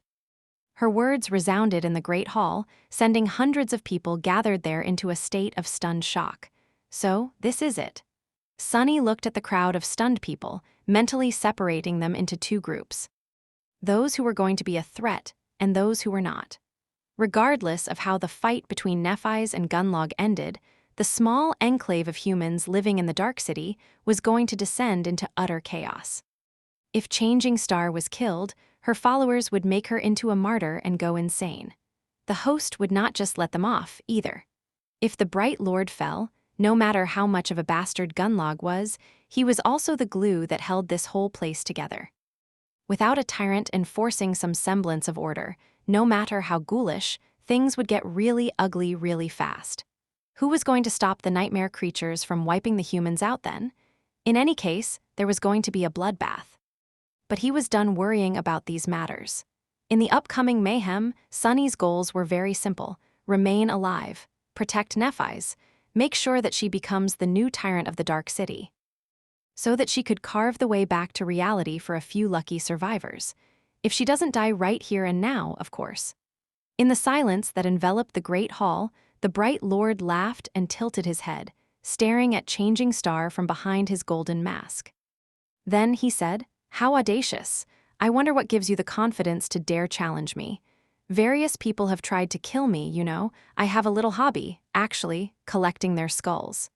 Come to think of it, your pretty head would look really well in my collection. Suddenly, he raised a hand and gestured to his forehead. Don't tell me that it's all because of that little toy that you took off the First Lord's corpse. Oh no, that would be terrible. You didn't really think that one powerful memory would be enough to defeat me? Nephi's lingered for a while, glaring at Gunlog. Then, she said evenly, My bare hands would be enough to defeat a worm like you. The memory is just to make it quicker. Gunlog stared at her for a moment and then chuckled. Great, this is great, such spirit. I will really enjoy breaking you, changing star, when this done. He flexed his shoulders and said, his voice sending shivers into the hearts of hundreds of people gathered in the hall. All right. I accept your challenge. Chapter 294, Song of Steel. The great hall of the bright castle grew silent and still. However, that stillness was not tranquil, but like a predator that fell low to the ground, ready to explode into a violent lunge to tear its prey apart. The sleepers pressed themselves against the walls, giving Changing Star and the Bright Lord space for their battle. Effie was dragged away from the middle of the hall by 2 guards, and now there was nothing but emptiness separating the 2 fighters. From one side of the hall, the 5 lieutenants, Gemma, Tessai, Kaido, Seishin, and Haris, were looking at their master with complicated emotions. On the other side of it, Kai, Castor, and the leaders of the outer settlement hunting parties were doing the same. Cassie was also there, her hand resting on the hilt of the quiet dancer. There was a grim, somber expression on her beautiful face. Sunny glanced at the blind girl and then turned to the center of the throne room. 2 people were standing opposite each other there. One was a tall man encased in a strange golden carapace that followed the lines of his mighty body. The other was a young woman in an elegant plate armor forged of white metal. There was a subtle similarity between them. Both were emanating a striking, compelling sense of power and confidence that very few people ever possessed. Both were fearsome and deadly. Both were at the apex of their kind. However, this was where the similarity ended. This doesn't not look good, Sunny thought, evaluating the 2 fighters. He knew better than anyone what Nephise was capable of, but even then, the sight of her facing Gunlog made a deep scowl appear on her face. The Bright Lord was much taller than her and weighed probably twice as much as Changing Star. He was stronger, had longer reach, and much more experience in slaughtering people. That was not even considering that damned golden armor of his. Even with the miraculous augmentation of the Dawn Shard, Neph's silver sword could barely be considered at the same power level as an ascended weapon would have been. That was still a whole rank below Gunlog's strange echo. Trying to break through, that armor was going to be as hard as cracking the shell of a carapace centurion with a sword forged from mundane steel. Incredibly hard, if not impossible. And unlike the carapace of a scavenger, the golden echo did not seem to have a weak spot. At that moment, sparks of light appeared in the air in front of Changing Star. The silver longsword appeared in her hand, and she pointed it to the ground for now. What weapon is that bastard going to use? That would decide a lot. Sunny was sure that Gunlog possessed an arsenal of powerful memory weapons. But how powerful were they exactly? He glanced at the Bright Lord, expecting to see the same sparks swirling around his hands. However, there was none. Instead, the liquid gold flowed forward and assumed the shape of a heavy battle axe, which Gunlog then grasped and leisurely put on his shoulder. The polished mirror of his mask reflected the slight frown that appeared on Neph's face. Damn it. The weapon the Bright Lord was going to use was also a part of his echo, and as such, possessed the quality of a transcended weapon. It was going to cut through the Starlight Legion armor without much effort. This is even worse than I imagined. As Sunny gritted his teeth, Gunlog said in a serpentine, insidious voice, "Any last words, Changing Star?" Nephise tilted her head a little and remained silent for a while. Her helmet weaved itself from strings of light, hiding her face completely, with only calm gray eyes visible through the crack of the visor. Finally, she answered with only one word, her usually even voice full of furious contempt, "Traitor." A wave of whispers spread through the crowd. People were guessing what exactly she meant by that, but Sunny suspected that he was the only one who knew. Neph wasn't accusing Gunlog of betraying his fellow humans or causing the deaths of numerous young men and women. She was accusing him of betraying the true duty of the awakened and submitting to the nightmare spell instead of fighting it to the bitter end. In her mind, that was a far greater crime. The only crime, even, the Bright Lord laughed. "That's too bad. I heard that one before." And then, without wasting even a fraction of a second, he suddenly exploded forward in a terrifying, lightning-fast lunge. The shift between peace and violence was so instant and swift that most people gathered in the Great Hall did not even realize what was happening until a few moments later. With each of Gunlog's strides, the floor of the throne room shook a little. He flew at Nephi's like a furious giant made of gold, swinging his battle axe with both incredible agility and horrible force. She barely reacted in time, shifting her body and raising the sword to deflect the killing blow to the side. However, then something unexpected happened. The shaft of the battle axe suddenly elongated, the liquid gold comprising it flowing forward to assume a new shape. As a result, her deflection ended up being almost useless. With an awkward stagger, Changing Star reeled back. The very edge of the battle axe's blade bit into the helmet of the Starlight Legion armor and effortlessly cleaved through it, leaving a shallow cut on her cheek. In the next moment, Gunlog's foot crashed into her ribs, sending the young woman flying through the air. Nephi's landed in a roll and used one hand to stop herself from sliding on the marble floor. As drops of blood fell from beneath her helmet, merciless white flames ignited in her eyes. A moment later, she jumped forward and met the onslaught of the Bright Lord with an equal amount of fury. The deadly song of clashing steel resounded in the ancient hall, like a promise of much greater bloodshed yet to come. Chapter 295, The Duel. The breastplate of Neph's armor cracked from the force of Gunlog's blow, and there was blood streaming from beneath her helmet. But that didn't slow Changing Star one bit. Jumping forward to meet the Bright Lord's assault, she dodged the blade of the battle axe, twisted, and tried to deliver a strike of her own. A furious clangor of metal exploded in the silence of the great hall, both fighters moving with incredible speed, precision, and skill. In a span of several seconds, they exchanged numerous blows, but each was either deflected, dodged, or blocked. This terrifying clash was not at all like Sunny had imagined. There was nothing elegant, graceful, or elevated about it. All there was barbarous violence and cruel brutality, each of the fighters doing everything in their power to break, cripple, and kill their opponent. Their voices sounded like that of wild beasts, partially from the incredible strain of the duel, but also to let out the suffocating bloodlust and murderous intent that were drowning their minds. That was not to say that any one of them had lost control of their thoughts and actions. Both were cold-blooded killers and knew how to remain calm in the throes of the most terrible rage. A few seconds later, Gunlog and Nephi's disengaged and staggered away from each other, letting the spectators draw in shaky breaths. The Bright Lord's golden armor was pristine and unscathed.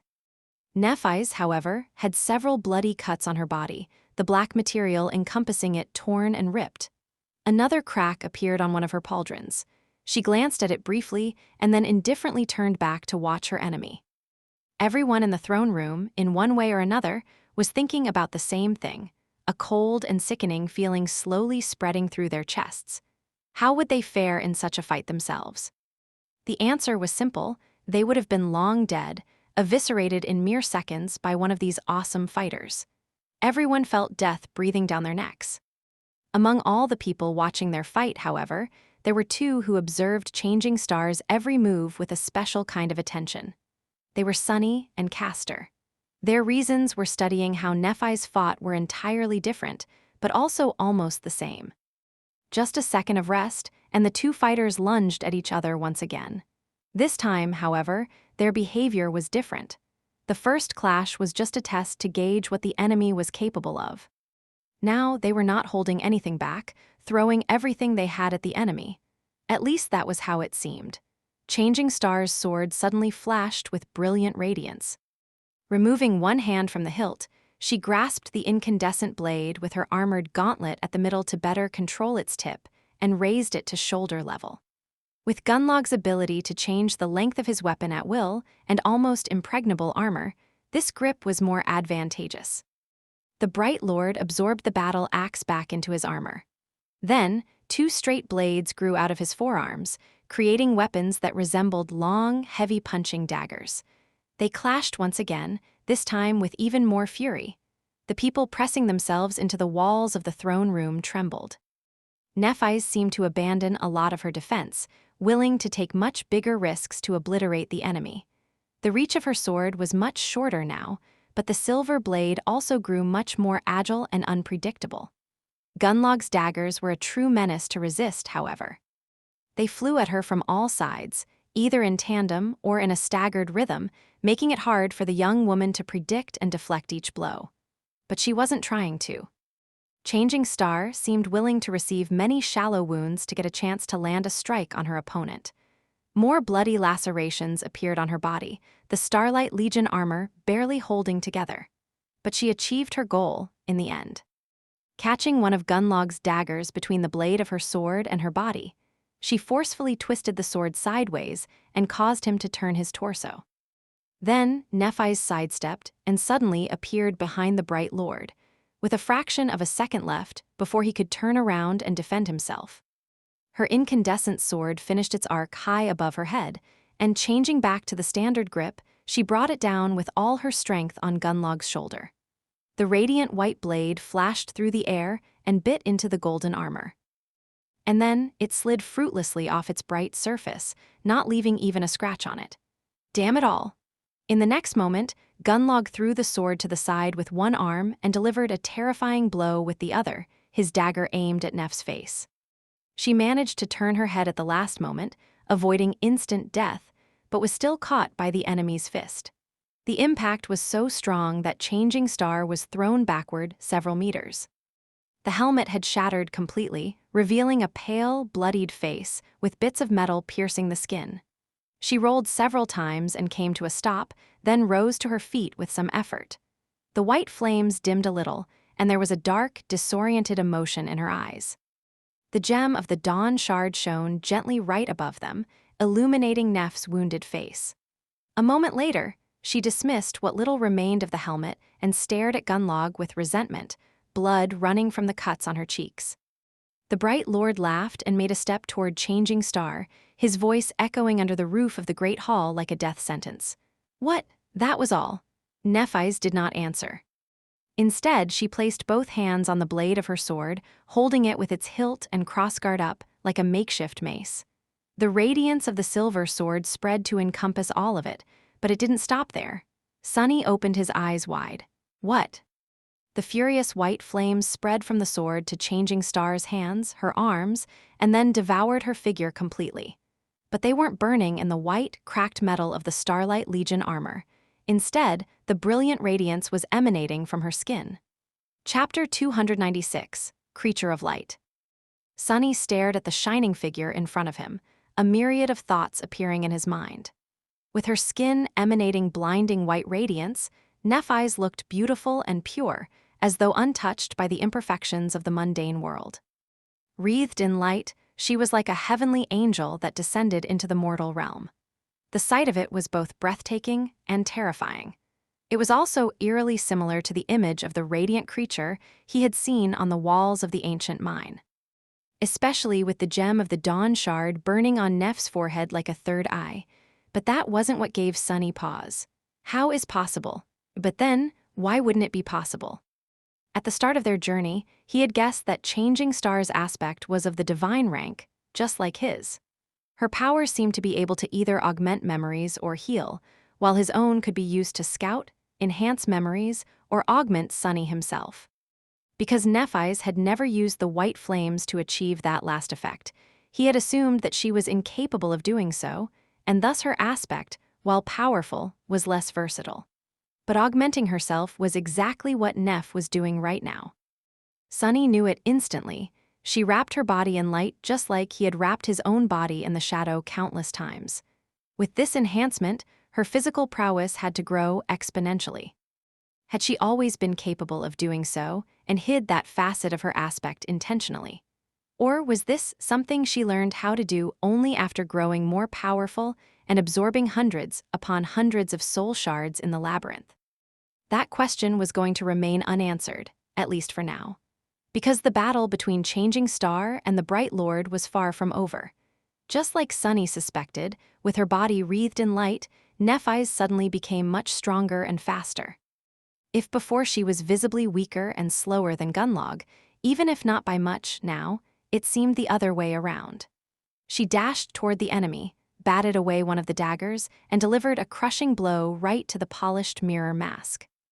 This time, there was a slight mark left on the surface of the golden armor by her sword. The two of them became locked in a ferocious battle, dozens of attacks flying at each fighter. The clangor of metal grew in volume, turning into an almost deafening cacophony. Changing Star was fighting with abandon, more and more wounds accumulating on her radiant body. However, she also managed to land several more blows, each striking at the golden mirror of the Bright Lord's face. Slowly, a hint of a crack started to appear on its surface. Sunny also noticed that her wounds weren't healing.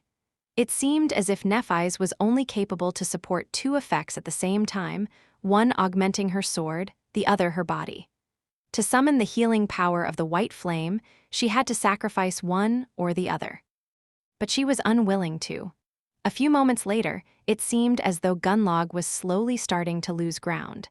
His enemy was just too fast, powerful, and ferocious. More and more strikes landed on the golden armor, and although it seemed to hold, for now, it was clear that the continuous blows were taking a toll on both the Bright Lord and his echo. However, the Golden Serpent had a few tricks up his sleeve, too. When the momentum of the fight began to favor Nephi's, he suddenly chuckled and turned his face to catch her reflection in the mirror mask. A second later, the sound of muffled groans could be heard escaping from the mouths of hundreds of people. The psychic pressure emanated by the Bright Lord suddenly increased manyfold, throwing some people to the ground and making others stagger. Sunny saw blood flowing from people's noses, eyes, and mouths. He himself also felt it and gritted his teeth, struggling to remain standing. He almost failed. Changing Star, who was at the center and the true target of the mental assault, let out a pained yelp and staggered. That was the moment when Gunlog stepped forward and stabbed her through the chest with one of his daggers. As the long blade pierced the lithe body of the young woman and exited from her back, he said in a calm and friendly voice, There, that's enough. Go die now, stupid girl." Then, he twisted the dagger, making her scream once again. Nephi's stared at him, blood flowing from her mouth. Then, she raised her sword and hit him in the face with the pommel, again and again, until a small crack finally appeared on the surface of the mirror mask. But the crushing wave of mental pressure did not go away. Instead, it only increased. Gunalug laughed. "Are you done? No? Well, let me help you then." His second daughter flashed through the air, slashing Nephi's across the wrist. With the tendons cut, the silver sword fell from her hand, its radiance dimming. Nephi's used her other hand to push the Bright Lord away and slid off the blade of the dagger, then staggered away, eventually falling to her knees. The white radiance emanated from her body grew brighter, and the wound on her body began to heal. A low groan escaped from her lips. Gunalug approached the kneeling young woman, laughing. "Did you think I wouldn't know about that little trick of yours? Go ahead and heal. See where it gets you." With that, he grabbed her by the neck and stabbed her again, reopening the terrible wound that had just closed once again. "How's that? Come one, heal it again." With a ferocious growl, he continued stabbing her, over and over, his hand quickly becoming painted red with blood. "Oh, this is really fun, but a bit tiring. How about I just cut off your pretty head right now and end this?" Nephi's spat some blood and turned her head to face him, and then she closed her eyes. Back when they had first arrived in the Dark City, Sunny had noticed that Cassie wasn't affected by the psychic pressure of the golden armor at all. From that, he deduced that the source of the mental assault was not the armor itself, but the golden mirror of its face, or, to be exact, seeing your reflection in it. After returning from the castle, he had shared that insight with Nephi's. It seemed that she remembered it. With her eyes closed, Changing Star raised her hands and grabbed the Bright Lord that was strangling her by the shoulders. Then, she used her whole body to deliver a devastating blow to his face, the gem of the crown of dawn hitting Gunalug right where his nose should have been. Finally, the surface of the golden mirror cracked and shattered. Through the small brie, a blue eye full of murderous joy was revealed. Shocked by the sudden blow, Gunlog staggered away. "You bitch!" The daggers were instantly absorbed into the golden armor, replaced by the heavy battle axe again. But he didn't get the chance to use it. With her eyes still closed, Nephi's swiftly turned to the sound of his voice. Then, she raised her hand, opened her fist, and blew on it. In the next moment, a cloud of red sand shot from her palm and enveloped Gunlog. Sunny stared at it in shock, an expression of sudden recognition appearing on his face. He knew the look at that cloud all too well. It wasn't sand. It was the blood flower pollen. Chapter 297, Red Flower. The red cloud enveloped Gunlog, seeping through the crack in his helmet. A second too late to react, the bright lord reeled away, but not before inhaling the pollen of the nightmarish flower. Sunny didn't know when and how Nephi's had gotten it, but he knew that he wasn't mistaken. This was the pollen of the blood flower, the grisly parasitic blossom that he himself had the misfortune of inhaling once, a long time ago. The memory of the bloodthirsty red flowers growing through his lungs sent shivers through Sunny's entire body. Back then, the only reason for why he had not become a host for the insidious nightmare creature was because of the blood weave. Without it, he would have been devoured from the inside in mere minutes. And now, the bright lord was going to fall to the same fate. She really did it. The rest of the sleepers gathered in the great hall did not know that Gunlog was already as good as dead, however, including the tyrant himself. Bending over in a fit of violent coughing, he growled, "What? What have you done to me, bitch?" Nephi's was still where he had dropped her, kneeling on the floor. Her armor was shattered and torn, with rivers of blood streaming down the cracked white metal. The brilliant radiance of her skin had been extinguished, but there were incandescent flames burning under it. The horrible wounds on her chest were slowly closing, and the lacerations on her face were already gone, leaving it just as perfect as it had been before. That face, however, was bloodied and pale, contorted in an expression of terrible agony. In her eyes, however, there was dark malice. A chorus of whispers rolled through the crowd when they witnessed the ghastly wounds healing themselves. Be it the members of the host or the slum dwellers, all of them had two words on their lips: immortal flame, immortal flame. And then someone shouted, their voice full of stunned awe, This is the blessing of the fire." Deaf to all of it, Changing Star moaned and slowly rose to her feet. Then she struggled to look at the bright lord and said, her voice shaking from pain, I killed you." Through the crack in the golden mask, Sunny saw Gunlog's blue eye first narrow and then suddenly open wide. In the next moment, the bright lord began coughing again. This time, a suppressed scream escaped from his lips. "It's about to start." Sunny shifted a little, subtly positioning himself closer to Castor. Gunlog, meanwhile, staggered and groaned. There was blood dripping from beneath his broken mask. Then, a shaky laugh resounded in the throne room of the ancient castle. "Ah, did you really? What a surprise." He dropped his battle axe, which then turned into a puddle of liquid gold and merged with the strange armor. He took a step toward Nephi's, but then swayed and fell to one knee. For a few moments, the bright lord remained motionless. Then his body convulsed, more blood spilling through the cracks in the visor of his golden helmet. A muffled scream could be heard once again, full of torturous pain. Hundreds of people were watching him, stunned, their eyes full of disbelief, anger, and terror.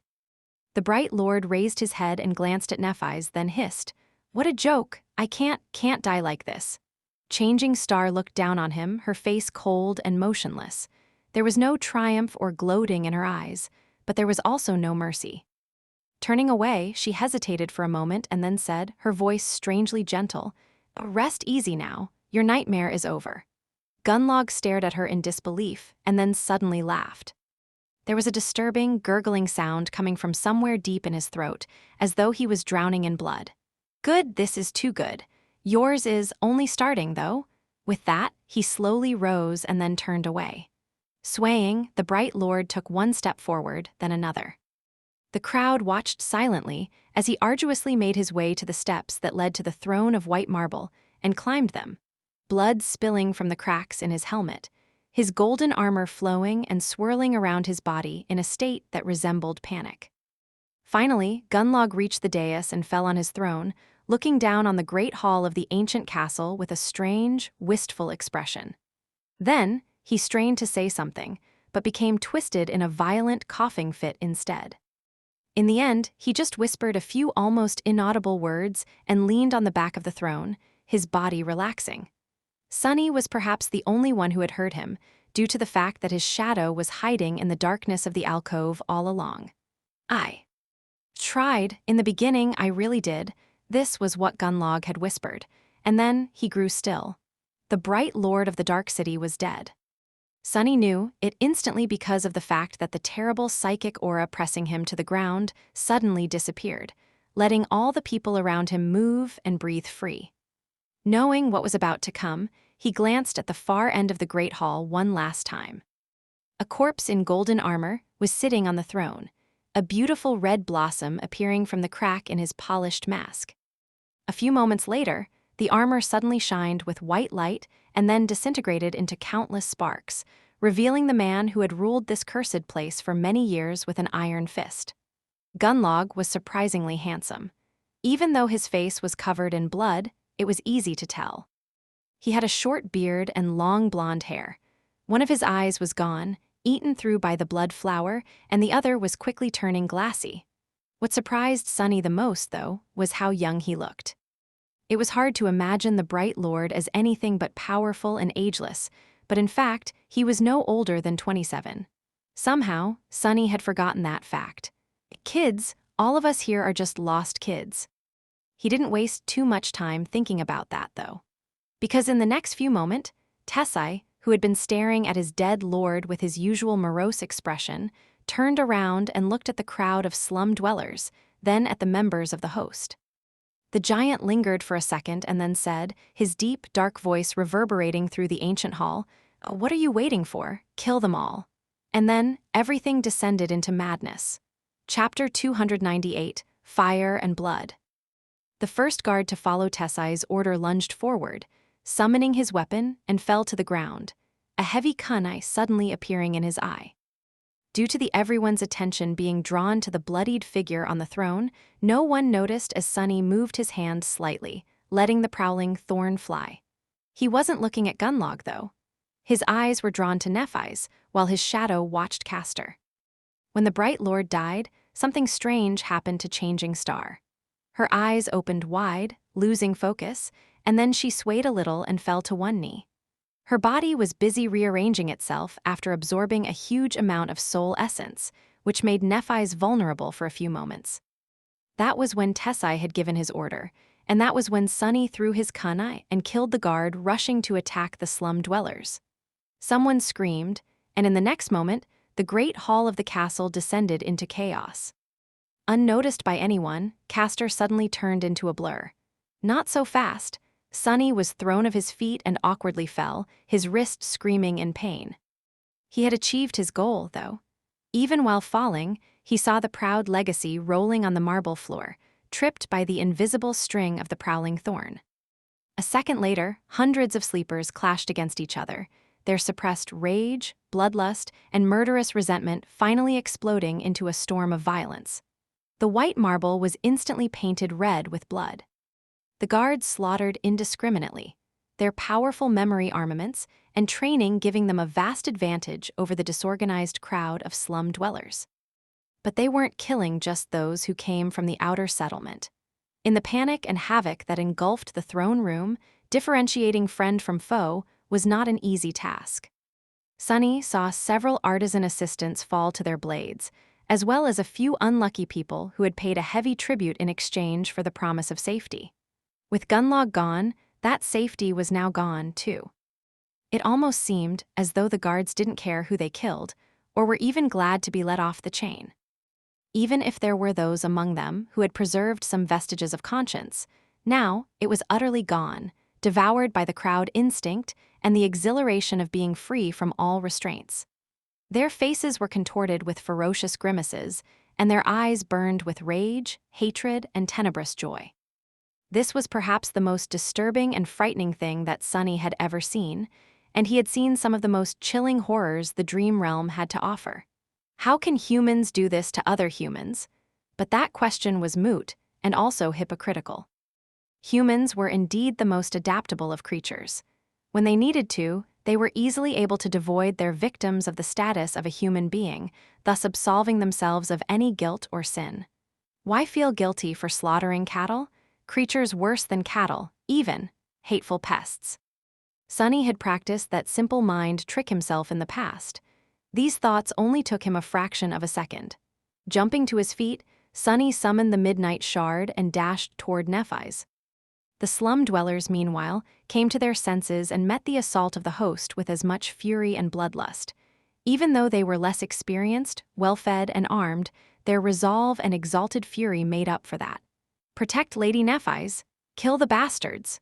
Judgment. The two forces clashed, eviscerating anyone who had the misfortune of being stuck between them. Screams of terror and pain filled the great hall.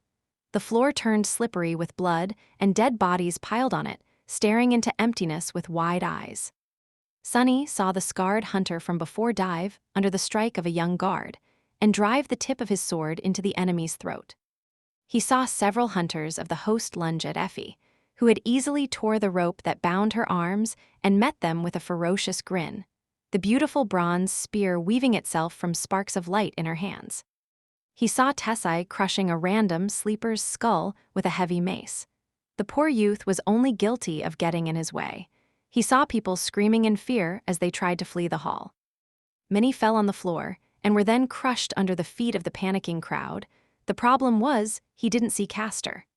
Arriving near Nephi's, Sunny batted someone's sword away and then punched his opponent in the face, causing him to fly back with a pained scream. He looked around, trying to notice the proud legacy, his mind cold and collected, and there he saw him. Castor may have had plans to kill Changing Star at the moment of her weakness, but thanks to Sunny's subtle intervention, he had lost that chance. Now the legacy had bigger problems on his plate. With the enchanted giant in his hand, he was fighting none other than Gemma, the leader of the hunters. No matter how strong and skilled Castor was, this was not an opponent that would go down easily, if at all. He couldn't extricate himself from that fight without risking being killed. Well, that problem seems to be solved, but now there was another, much bigger one.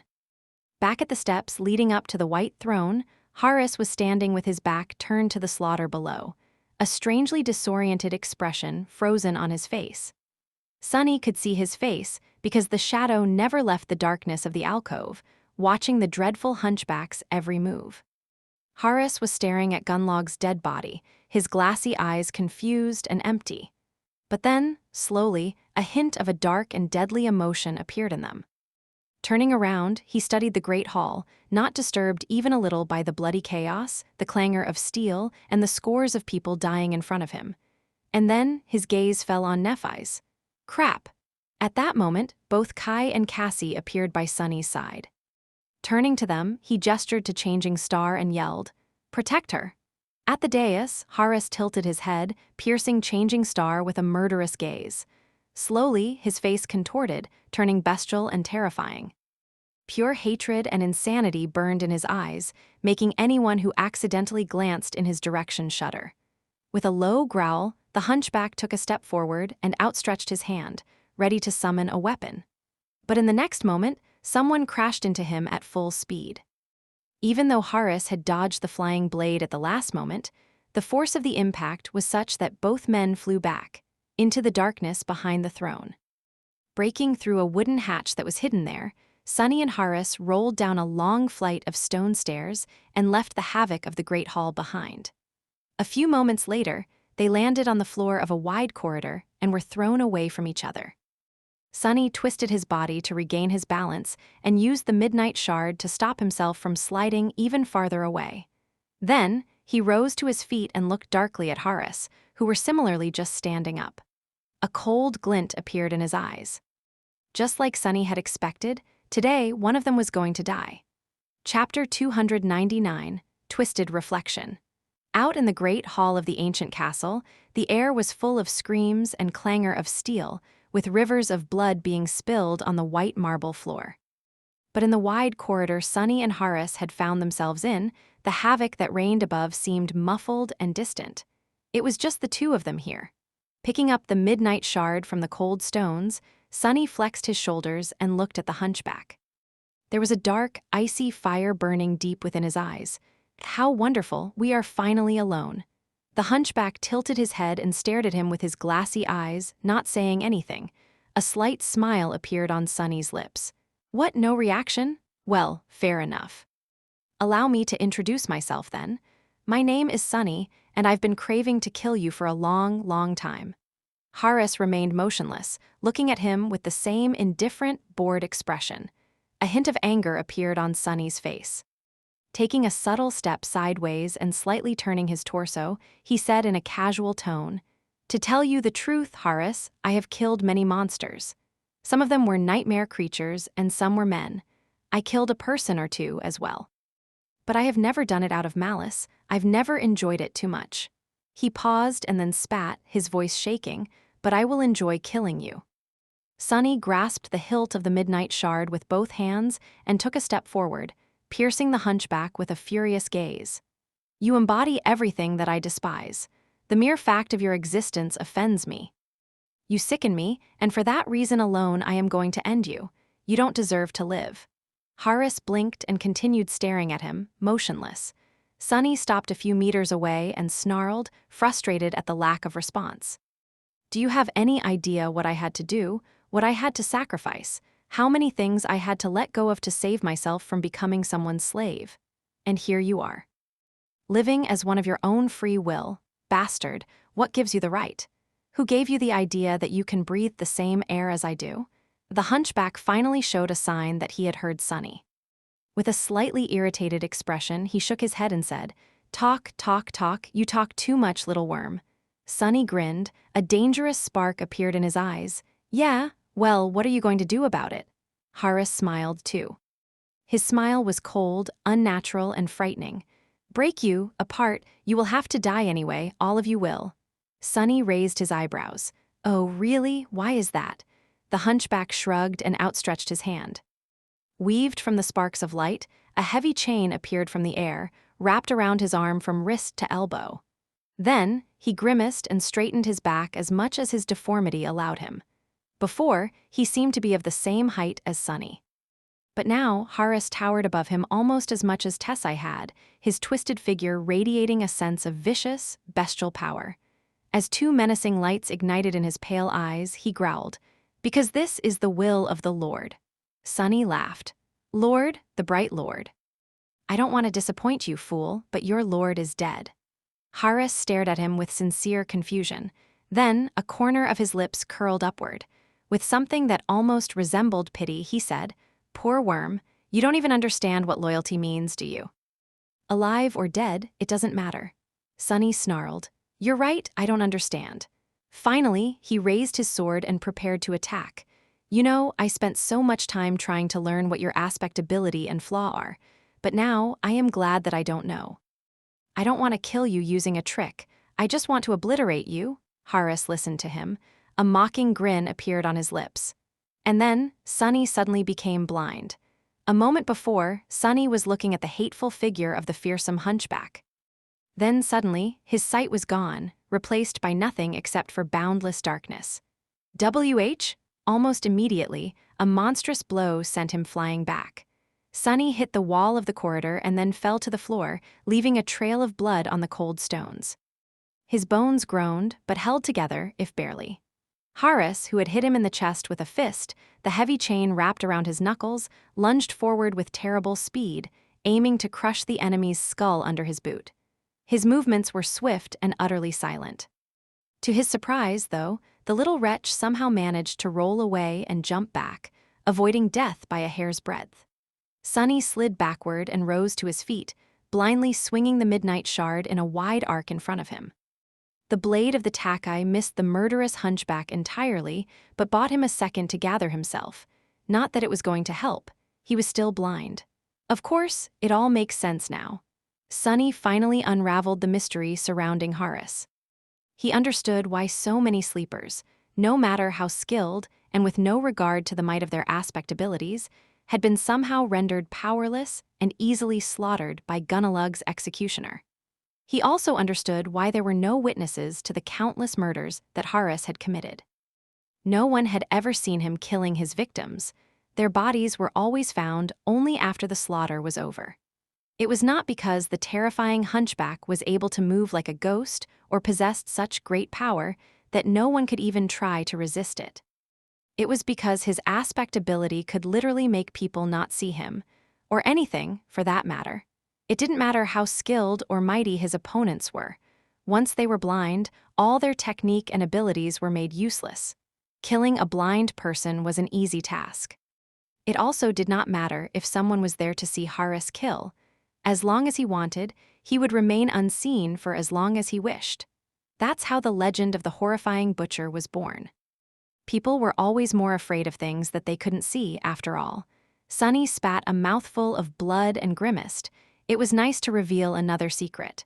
The question was, would he be able to survive knowing the truth? Chapter 300, Bright Lord's Slave. By a twist of fate, today, Harris was facing possibly the worst opponent he could have faced on the Forgotten Shore, among the sleepers at least. However, Sonny wasn't surprised. He had always felt that he and the murderous hunchback were destined to end up fighting each other to the bitter end. Before, he had thought that this was just intuition, but now he knew that his occasional and subtle premonitions were anything but random. All that time ago, he had already sensed that the two of them were connected by a string of fate. Was it such a surprise, then, that his aspect happened to counter that of Harris to large extent? And it did counter it, although not completely. If anyone else was in Sonny's place, they would have been already dead. Robbed of their sight, very few people, if anyone at all, could have resisted the furious assault of the terrifyingly strong hunchback. But Sonny wasn't just anyone. Even while blind, he had shadow sense on his side. While it wasn't the same as being able to see Harris, by sensing the movements of his shadow, Sonny was able to predict his attacks with at least some level of precision. It wasn't perfect, though. At least he had not reached the level where this form of perception could fully replace vision. So now, Sonny had a choice to make. While his shadow was wrapped around his body, it gave him an incredible boost in strength, speed, and endurance. It wasn't able to provide him with a second pair of eyes, however. So he could either continue to rely solely on shadow sense and keep this boost, or let the shadow go and fight Harris with just his own strength while being able to see.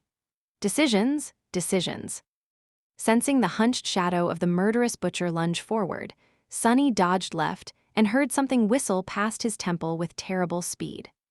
A fraction of a second later, and his skull would have been crushed by the links of the iron chain wrapped around his enemy's fist. He missed the hunchback's other hand, though. His wrist was suddenly caught in an iron grip and twisted, forcing Sonny to yelp and let go of the midnight shard. Another second, and his bones were going to shatter.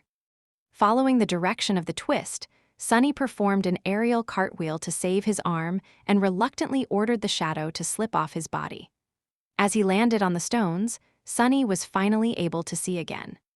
Harris was holding him by the wrist with one hand, his other raising to deliver a crushing blow. Sonny doubted that there would be anything left of his face if he were to allow that blow to land. He still held the midnight shard in his free hand. Turning the tack-eye upward, Sonny thrust it in the direction of the hunchback's throat. As a hint of surprise appeared in his enemy's eyes, Harris changed the direction of his strike, turning it into a block instead. The razor-sharp blade bit into the links of the heavy chain, wrapped tightly around his forearm, and bounced off. However, that gave Sonny the opportunity to wrestle his wrist free and jump back. Despite the fact that his bruised hand was shaking, he put it back on the hilt of the midnight shard and faced Harris once again. The hunchback titled his head and stared at Sonny with an amused expression. "Slippery worm, how are you doing that?" Sonny grinned. "Wouldn't you like to know?" Then, he grimaced and added after a few moments of pained silence, "I can still see you thanks to my aspect." Harris grinned. "Oh, good, it is nice of you to tell me." With that, he suddenly threw his hand forward. What is he doing? The distance between them was too large to land a punch, but in the next moment, Sonny realized his mistake. It was too late, however. The chain suddenly flew off the hunchback arm and instantly covered the distance between them. Before Sonny could react, it was tightly wrapped around the blade of the midnight shard. Then, Harris pulled it back with tremendous force. Sonny could either allow himself to be thrown to the floor right in front of the cruel executioner or let go of his sword. He chose the second option. The midnight shard flew far away and fell on the marble floor with a melodious ringing. There was little hope of retrieving it, and Sonny doubted that Harris was going to give him enough time to dismiss and summon the take again. Indeed, almost instantly, the fearsome hunchback was already lunging at him, the iron hammers of his fists ready to break every bone in Sunny's body. "Go die, bastard!" Sunny growled and dashed forward. Dodging a deadly strike, he twisted his body and delivered a ferocious blow of his own. His fist connected to the hunchback's chin, making Horace reel back. Sunny might have been lean and not as tall as most men, but he wasn't a weak outskirt kid anymore. The power of 900 shadow fragments, each earned in a deadly fight against unimaginable horrors, coursed through his veins. He was much stronger than he looked, strong enough to shatter stones with his bare hands. And yet, he wasn't nearly as strong as Horace. While shaken by the blow to the face, the hunchback didn't look seriously hurt, but his next strike almost made Sunny buckle. For a few short moments, the two of them became entwined in violent, barbarous combat. Using their fists, legs, and even teeth, they did anything in their power to destroy the enemy. Horace fought with the measured skill of an experienced killer, while Sunny fought with the desperate, feral cunning that his cruel upbringing had taught him. The hunchback was at a dire advantage in that fight. With his tremendous might and much larger weight and reach, all he had to do to win it was to wrestle Sunny to the ground. Knowing that, Sunny had done everything in his power to avoid being grappled. He twisted and moved, dodging the hunchback's large hands and delivering strike after strike. Soon, Horace was bleeding from a half-dozen cuts on his angular face. Sunny, however, was in much worse shape. The hunchback's fists, and especially that damned chain of his, had left terrible marks on his body. The skin on his forehead was split open, and a stream of blood was flowing down his face. Usually, that would have blinded a person, but both of his eyes were already blind. He was using his shadow to see. How ironic. Still, it was just a matter of time before Sunny made a mistake, and very soon, he did.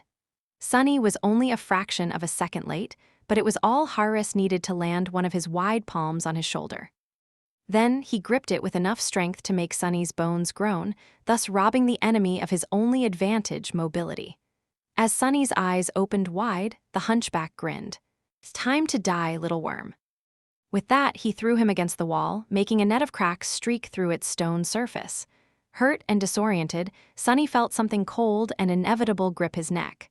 Looking his victim right in the eyes, Horace squeezed Sunny's neck and smiled. "Good. It's good that you can see. Usually they don't. Such a pity." Sunny raised his fist and hit the hunchback in the face, but to no result.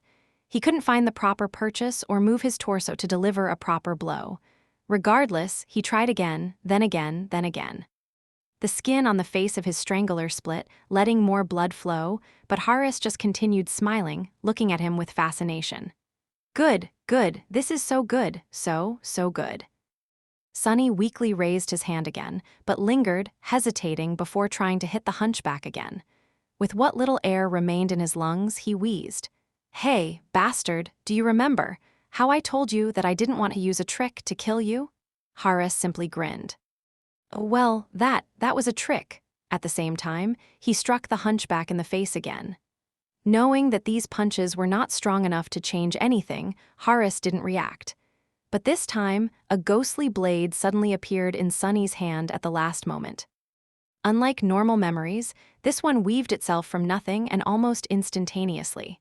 Then, it pierced Horace's temple and sunk deep into his brain, killing him on the spot. The grin froze on the hunchback's lips. His eyes widened, then slowly turned glassy. His terrible grip on Sunny's throat weakened. Then he crumpled to the ground like a broken mannequin, his empty eyes still open and staring into nothingness. Sunny fell to his knees and drew a hoarse breath. "Die, you bastard! Die, die, die!" A wicked, furious grin appeared on his face. "Die and go keep your lord company in hell." Shaking, he used the wall to stand up and looked at the dead butcher with a strange mix of hatred, triumph, and contempt. After a while, he said, "Don't want it doesn't mean I won't, you fool."